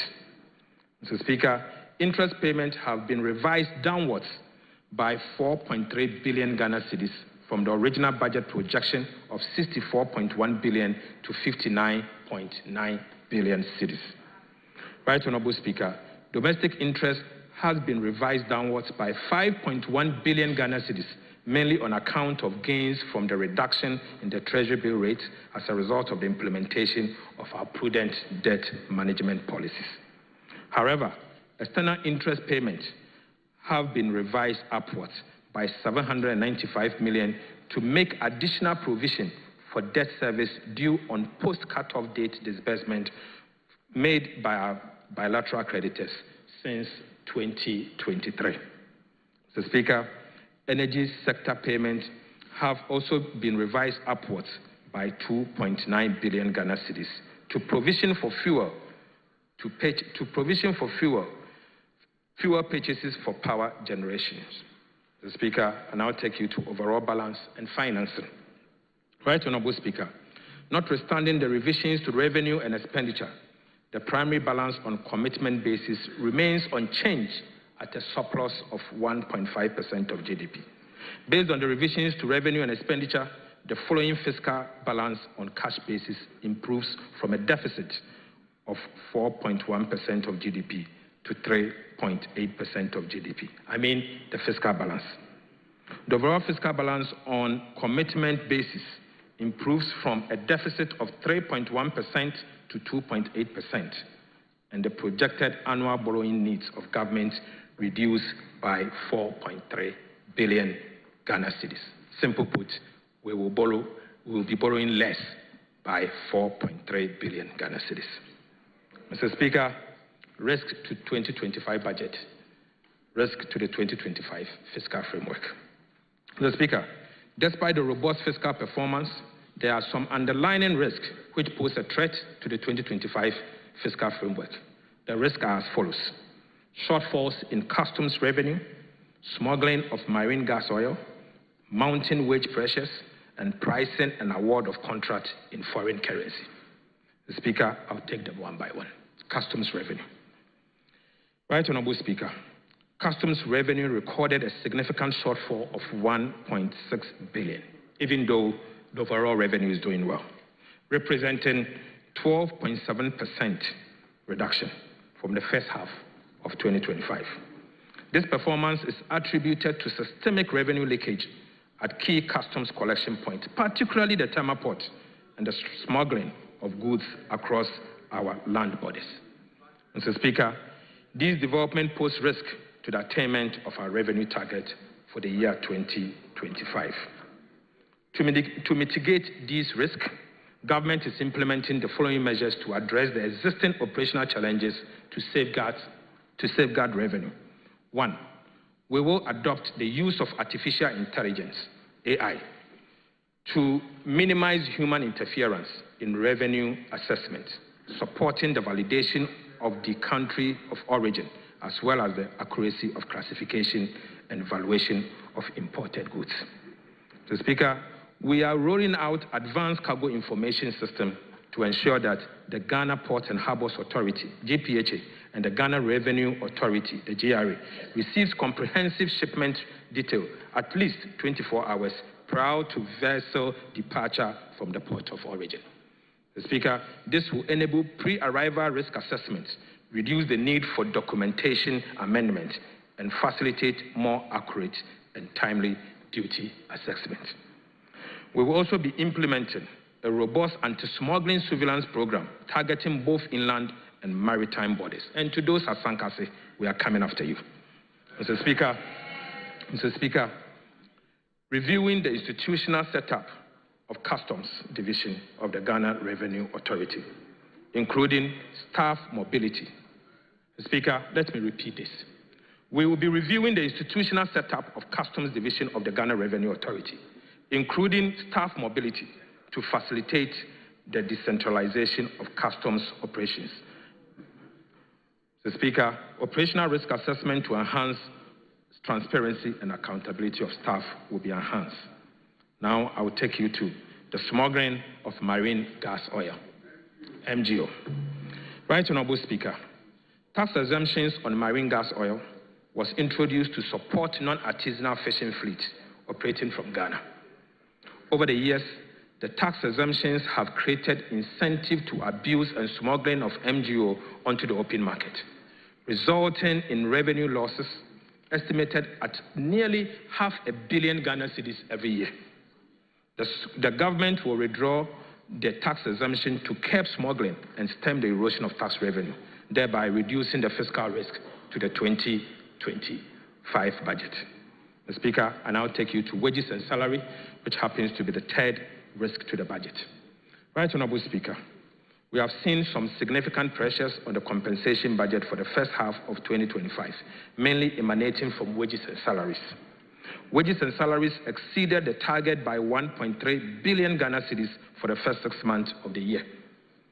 Mr. Speaker, the wage pressures were largely driven by last-minute recruitment undertaken by the previous MPP administration in the last quarter of 2024, especially in the areas of education, health, and security sector. Mr. Speaker, let me repeat.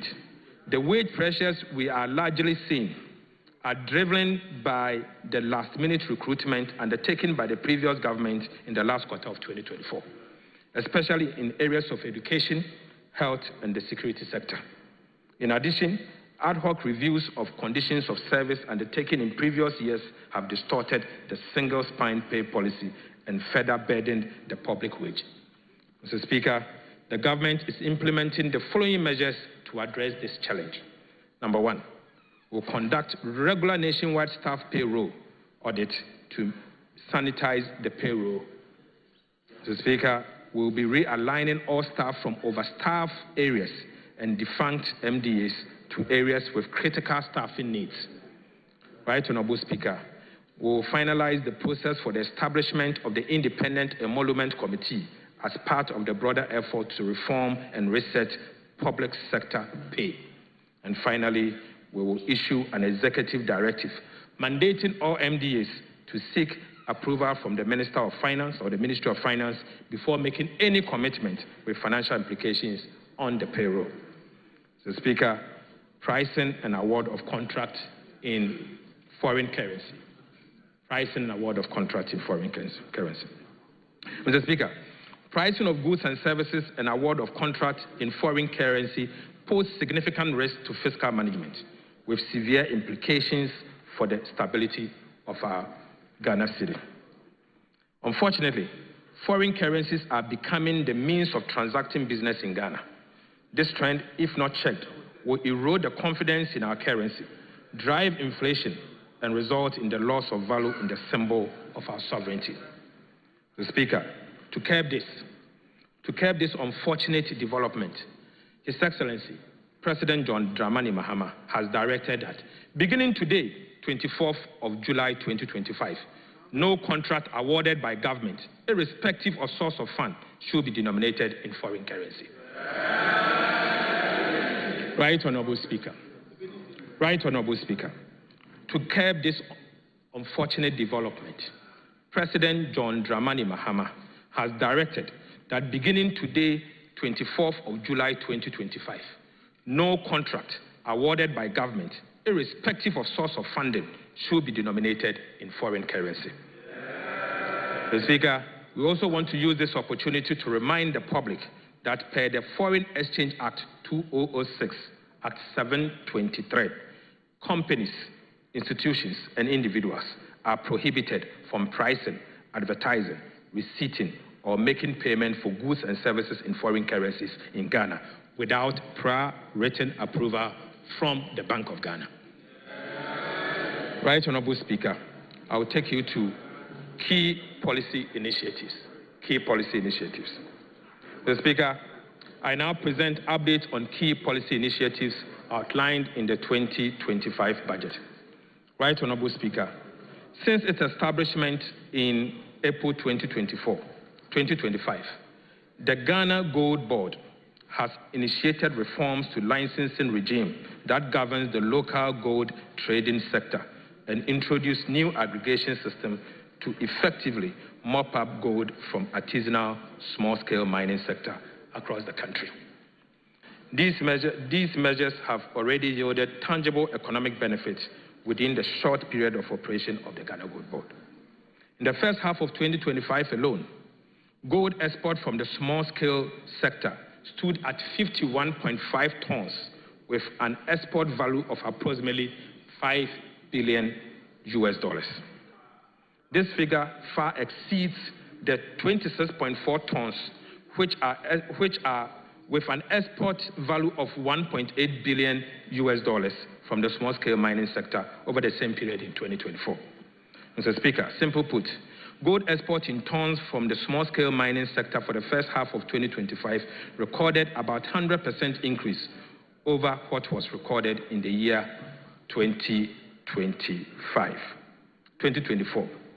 Similarly, the value of gold export from small-scale mining increased by about 180% for the first half of 2025 over that of the same period in 2024. Mr. Speaker, for the first time in Ghana's history, gold export from small-scale mining sector have exceeded gold export from large-scale sector. Mr. Speaker, the substantial foreign exchange inflows from the gold board operations in the artisanal small-scale mining sector have significantly strengthened our reserves, improved our balance of payment, and provided critical support for the Ghana city. Mr. Speaker, this tells a story of a country which has been denied the full benefit of its gold resources, a story of a country where illegal gold trade and smuggling have been allowed to fester to the detriment of the well-being of the people. Right, Honorable Speaker. On the 8th of July 2025, His Excellency President John Mahama inaugurated a task force to tackle illegal gold trade and smuggling. I also want to use this opportunity as the Sector Minister to reiterate that the government of President Mahama would deal ruthlessly with anyone found engaging in illegal trade and smuggling, as these nation-wrecking activities sabotage the progress of our country. Mr. Speaker, I also want to reiterate the point that no one should come to us and beg because we will not spare you. Mr. Speaker, the 24-hour economy and accelerated export development program deserves some update. Mr. Speaker, earlier this month, President Mahama officially launched the 24-hour economy and accelerated export development program, Ghana's ambitious and integrated strategy to boost production, create sustainable jobs, and modernize our economy. The 24-hour economy and accelerated export development program represent a national reset aimed at reducing import dependence, expanding domestic production, improving market access, and building a competitive, skilled workforce for a dynamic economy. Right, Honorable Speaker, the anchor of the 24-hour economy and accelerated export development program is the Volta Economic Corridor, a transformational project to unlock the vast economic and environmental potential of the Volta Lake and its surrounding lands. Mr. Speaker, the Volta Economic Corridor revives an agro-industry, trade and transport, now reimagined to fit today's economic reality and regional opportunities. Mr. Speaker, the Volta Economic Corridor will be executed through the following pillars of the 24-hour economy and accelerated export development program. Right, Honorable Speaker. Grow 24 will irrigate 2 million hectares of farmlands for year-round farming instead of the traditional seasonal farming. Right, Honorable Speaker. Make 24 will establish agro-industrial parks for textiles, pharmaceuticals, and food processing. The Speaker, Show 24 will develop tourism clusters and hospitality hubs along the Volta Lake and Connect 24 will turn the lake into a major inland transport route, cutting haulage costs and linking northern, southern, eastern, and western Ghana. Mr. Speaker, to support this transformative program, the Ministry of Finance will, in the 2026 budget, outline targeted incentives for the Volta Economic Corridor. These measures will be carefully designed to attract private capital, drive enterprise growth, and create decent, well-paying jobs. The Speaker, for emphasis, the Ministry of Finance will, as part of the 2026 budget, outline a targeted incentive for the Volta Economic Corridor. Right, Honorable Speaker, the government will only facilitate and not dominate this ambitious growth goal. The Speaker, I now take you to the big push. Right, Honorable Speaker, as part of the 2025 budget, we announced the commencement of the Big Push program, a flagship initiative of President John Dramani Mahama for massive infrastructure development. Since then, the President has dedicated all Big Push budgetary allocation for the next 2 years, Mr. Speaker, and I mean all Big Push allocation for the next 2 years to improve road infrastructure. Mr. Speaker, you may recall that Parliament approved that all oil revenue and mineral royalties accrued to the budget were dedicated to the Big Push. As a result, an amount of 13.8 billion Ghana cedis was allocated in the 2025 budget for the Big Push program to be used for road infrastructure. Mr. Speaker, the Minister for Roads and Highways has spent the last 6 months of his time in office touring the whole country to assess firsthand the state of our roads. Mr. Speaker, the Ministry of Roads and Highways has undertaken studies and prepared comprehensive engineering interventions and cost estimates for roads projects across the country for the Big Push program. Right, Honorable Speaker, the Ministry of Finance has since issued commencement authorization for the following road infrastructure projects under the Big Push program. Mr. Speaker, these are the following Big Push projects as approved by the Ministry of Finance. Mr. Speaker, number 1, the construction of a new bridge on the Oti River at Dambai. Number 2, rehabilitation of Wa-Han Road. 3, upgrading of Tumu-Hamile Road. 4, upgrading of Tumu-Han-Laura Road. 5, reconstruction of Navrongo-Tumu Road. 6, rehabilitation of Techiman-Nkonsia-Wenchi Road. 7, Nkonsia-Wenchi Road. 7, rehabilitation of Wenchi-Sola Road. 8, Mr. Speaker, construction of Sunyani Outer Ring Road. Mr. Speaker, the construction of Kumasi Outer Ring Road, Eastern Quadrant. Mr. Speaker, the rehabilitation of Bintri Napanduri Road. Mr. Speaker, the rehabilitation of Dodo Pepeso and Kwanta Road. Rehabilitation of Achimpoku Esukuma Junction Road. Rehabilitation of Esukuma Junction to Enyinawase Road. Right, Honorable Speaker, Enyinawase to Ho Titrenu Road. Mr. Speaker, we'll be upgrading the Akosombo Jakiti Kudikope Road. Mr. Speaker, we'll be upgrading Esukuma to Enumboso to Parliament Road. Mr. Speaker, Adome Bridge to Akomufre Road. We'll be upgrading Ho to Petoi Road. Mr. Speaker, rehabilitation of Petoi to Afiadenyamepa Road. Mr. Speaker, we'll be rehabilitating Penny to Aflao Road. We will be dualizing Winneba to Mankesim Road. We'll be dualizing Cape Coast to Takrady Road. We'll be rehabilitating Mankesim Ejumako to Aguna Swedro Road. Mr. Speaker, we'll be rehabilitating Tema to Aflao Road. Construction of Dodowa to Afenya Dowenya Road. Right Honorable Speaker, we will be upgrading the Oyibi to Apollonia Afenya Road.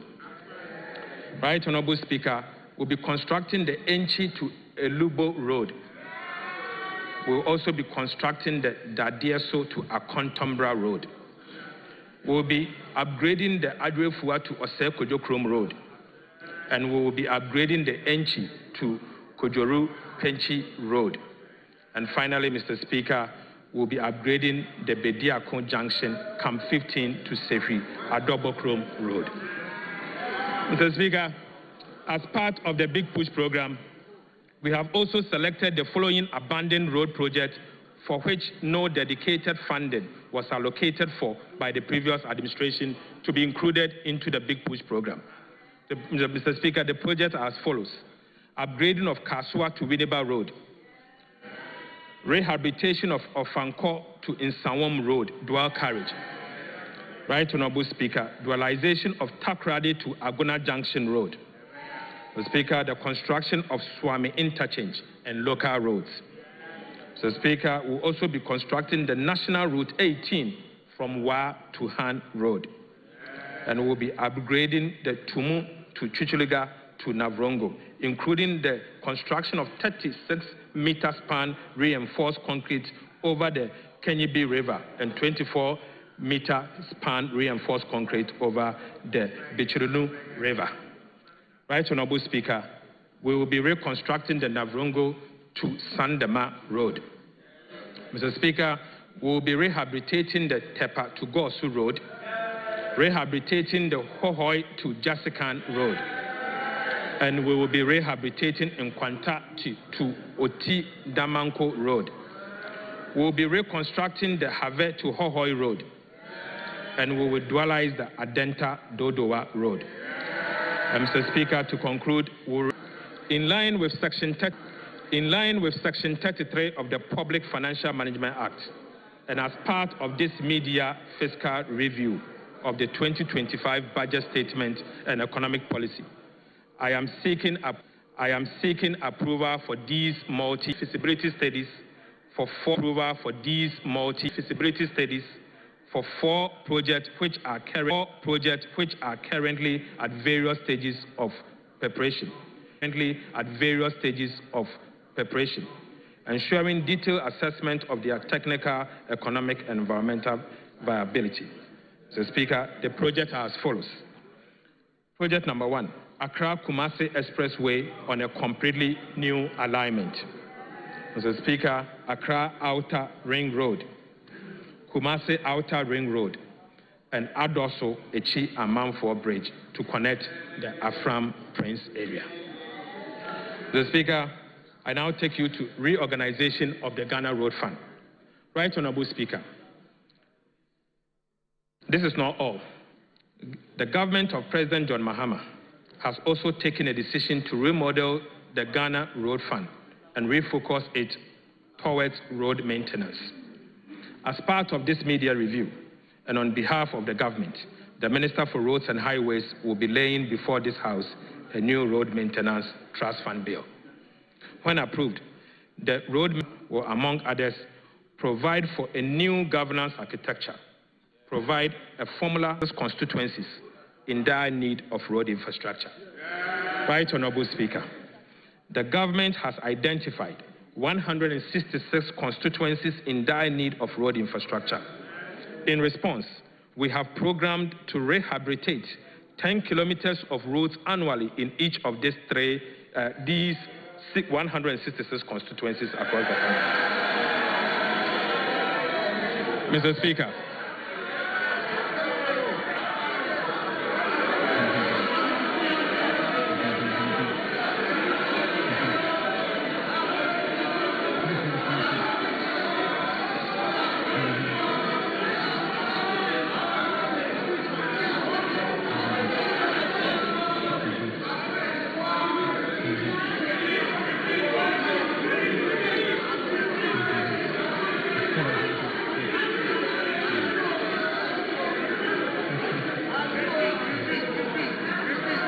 Right Honorable Speaker.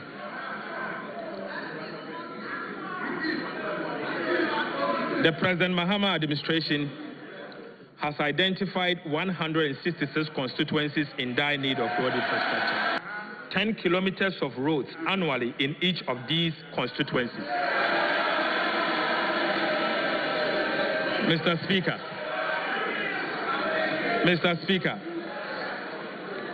this translates to about 5,000 kilometers of roads to be constructed in these 166 constituencies in dire need. So, Speaker, simply put, over the next 3 years, we'll be building 5,000 kilometers of road in these 166 constituencies. Mr. Speaker, I am pleased to inform this House that we have paid all nursing and teacher training allowances from January to June 2025.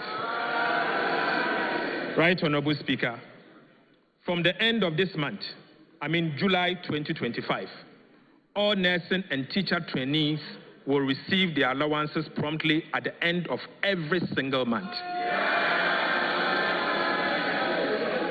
Mr. Speaker, I'll now move to the conclusion. Mr. Speaker,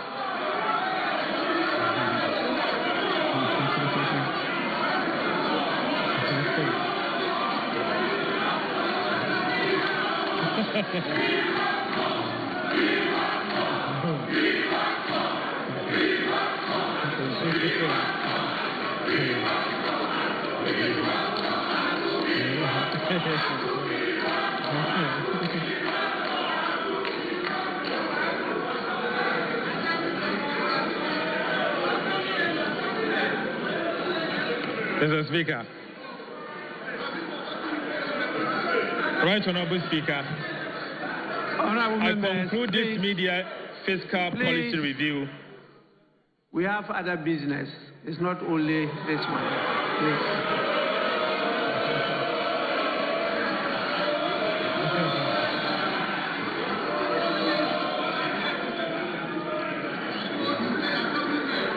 Right, Honorable Speaker. I conclude this media fiscal review with renewed hope and optimism. The last 6 months have revealed our enduring spirit, what we can collectively achieve, and our potential to rise from the brink. Upon assumption of office in January this year, we were handed an economy in deep distress, a country with dispirited citizens. Trust and faith in our leaders were at all-time low. The fundamentals were not only weak, but broken. Mr. Speaker, and the misery and suffering were palpable. Mr. Speaker, in just 6 months, in fact, under 200 days, under the decisive leadership of President John Mahama, we have begun to change the story. Mr. Speaker, President Mahama's economic management model is working. The turnaround is in sight. Mr. Speaker, the signs of economic progress are visible and measurable. Mr. Speaker, first quarter economic growth is at 5-year high. Our GDP, our debt to GDP ratio is at a 5-year low. Mr. Speaker, inflation has declined to a 4-year low. Right, Honorable Speaker, our credit rating has improved from junk to B- with stable outlook, a 2-notch upgrade and a 4-year high. Right, Honorable Speaker, we have almost reversed all the cedi depreciations in the years 2022, 2023, and 2024, with no cedi depreciation in the year 2025. Mr. Speaker, the level of the appreciation of the Ghana cedi has never happened in the history of our nation. Prices of petrol and diesel at the pump have reduced significantly to the benefit of consumers. And the price of sugar, rice, and cooking oil at a 4-year low. 4-year low. Mr. Speaker, the price of 25 kilogram bag of Royal Aroma rice, which used to be sold at 650 Ghana cedis in January, is now being sold for 356 Ghana cedis. Mr. Speaker, the price of a lonka of sugar, which used to be sold for 50 Ghana cedis in January is now being sold for 44 Ghana cedis. Right, Honorable Speaker. Price of 25 litre of cooking oil, which used to be sold for 980 Ghana cedis in January, is now being sold for 640 Ghana cedis. Mr. Speaker, price of konkonte, 1 sack. Price of konkonte, 1 sack, which used to be sold for 1,200 Ghana cedis in January, is now being sold for 950 Ghana cedis. Mr. Speaker, a ton of iron rods, which used to be sold at 9,400 Ghana cedis in January, is now being sold at 7,500 Ghana cedis. Mr. Speaker, onions. 1 paint bucket, which used to be sold at 120 Ghana cedis in January, is now being sold for 95 Ghana cedis. Right, Honorable Speaker. POP cement, which used to be sold for 115 Ghana cedis in January, is now being sold for 90 Ghana cedis. The Speaker, maize, maize, 1 sack,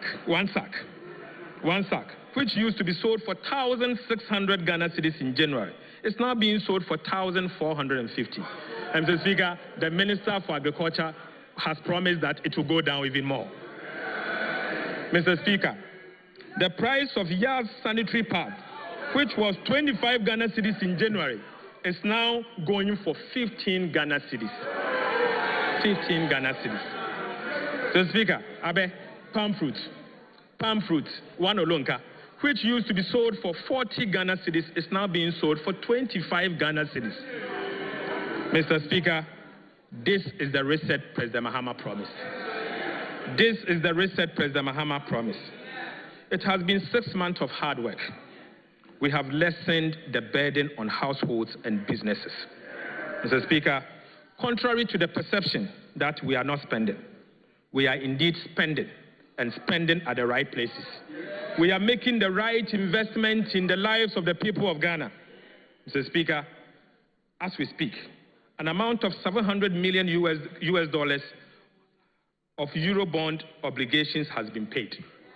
An amount of 10 billion to domestic bondholders has been paid. Mr. Speaker, an amount of 2.9 billion Ghana cedis to the District Assembly's Common Fund has been paid. Mr. Speaker, an amount of 2.7 billion Ghana cedis to the Social Security and National Insurance Trust has been paid. Mr. Speaker, an amount of 9.1 billion Ghana cedis to the energy sector for stable power supply has been paid. Mr. Speaker, an amount of 5 billion Ghana cedis of arrears has been paid. Right, Honorable Speaker, an amount of 4.6 billion to the Ghana Education Trust Fund has been paid. Mr. Speaker, an amount of 1 billion Ghana cedis to the free secondary education program has been paid. Mr. Speaker, an amount of 4.6 billion Ghana cedis to the National Health Insurance Scheme has been paid. Right, Honorable Speaker, an amount of 1.4 billion for the National Health Insurance claims has been paid. Mr. Speaker, an amount of 252 million for vaccines and essential medicine has been paid. Mr. Speaker, an amount of 72.8 million Ghana cedis as capitation grant has been paid. Mr. Speaker, an amount of 895 million to the school feeding program has been paid. Right, Honorable Speaker, an amount of 477 million to the LEAP beneficiaries has been paid. Mr. Speaker, an amount of 122.8 million for BECE registration has been paid. Mr. Speaker, an amount of 300 million to the no-fee stress policy has been paid. Right, Honorable Speaker, an amount of 191.7 million Ghana cedis as teacher training allowances has been paid. Mr. Speaker, again, an amount of 462.6 million as nursing training allowances has been paid. Mr. Speaker, an amount of 25 million as assembly members allowance has been paid. Mr. Speaker, an amount of 21 million Ghana cedis for National Apprenticeship Program has been paid. Right, Honorable Speaker. An amount of 34.5 million to the Jumawe program has been paid. Mr. Speaker, an amount of 2 billion Ghana cedis as goods and service to run effective and efficient government ministries, departments and agencies has been paid. And Mr. Speaker, as we speak, an amount of 2 billion Ghana cedis to save the National Investment Bank has been paid. Right, Honorable Speaker. Non-interest expenditure of 84.2 billion Ghana cedis has been paid. So far, Mr. Speaker, from January to June, total cash of 114.5 billion has been paid from the consolidated fund.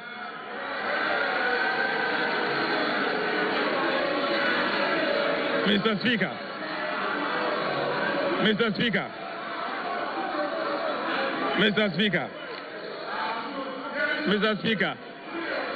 we are spending and spending at the right places.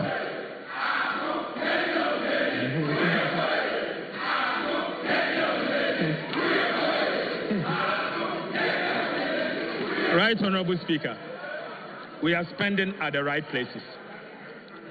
We are touching lives and we are changing our country. Mr. Speaker, this is not all.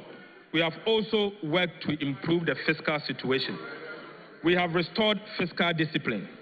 We have implemented appropriate policies to reduce interest rates significantly, thereby reducing the cost of borrowing. So, Speaker, we have saved on domestic interest payment following the implementation of our prudent debt management policies. So, Speaker, there is still more work to be done. President Mahama is determined to deliver. Inshallah, His Excellency John Mahama will deliver. Right, Honorable Speaker, we are not out of the woods yet.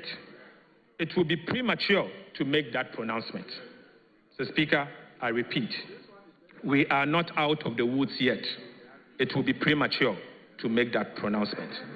But the good news is that today, hope is in sight. And we are determined to navigate the country out of the terrible storm we inherited from President Akufo-Addo and Alhaji Bawumia. Mr. Speaker, we need the support of the people of Ghana to weather this storm. Mr. Speaker, to the farmer in Yendi and to the fisher folk in Sekendi and Shama, to the nurse in Sunyane and the teacher in Enumbuso and Ejumako, to the Ghanaian youth seeking decent work, to the elderly seeking better pension. We see you, we hear you, and we are working for you. John Mahama will work for you.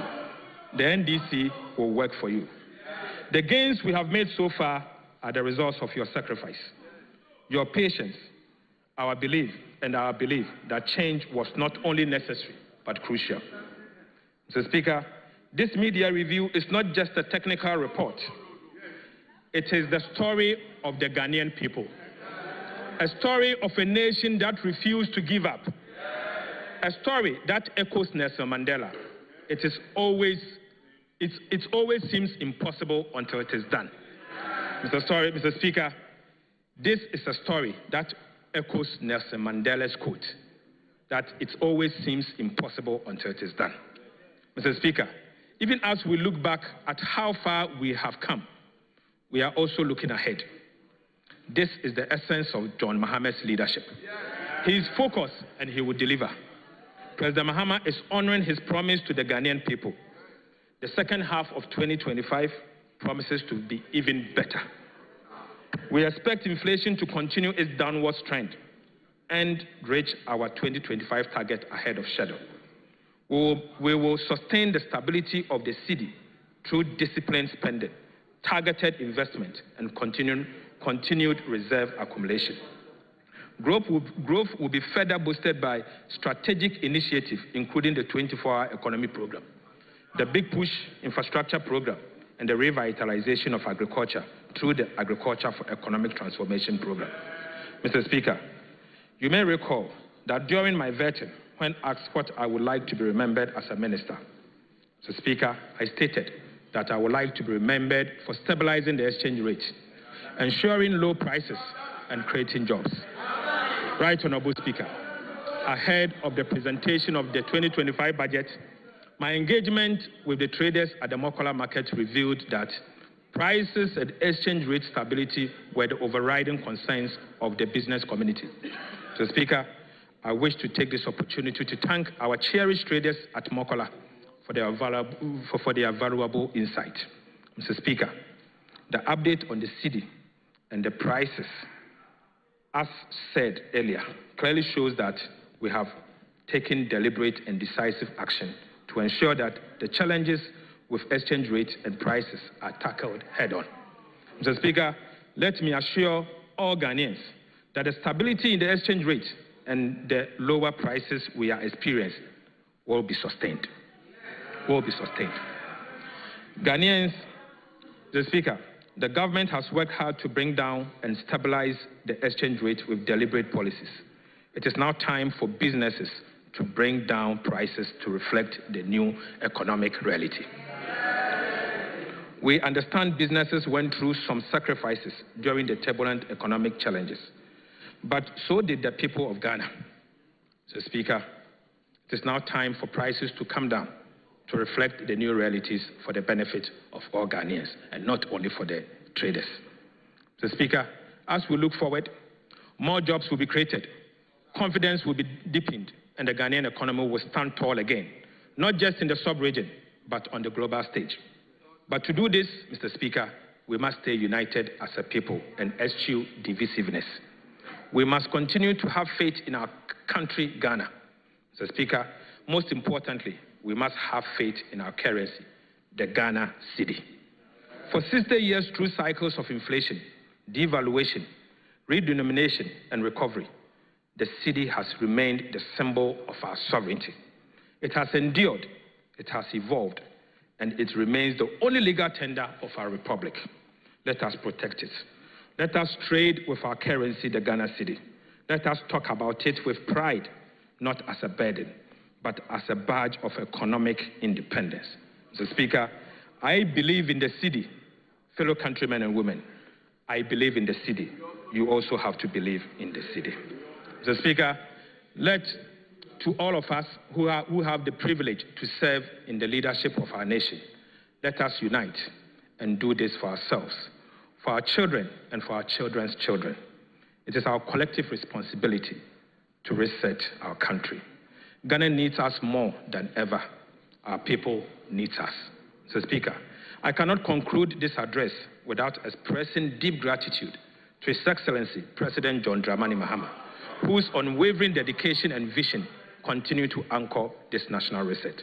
Mr. Speaker, on a personal level, I thank His Excellency the President, because without him, this work couldn't have been achieved.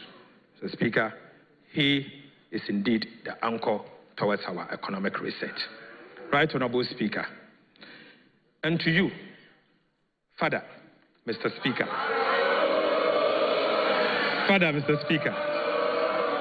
Alban, Sumana, Kingsford, Bagman, our father, and members of Parliament and the Parliamentary Service, I'm extremely grateful. Mr. Speaker, indeed, Aban Papaba. Mr. Speaker, Aban Papaba. No wonder my brother Kwame and his team had to flee the chamber. I salute the Speaker. I thank you.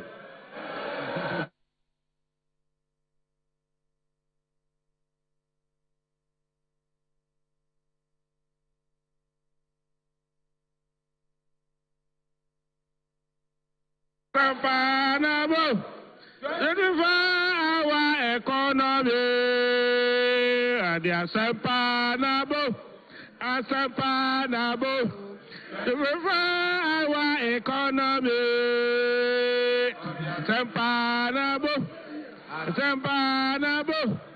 to revive our economy, Honorable members, Kenya Deni Uyebo, Ato Kenya Deni Uyebo, Ato Kenya Deni Uyebo, Ato forcing.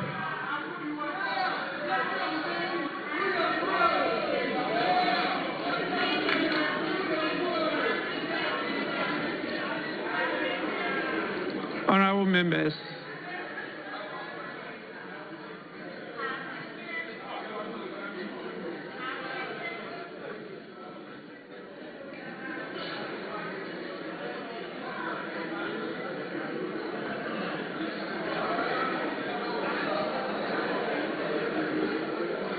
Honorable members,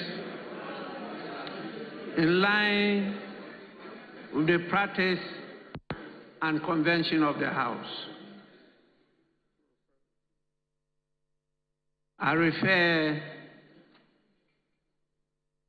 the media fiscal policy review of the budget statement and economic policy of the government of Ghana for the 2025 financial year to the budget committee to be assisted by the leadership of the Committee on Finance for deliberation and report to the House. When it comes to the House, we will hear from the chairman of the committee after it has gone through the report as to whether they second the motion that has been moved or not. If they do so, then it will be opened for debate. This is a motion, it's not a statement. And so members will have the opportunity to debate the mid-year fiscal policy review of the budget statement and economic policy of the government of Ghana. So I intend to permit the minister to lay some of the instruments that are clearly consequent on the mid-year fiscal policy just presented to us. And so if you look at your order paper addendum, you will see we have captured presentation of instruments and also the presentation and first reading of one bill. So I intend to give him the opportunity to do so now. And then we can make the references to the appropriate committees so that all these committees can work together and then report to the House for us to have a comprehensive report on what we just heard from the Minister of Finance.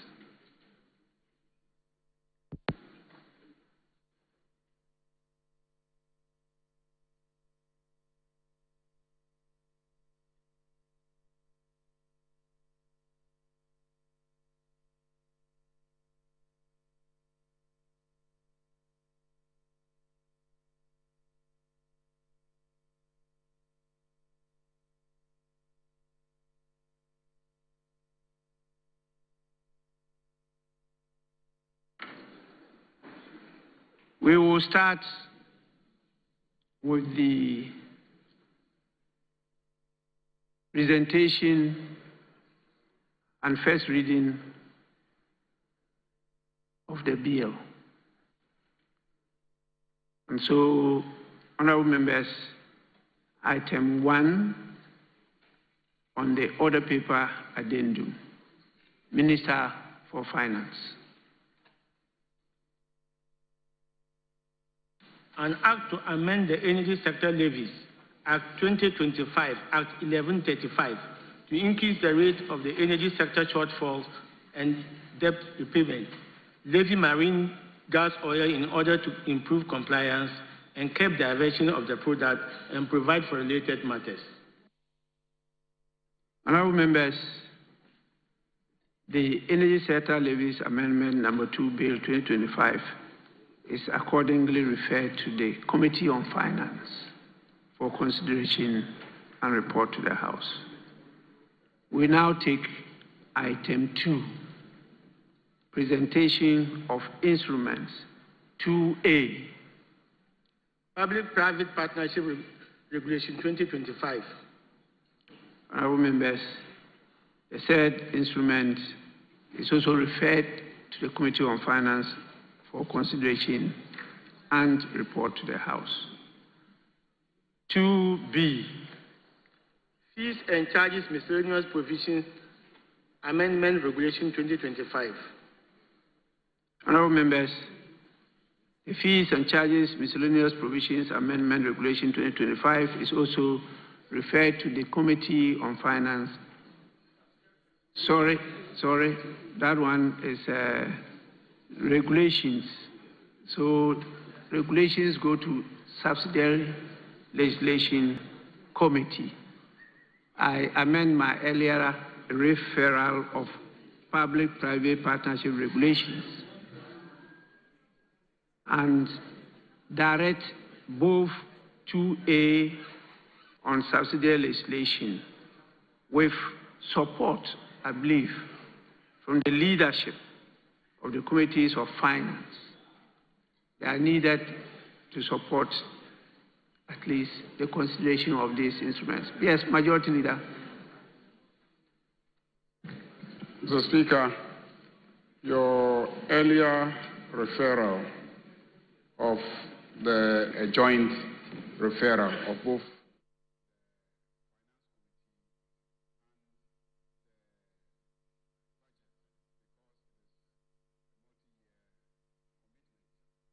Right, so we are back from Parliament. The Honourable Minister of Finance, Kisela Tufose, giving us an update of the performance of the NDC government in the last 7 months. So from the 7th of January 2025 up until today, exactly today's date is 24th of July 2025.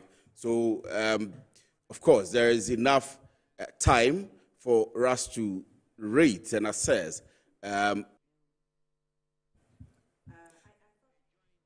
I thought it was going to be a brief one. 30 minutes. I thought it was going to be a brief one. The initial budget, I don't think kept that was long. really brief. It was really brief. That was, within an hour or less. Yes. So the expectation was that this was going to last within the same period. Okay, maybe it was because a government had just taken over and they didn't have to speak much because there was really absolutely nothing much to speak about except for what you intend to do. So you could summarize easily what you intend to do, and then we can get away with it. But now that having spent about 6 months already in government, it's fair that we give him the opportunity to say what I've done so far. So then he got a picture, he gave us a clear picture of what I took over from, and this is the picture how it looked like. This is what I've done so far, and then this is where I want to be. So I guess that three-pronged approach and made us spend a lot of time. So yeah, that's it. Well, I mean, lots of issues discussed so far from all the indicators that he has spoken about. Let's pick your thoughts. Do we have Courage Boti with us? I don't know. What we'll pick after we pick John's thoughts would be to see the minority. So there was a walkout actually. They came in, sat down, spoke, and then walked out. Activity. They were involved in some. Yes.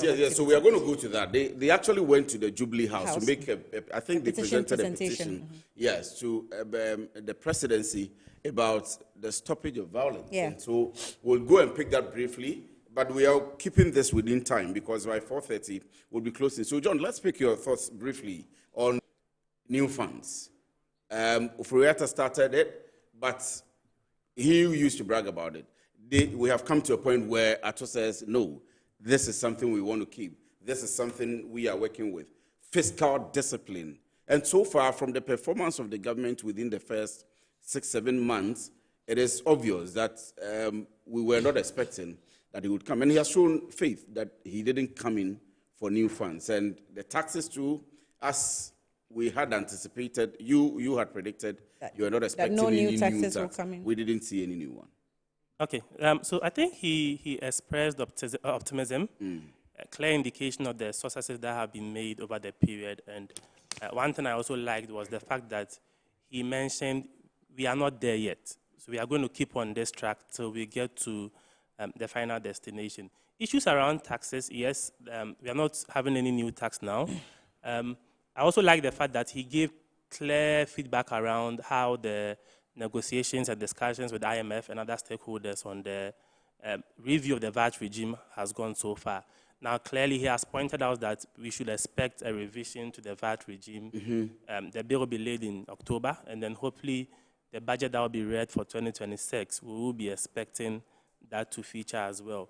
One thing he mentioned around strengthening tax collection system and broadening the tax base. Yes. So in the remaining part of the year, we'll be looking out for what exactly the coordination will be between the ministry and the Ghana Revenue Authority to ensure that indeed this is not just one of those talks we usually make, but indeed we work to broaden the tax base so that we can rake in the revenue we need. Just before you go on, he talked about the reformation, I don't know if I should put it that way, of the customs division of the Ghana Revenue Authority. And how do you think that will impact the tax collection? That should be at the port, right?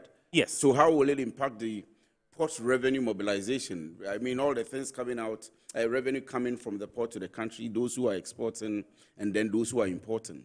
Okay, so one of the metrics he mentioned was the fact that we missed the import duty targets by 1.6 billion based on the target we set for ourselves. So the need to do some institutional review at the port, I think it's a welcoming news. He indicated the fact that they would digitalize more. Once you do that, you reduce human intervention. Once you're reducing human intervention, revenue assurance is quite protected. So that's a good call. We expect but does that have anything to do with the exchange rates, as in the appreciation of the cedi against the dollar from the reduction in the revenue targets at the port? That's on the back of the fact that he, again, says one key thing, which I will attribute to the President, John Dramani Mahama, that now everything will be valued in cedi terms. So that should be working at the port, and that should be now helping the country hit the target. Yes. I mean, for you as an expert. Yes, I agree. And maybe from where I sit, one of the reasons we might have missed the target could be the reduction in the Ghana cedi that we have seen over the period of time, because you would know we benchmark in terms of determining import duty, the foreign exchange denominated currencies is benchmarked against the exchange rates we have. So once the rates keep falling, the base would fall. The consequential effect is that the duty we are getting from these imports would also fall. But then with this review, especially the digitalization aspect, I expect that there would be some growth in that area. And just change I think your microphone is off. Sorry, so I was actually considering the book runners comments or statement he made that we want to change our book runners as we open into the bond market. And I thought that's also another way of ensuring that we are able to continue with the discipline that within the financial sector and revenue generation, either we're borrowing or we're doing the internal taxation to, gather revenue. Yes, I agree with that. And one other point I should mention around the broadening of the tax base, and one thing I would expect to see between now and the end of the fiscal year would be trying to find a way to consolidate the systems for registration of entities in this country. Now, you'd have to go to the Office of Registrar of Companies to register. You go to GRA to do a separate tax registration. I can bet there are a lot of companies in Ghana that are not registered for taxes, but then they are registered with the Office of the Registrar of Companies to do business. One thing we can do really in the remaining part of the calendar year would be to try and find a way to synchronize the systems for the two authorities. Once you register as an entity with ORC, automatically you should be registered for taxes. You should find a way to notify the respective tax officers, depending on the location of these businesses. Assign them to the tax officers and then encourage our tax officers to follow up on these businesses that are registering with the Office of the Registrar of Companies. That's one way we can do to make sure we get everybody within the tax net as well. Yeah.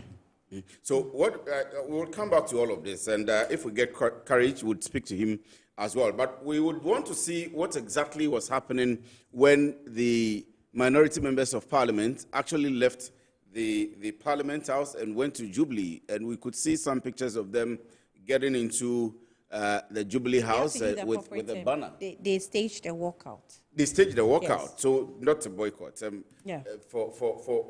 For emphasis. So they staged a walkout from Parliament, and significantly we didn't see Afenyo Makin. We would be looking for Afenyo Makin and his whereabouts. But let's see what exactly went on, and I'm told that we've been able to catch some of the minority members to speak to. So let's hear them.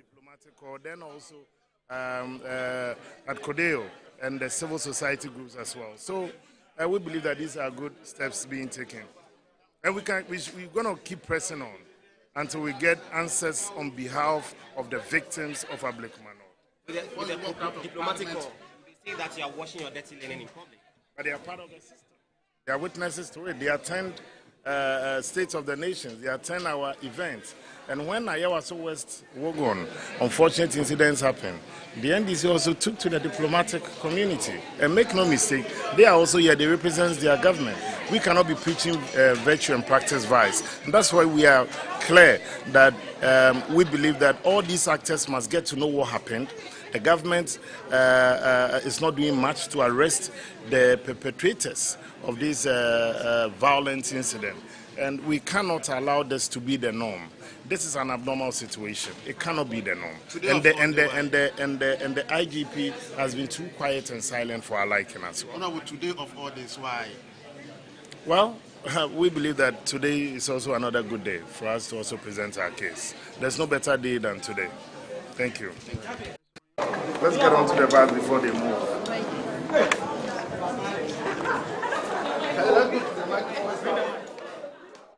So, yes, that's the Member of Parliament, Honorable Samuel Oku, the former Director General of the National Lotteries Authority, talking to us about the fight against violence. It's actually my MP.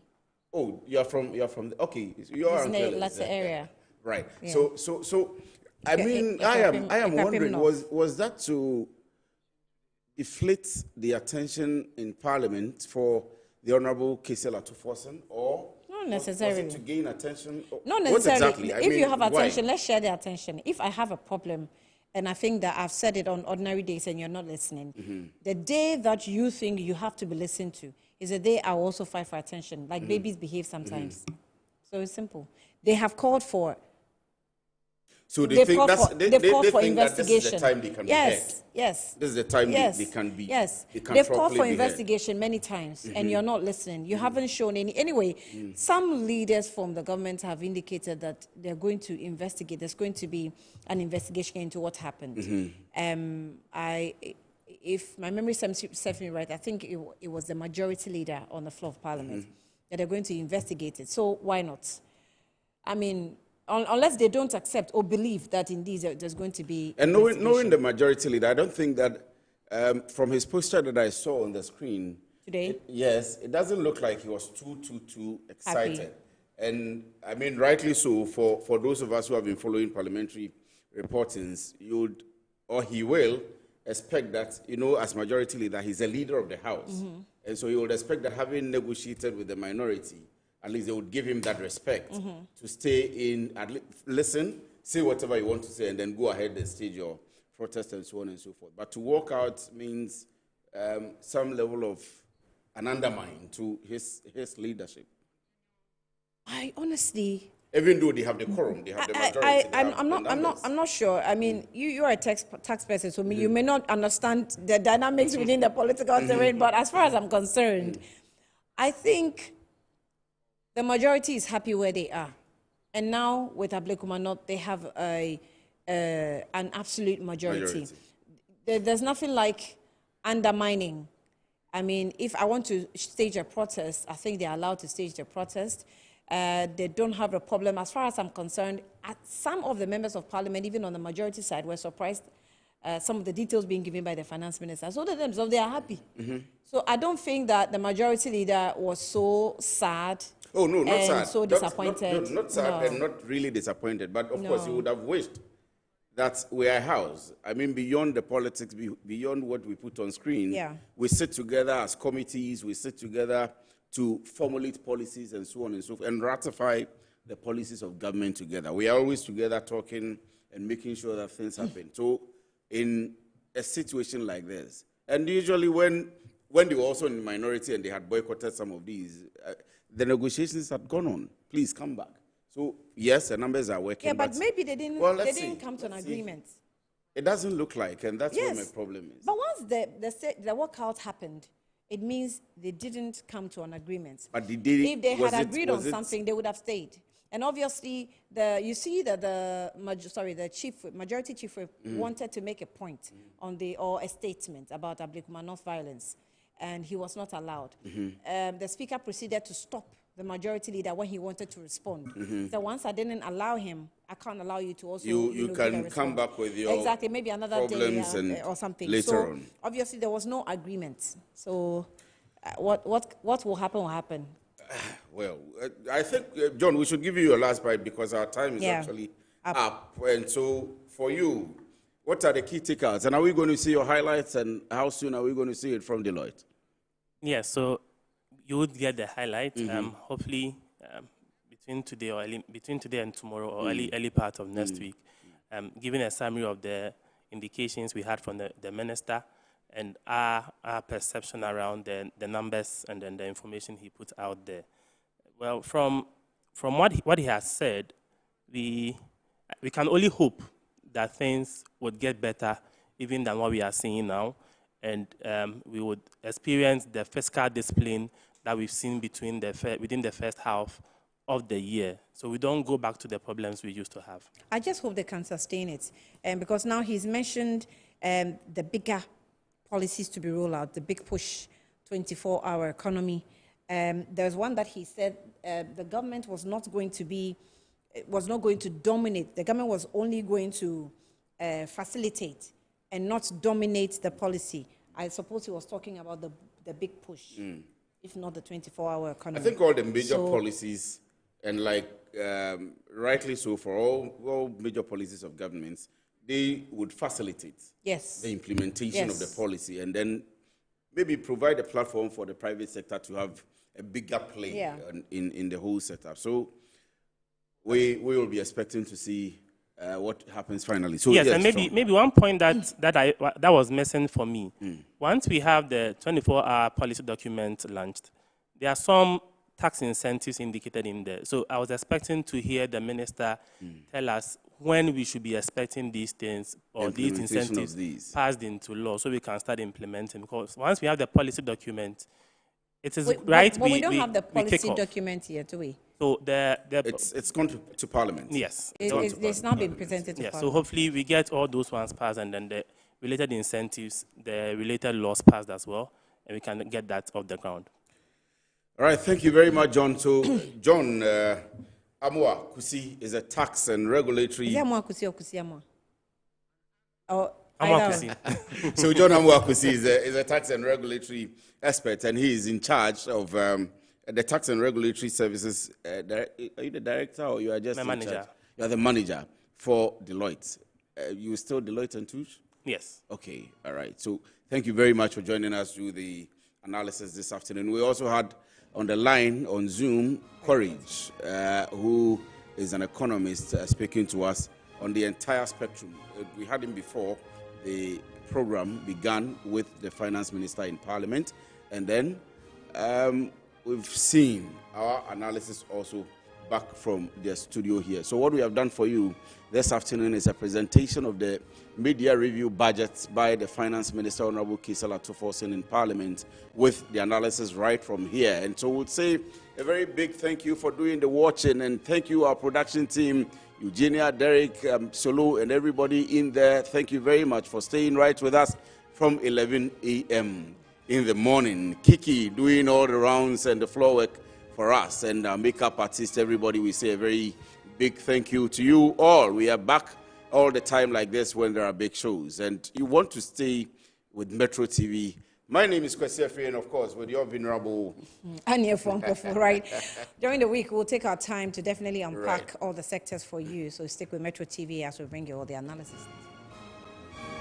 Good